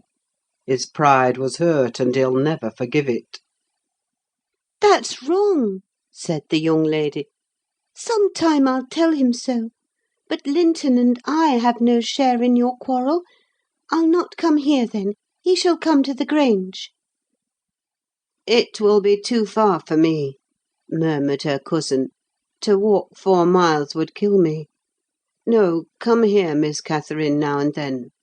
Not every morning, but once or twice a week." The father launched towards his son a glance of bitter contempt. I am afraid, Nelly, I shall lose my labour. He muttered to me. Miss Catherine, as the ninny calls her, will discover his value, and send him to the devil. Now, if it had been Hareton! Do you know that 20 times a day I covet Hareton? with all his degradation. I'd have loved the lad had he been someone else. But I think he's safe from her love. I'll pit him against that paltry creature unless it bestir itself briskly. We calculate it will scarcely last till it is 18. Oh, confound the vapid thing! He's absorbed in drying his feet, and never looks at her. Linton!" "Yes, father," answered the boy. "Have you nothing to show your cousin anywhere about? Not even a rabbit or a weasel's nest? Take her into the garden before you change your shoes, and into the stable to see your horse." "Wouldn't you rather sit here?" asked Linton, addressing Cathy in a tone which expressed reluctance to move again. "I don't know," she replied, casting a longing look to the door, and evidently eager to be active. He kept his seat and shrank closer to the fire. Heathcliff rose and went into the kitchen, and from thence to the yard, calling out for Hareton. Hareton responded, and presently the two re-entered. The young man had been washing himself, as was visible by the glow on his cheeks and his wetted hair. "Oh, I'll ask you, uncle," cried Miss Cathy, recollecting the housekeeper's assertion. "That is not my cousin, is he?" "Yes," he replied. "Your mother's nephew. Don't you like him?" Catherine looked queer. "Is he not a handsome lad?" he continued. The uncivil little thing stood on tiptoe, and whispered a sentence in Heathcliff's ear. He laughed. Hareton darkened. I perceived he was very sensitive to suspected slights, and had obviously a dim notion of his inferiority; but his master or guardian chased the frown by exclaiming, "You'll be the favourite among us, Hareton. She says you are what was it? Well, something very flattering. Here, you go with her round the farm, and behave like a gentleman, mind. Don't use any bad words, and don't stare when the young lady is not looking at you, and be ready to hide your face when she is. And when you speak, say your words slowly, and keep your hands out of your pockets. Be off, and entertain her as nicely as you can." He watched the couple walking past the window. Earnshaw had his countenance completely averted from his companion. He seemed studying the familiar landscape with a stranger's and an artist's interest. Catherine took a sly look at him, expressing small admiration. She then turned her attention to seeking out objects of amusement for herself, and tripped merrily on, lilting a tune to supply the lack of conversation. "I've tied his tongue," observed Heathcliff. "He'll not venture a single syllable all the time. Nelly, you recollect me at his age, nay, some years younger. Did I ever look so stupid, so gormless, as Joseph calls it?" "Worse," I replied, "because more sullen with it." "I've a pleasure in him," he continued, reflecting aloud. "He has satisfied my expectations. If he were a born fool, I should not enjoy it half so much. But he's no fool, and I can sympathise with all his feelings, having felt them myself. I know what he suffers now, for instance, exactly. It is merely a beginning of what he shall suffer, though. And he'll never be able to emerge from his bathos of coarseness and ignorance. I've got him faster than his scoundrel of a father secured me, and lower, for he takes a pride in his brutishness. I've taught him to scorn everything extra-animal as silly and weak. Don't you think Hindley would be proud of his son if he could see him? Almost as proud as I am of mine. But there's this difference. One is gold put to the use of paving stones, and the other is tin polished to ape a service of silver. Mine has nothing valuable about it. Yet I shall have the merit of making it go as far as such poor stuff can go. His had first-rate qualities, and they are lost, rendered worse than unavailing. I have nothing to regret. He would have more than any but I are aware of. And the best of it is, Hareton is damnably fond of me. You'll own that I've outmatched Hindley there. If the dead villain could rise from his grave to abuse me for his offspring's wrongs, I should have the fun of seeing the said offspring fight him back again, indignant that he should dare to rail at the one friend he has in the world. Heathcliff chuckled a fiendish laugh at the idea. I made no reply, because I saw that he expected none. Meantime, our young companion, who sat too removed from us to hear what was said, began to evince symptoms of uneasiness, probably repenting that he had denied himself the treat of Catherine's society for fear of a little fatigue. His father remarked the restless glances wandering to the window, and the hand irresolutely extended towards his cap. "Get up, you idle boy!" he exclaimed with assumed heartiness. "Away after them! They're just at the corner by the stand of hives."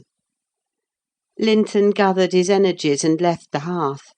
The lattice was open, and as he stepped out, I heard Cathy inquiring of her unsociable attendant what was that inscription over the door.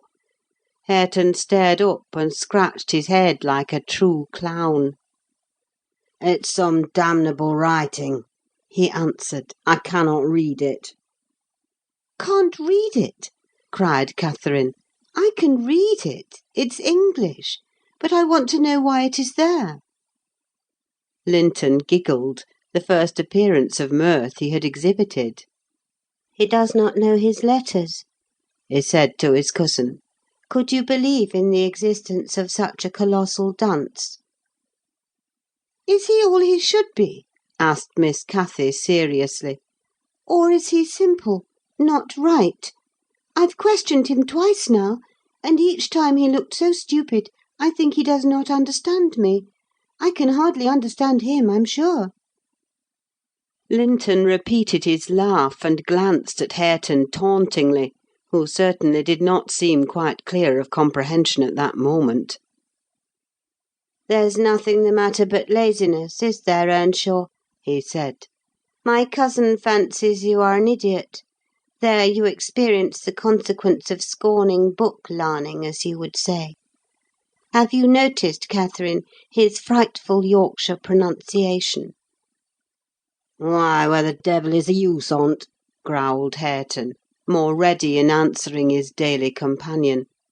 He was about to enlarge further, but the two youngsters broke into a noisy fit of merriment, my giddy miss being delighted to discover that she might turn his strange talk to matter of amusement. "Where is the use of the devil in that sentence?" tittered Linton. "Papa told you not to say any bad words, and you can't open your mouth without one. Do try to behave like a gentleman, now do." "If thou weren't more a lass than a lad, I'd fell thee this minute, I would, pitiful lath of a cratur!"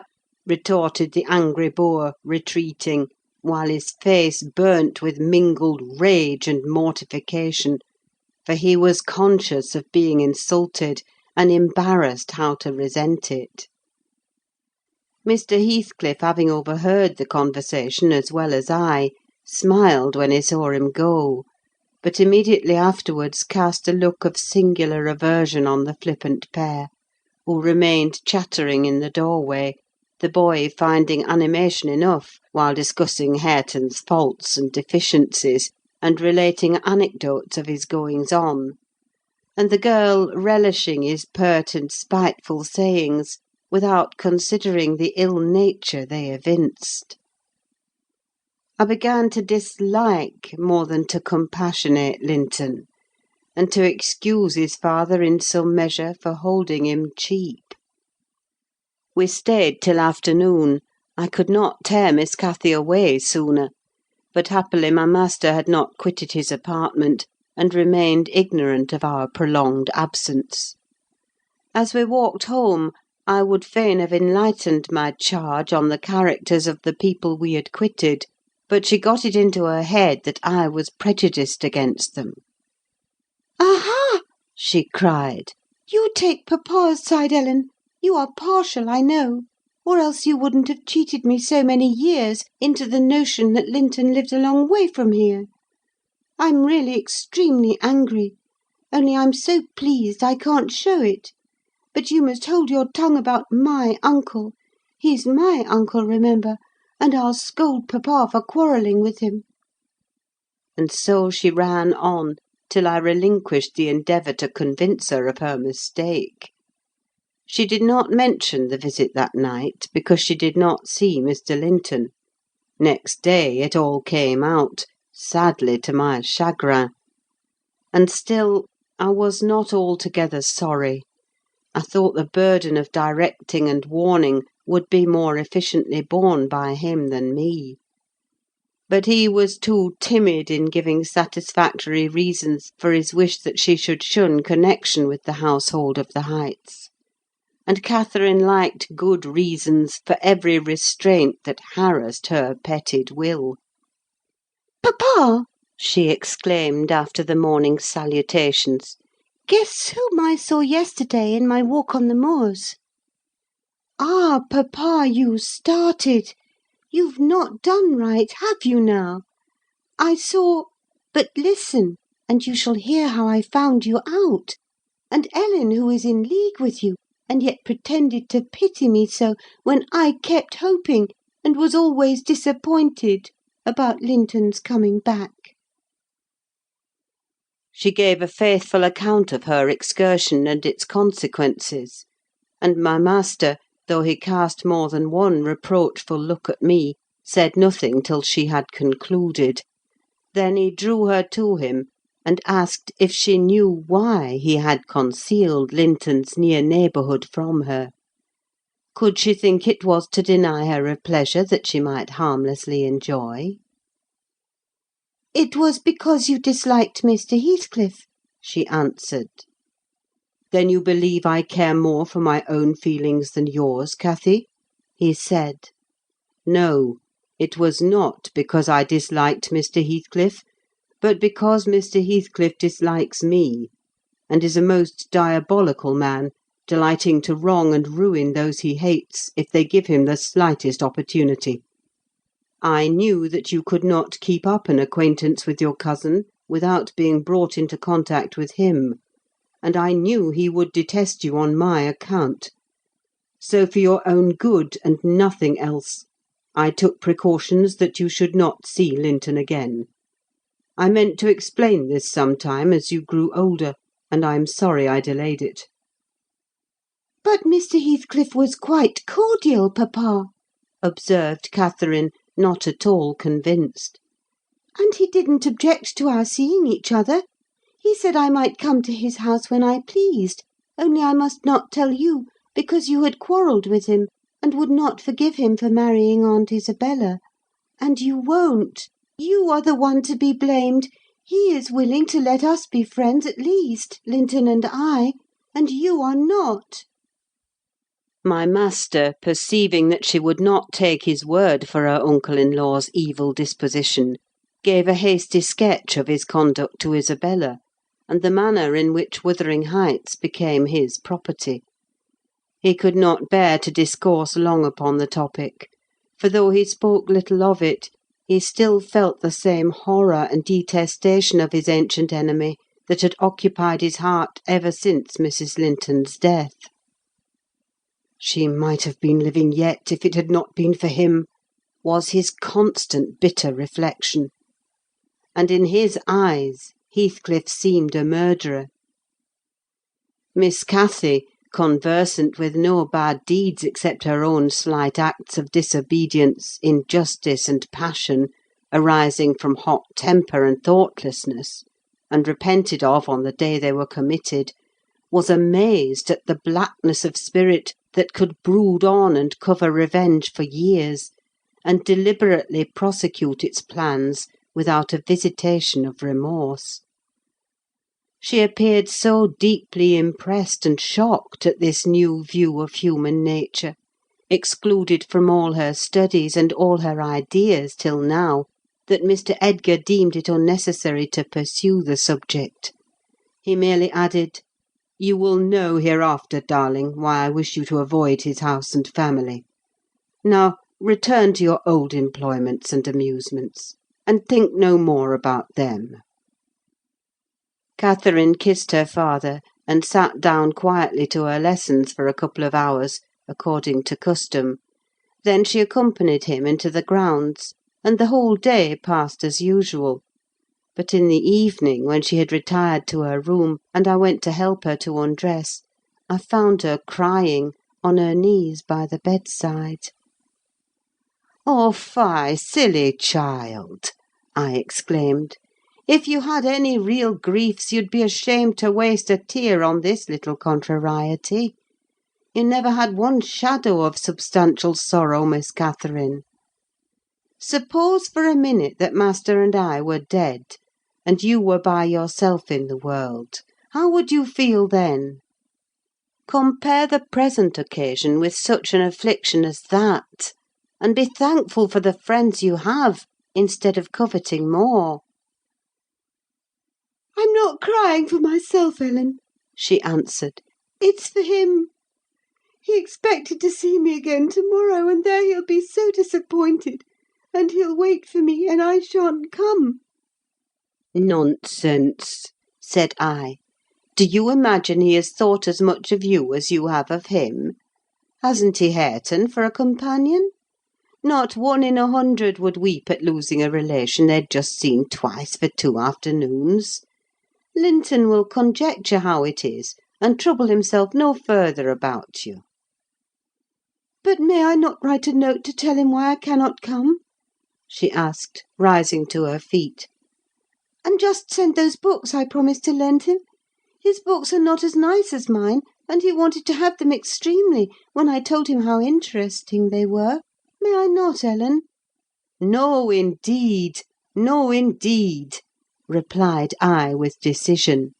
"Then he would write to you, and there'd never be an end of it. No, Miss Catherine, the acquaintance must be dropped entirely. So papa expects, and I shall see that it is done." "But how can one little note—" she recommenced, putting on an imploring countenance. "Silence!" I interrupted. "We'll not begin with your little notes. Get into bed." She threw at me a very naughty look, so naughty that I would not kiss her good night at first. I covered her up and shut her door, in great displeasure; but, repenting half-way, I returned softly, and lo! there was Miss, standing at the table with a bit of blank paper before her and a pencil in her hand, which she guiltily slipped out of sight on my entrance. "You'll get nobody to take that, Catherine," I said, "if you write it. And at present I shall put out your candle." I set the extinguisher on the flame, receiving as I did so a slap on my hand, and a petulant "Cross thing!" I then quitted her again, and she drew the bolt in one of her worst, most peevish humours. The letter was finished, and forwarded to its destination by a milk–fetcher who came from the village; but that I didn't learn till some time afterwards.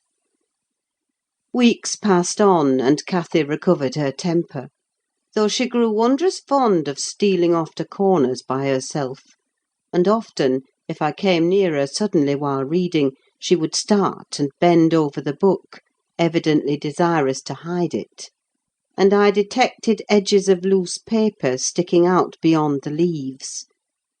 She also got a trick of coming down early in the morning, and lingering about the kitchen, as if she were expecting the arrival of something; and she had a small drawer in a cabinet in the library, which she would trifle over for hours, and whose key she took special care to remove when she left it. One day, as she inspected this drawer, I observed that the playthings and trinkets which recently formed its contents were transmuted into bits of folded paper. My curiosity and suspicions were roused. I determined to take a peep at her mysterious treasures. So at night, as soon as she and my master were safe upstairs, I searched, and readily found among my house keys one that would fit the lock. Having opened, I emptied the whole contents into my apron, and took them with me to examine at leisure in my own chamber. Though I could not but suspect, I was still surprised to discover that they were a mass of correspondence, daily almost it must have been, from Linton Heathcliff, answers to documents forwarded by her. The earlier dated were embarrassed and short. Gradually, however, they expanded into copious love letters, foolish, as the age of the writer rendered natural, yet with touches here and there which I thought were borrowed from a more experienced source. Some of them struck me as singularly odd compounds of ardour and flatness, commencing in strong feeling, and concluding in the affected, wordy style that a schoolboy might use to a fancied, incorporeal sweetheart. Whether they satisfied Cathy, I don't know, but they appeared very worthless trash to me. After turning over as many as I thought proper, I tied them in a handkerchief, and set them aside, relocking the vacant drawer. Following her habit, my young lady descended early and visited the kitchen. I watched her go to the door on the arrival of a certain little boy, and while the dairymaid filled his can, she tucked something into his jacket pocket and plucked something out. I went round by the garden and laid wait for the messenger, who fought valorously to defend his trust, and we spilt the milk between us. But I succeeded in abstracting the epistle, and threatening serious consequences if he did not look sharp home, I remained under the wall, and perused Miss Cathy's affectionate composition. It was more simple and more eloquent than her cousin's, very pretty and very silly. I shook my head, and went meditating into the house. The day being wet, she could not divert herself with rambling about the park, so at the conclusion of her morning studies she resorted to the solace of the drawer. Her father sat reading at the table, and I, on purpose, had sought a bit of work in some unripped fringes of the window curtain, keeping my eye steadily fixed on her proceedings. Never did any bird flying back to a plundered nest, which it had left brim-full of chirping young ones, express more complete despair in its anguished cries and flutterings than she by her single "Oh!" and the change that transfigured her late happy countenance. Mr. Linton looked up. "What is the matter, love? Have you hurt yourself?" he said. His tone and look assured her he had not been the discoverer of the hoard. "No, papa," she gasped. Ellen, come upstairs. I'm sick." I obeyed her summons, and accompanied her out. "Oh, Ellen, you have got them!" she commenced immediately, dropping on her knees when we were enclosed alone. "Oh, give them to me, and I'll never, never do so again. Don't tell papa. You have not told papa, Ellen. Say you have not. I've been exceedingly naughty, but I won't do it any more." With a grave severity in my manner, I bade her stand up. "So," I exclaimed, "Miss Catherine, you are tolerably far on, it seems. You may well be ashamed of them. A fine bundle of trash you study in your leisure hours, to be sure. Why, it's good enough to be printed. And what do you suppose the master will think when I display it before him? I haven't shown it yet, but you needn't imagine I shall keep your ridiculous secrets. For shame! And you must have led the way in writing such absurdities. He would not have thought of beginning, I'm certain." "I didn't," sobbed Cathy, fit to break her heart. "I didn't once think of loving him till—" "Loving!" cried I, as scornfully as I could utter the word. "Loving! Did anybody ever hear the like? I might just as well talk of loving the miller who comes once a year to buy our corn. Pretty loving, indeed! And both times together you have seen Linton hardly 4 hours in your life. Now, here is the babyish trash. I'm going with it to the library, and we'll see what your father says to such loving." She sprang at her precious epistles, but I held them above my head, and then she poured out further frantic entreaties that I would burn them, do anything rather than show them.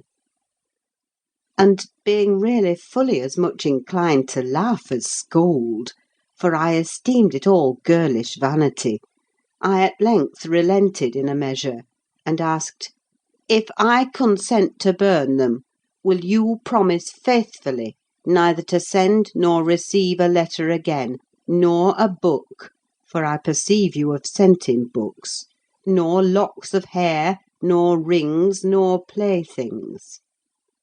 "We don't send playthings," cried Catherine, her pride overcoming her shame. "Nor anything at all, then, my lady," I said. "Unless you will, here I go." "I promise, Ellen!" she cried, catching my dress. "Oh, put them in the fire, do, do!" But when I proceeded to open a place with the poker, the sacrifice was too painful to be borne. She earnestly supplicated that I would spare her 1 or 2. "1 or 2, Ellen, to keep for Linton's sake." I unknotted the handkerchief, and commenced dropping them in from an angle, and the flame curled up the chimney. "I will have 1, you cruel wretch!" she screamed, darting her hand into the fire, and drawing forth some half-consumed fragments at the expense of her fingers. "Very well, and I will have some to exhibit to papa," I answered, shaking back the rest into the bundle, and turning anew to the door. She emptied her blackened pieces into the flames, and motioned me to finish the immolation. It was done. I stirred up the ashes, and interred them under a shovelful of coals, and she, mutely and with a sense of intense injury, retired to her private apartment. I descended to tell my master that the young lady's qualm of sickness was almost gone, but I judged it best for her to lie down a while. She wouldn't dine, but she appeared at tea, pale and red about the eyes, and marvellously subdued in outward aspect. Next morning I answered the letter by a slip of paper inscribed, "Master Heathcliff is requested to send no more notes to Miss Linton, as she will not receive them." And henceforth the little boy came with vacant pockets. End of chapter 21. Chapter 22. Summer drew to an end, and early autumn. It was past Michaelmas, but the harvest was late that year, and a few of our fields were still uncleared. Mr. Linton and his daughter would frequently walk out among the reapers. At the carrying of the last sheaves they stayed till dusk, and the evening happening to be chill and damp, my master caught a bad cold that settled obstinately on his lungs, and confined him indoors throughout the whole of the winter, nearly without intermission. Poor Cathy, frightened from her little romance, had been considerably sadder and duller since its abandonment, and her father insisted on her reading less and taking more exercise. She had his companionship no longer. I esteemed it a duty to supply its lack, as much as possible, with mine. an inefficient substitute, for I could only spare 2 or 3 hours from my numerous diurnal occupations to follow her footsteps, and then my society was obviously less desirable than his. On an afternoon in October, or the beginning of November, a fresh, watery afternoon, when the turf and paths were rustling with moist, withered leaves, and the cold blue sky was half hidden by clouds, dark grey streamers rapidly mounting from the west, and boding abundant rain, I requested my young lady to forego her ramble, because I was certain of showers.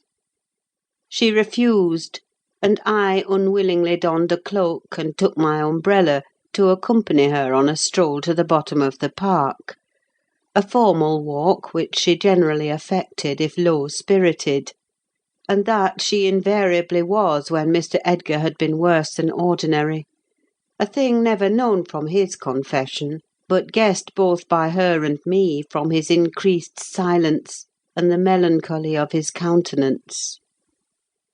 She went sadly on.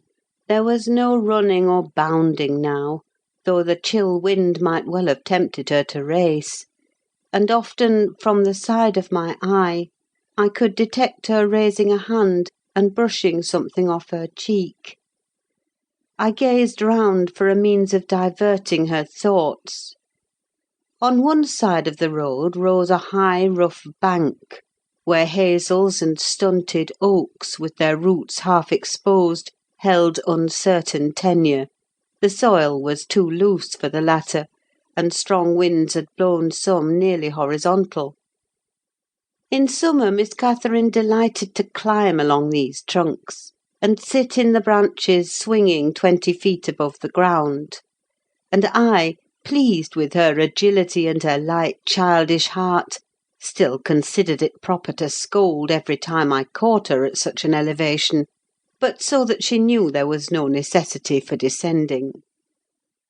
From dinner to tea she would lie in her breeze-rocked cradle, doing nothing except singing old songs, my nursery lore, to herself, or watching the birds, joint tenants, feed and entice their young ones to fly; or nestling with closed lids, half thinking, half dreaming, happier than words can express. "Look, miss!" I exclaimed, pointing to a nook under the roots of one twisted tree. "Winter is not here yet. There's a little flower up yonder, the last bud from the multitude of bluebells that clouded those turf steps in July with a lilac mist. Will you clamber up and pluck it to show to papa?" Cathy stared a long time at the lonely blossom trembling in its earthy shelter, and replied at length, "No, I'll not touch it. But it looks melancholy, does it not, Ellen?" "Yes," I observed, "about as starved and suckless as you. Your cheeks are bloodless. Let us take hold of hands and run. You're so low, I daresay I shall keep up with you." "No," she repeated, and continued sauntering on, pausing at intervals to muse over a bit of moss, or a tuft of blanched grass, or a fungus spreading its bright orange among the heaps of brown foliage; and ever and anon her hand was lifted to her averted face. "Catherine, why are you crying, love?" I asked, approaching and putting my arm over her shoulder. "You mustn't cry because papa has a cold. Be thankful it is nothing worse." She now put no further restraint on her tears; her breath was stifled by sobs. "Oh, it will be something worse," she said. "And what shall I do when papa and you leave me, and I am by myself? I can't forget your words, Ellen; they are always in my ear. How life will be changed, how dreary the world will be, when papa and you are dead!" "None can tell whether you won't die before us," I replied. "It's wrong to anticipate evil. We'll hope there are years and years to come before any of us go. Master is young, and I am strong and hardly 45. My mother lived till 80, a canty dame to the last. And suppose Mr. Linton was spared till he saw 60. That would be more years than you have counted, miss. And would it not be foolish to mourn a calamity above 20 years beforehand? But Aunt Isabella was younger than papa, she remarked, gazing up with timid hope to seek further consolation. Aunt Isabella had not you and me to nurse her, I replied. She wasn't as happy as master. She hadn't as much to live for. All you need do is to wait well on your father, and cheer him by letting him see you cheerful. And avoid giving him anxiety on any subject. Mind that, Cathy. I'll not disguise but you might kill him if you were wild and reckless, and cherished a foolish, fanciful affection for the son of a person who would be glad to have him in his grave, and allowed him to discover that you fretted over the separation he has judged it expedient to make. I fret about nothing on earth except papa's illness, answered my companion. I care for nothing in comparison with papa, and I'll never, never, oh, never, while I have my senses, do an act or say a word to vex him. I love him better than myself, Ellen, and I know it by this: I pray every night that I may live after him, because I would rather be miserable than that he should be.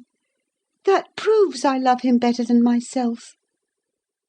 Good words, I replied, but deeds must prove it also, and after he is well, remember you don't forget resolutions formed in the hour of fear. As we talked, we neared a door that opened on the road, and my young lady, lightening into sunshine again, climbed up and seated herself on the top of the wall, reaching over to gather some hips that bloomed scarlet on the summit branches of the wild rose trees shadowing the highway side. The lower fruit had disappeared, but only birds could touch the upper, except from Cathy's present station. In stretching to pull them, her hat fell off, and as the door was locked, she proposed scrambling down to recover it. I bid her be cautious lest she got a fall, and she nimbly disappeared. But the return was no such easy matter. The stones were smooth and neatly cemented, and the rose bushes and blackberry stragglers could yield no assistance in reascending. I, like a fool, didn't recollect that, till I heard her laughing and exclaiming, "Ellen, you'll have to fetch the key, or else I must run round to the porter's lodge. I can't scale the ramparts on this side." "Stay where you are," I answered. "I have my bundle of keys in my pocket. Perhaps I may manage to open it. If not, I'll go." Catherine amused herself with dancing to and fro before the door, while I tried all the large keys in succession. I had applied the last, and found that none would do; so, repeating my desire that she would remain there, I was about to hurry home as fast as I could, when an approaching sound arrested me. It was the trot of a horse. Cathy's dance stopped also. "Who is that?" I whispered. "Ellen, I wish you could open the door," whispered back my companion anxiously. "Oh, Miss Linton," cried a deep voice, the rider's. "I'm glad to meet you. Don't be in haste to enter, for I have an explanation to ask and obtain." "I shan't speak to you, Mr. Heathcliff," answered Catherine. "Papa says you are a wicked man, and you hate both him and me, and Ellen says the same." "That is nothing to the purpose," said Heathcliff. He it was. "I don't hate my son, I suppose, and it is concerning him that I demand your attention. Yes, you have cause to blush. 2 or 3 months since, were you not in the habit of writing to Linton? Making love in play, eh? You deserved, both of you, flogging for that. You especially the elder, and less sensitive, as it turns out. I've got your letters, and if you give me any pertness, I'll send them to your father. I presume you grew weary of the amusement and dropped it, didn't you? Well, you dropped Linton with it into a slough of despond. He was in earnest, in love really. As true as I live, he's dying for you, breaking his heart at your fickleness, not figuratively, but actually. Though Hareton has made him a standing jest for 6 weeks, and I have used more serious measures, and attempted to frighten him out of his idiocy, he gets worse daily, and he'll be under the sod before summer, unless you restore him. "How can you lie so glaringly to the poor child?" I called from the inside. "Pray ride on. How can you deliberately get up such paltry falsehoods? Miss Cathy, I'll knock the lock off with a stone. You won't believe that vile nonsense. You can feel in yourself it is impossible that a person should die for love of a stranger." I was not aware there were eavesdroppers, muttered the detected villain. Worthy Mrs. Dean, I like you, but I don't like your double-dealing, he added aloud. How could you lie so glaringly as to affirm I hated the poor child, and invent bugbear stories to terrify her from my door-stones? Catherine Linton. The very name warms me. My bonny lass, I shall be from home all this week. Go and see if I've not spoken truth. Do, there's a darling. Just imagine your father in my place, and Linton in yours. Then think how you would value your careless lover if he refused to stir a step to comfort you, when your father himself entreated him. And don't from pure stupidity fall into the same error. I swear on my salvation he's going to his grave, and none but you can save him. The lock gave way, and I issued out. I swear Linton is dying, repeated Heathcliff, looking hard at me. And grief and disappointment are hastening his death. Nelly, if you won't let her go, you can walk over yourself. But I shall not return till this time next week, and I think your master himself would scarcely object to her visiting her cousin. "Come in," said I, taking Cathy by the arm, and half forcing her to re-enter; for she lingered, viewing with troubled eyes the features of the speaker, too stern to express his inward deceit. He pushed his horse close, and bending down, observed, "Miss Catherine, I'll own to you that I've little patience with Linton, and Hareton and Joseph have less. I'll own that he's with a harsh set. He pines for kindness as well as love, and a kind word from you would be his best medicine. Don't mind Mrs. Dean's cruel cautions, but be generous and contrive to see him. He dreams of you day and night, and cannot be persuaded that you don't hate him, since you neither write nor call." I closed the door, and rolled a stone to assist the loosened lock in holding it; and spreading my umbrella, I drew my charge underneath, for the rain began to drive through the moaning branches of the trees, and warned us to avoid delay.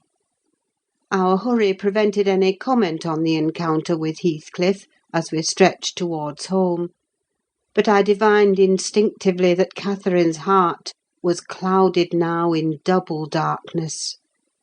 Her features were so sad they did not seem hers.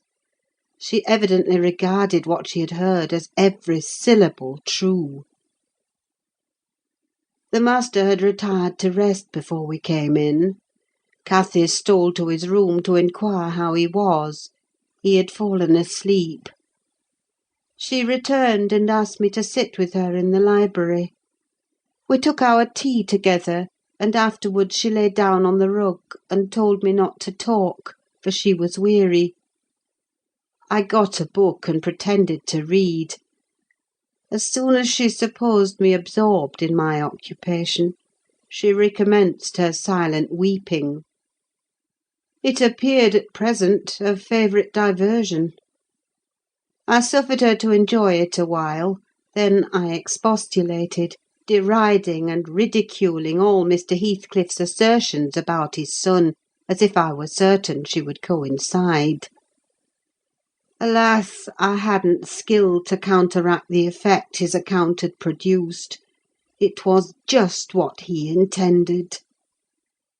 "You may be right, Ellen," she answered, "but I shall never feel at ease till I know. And I must tell Linton it is not my fault that I don't write, and convince him that I shall not change." What use were anger and protestations against her silly credulity?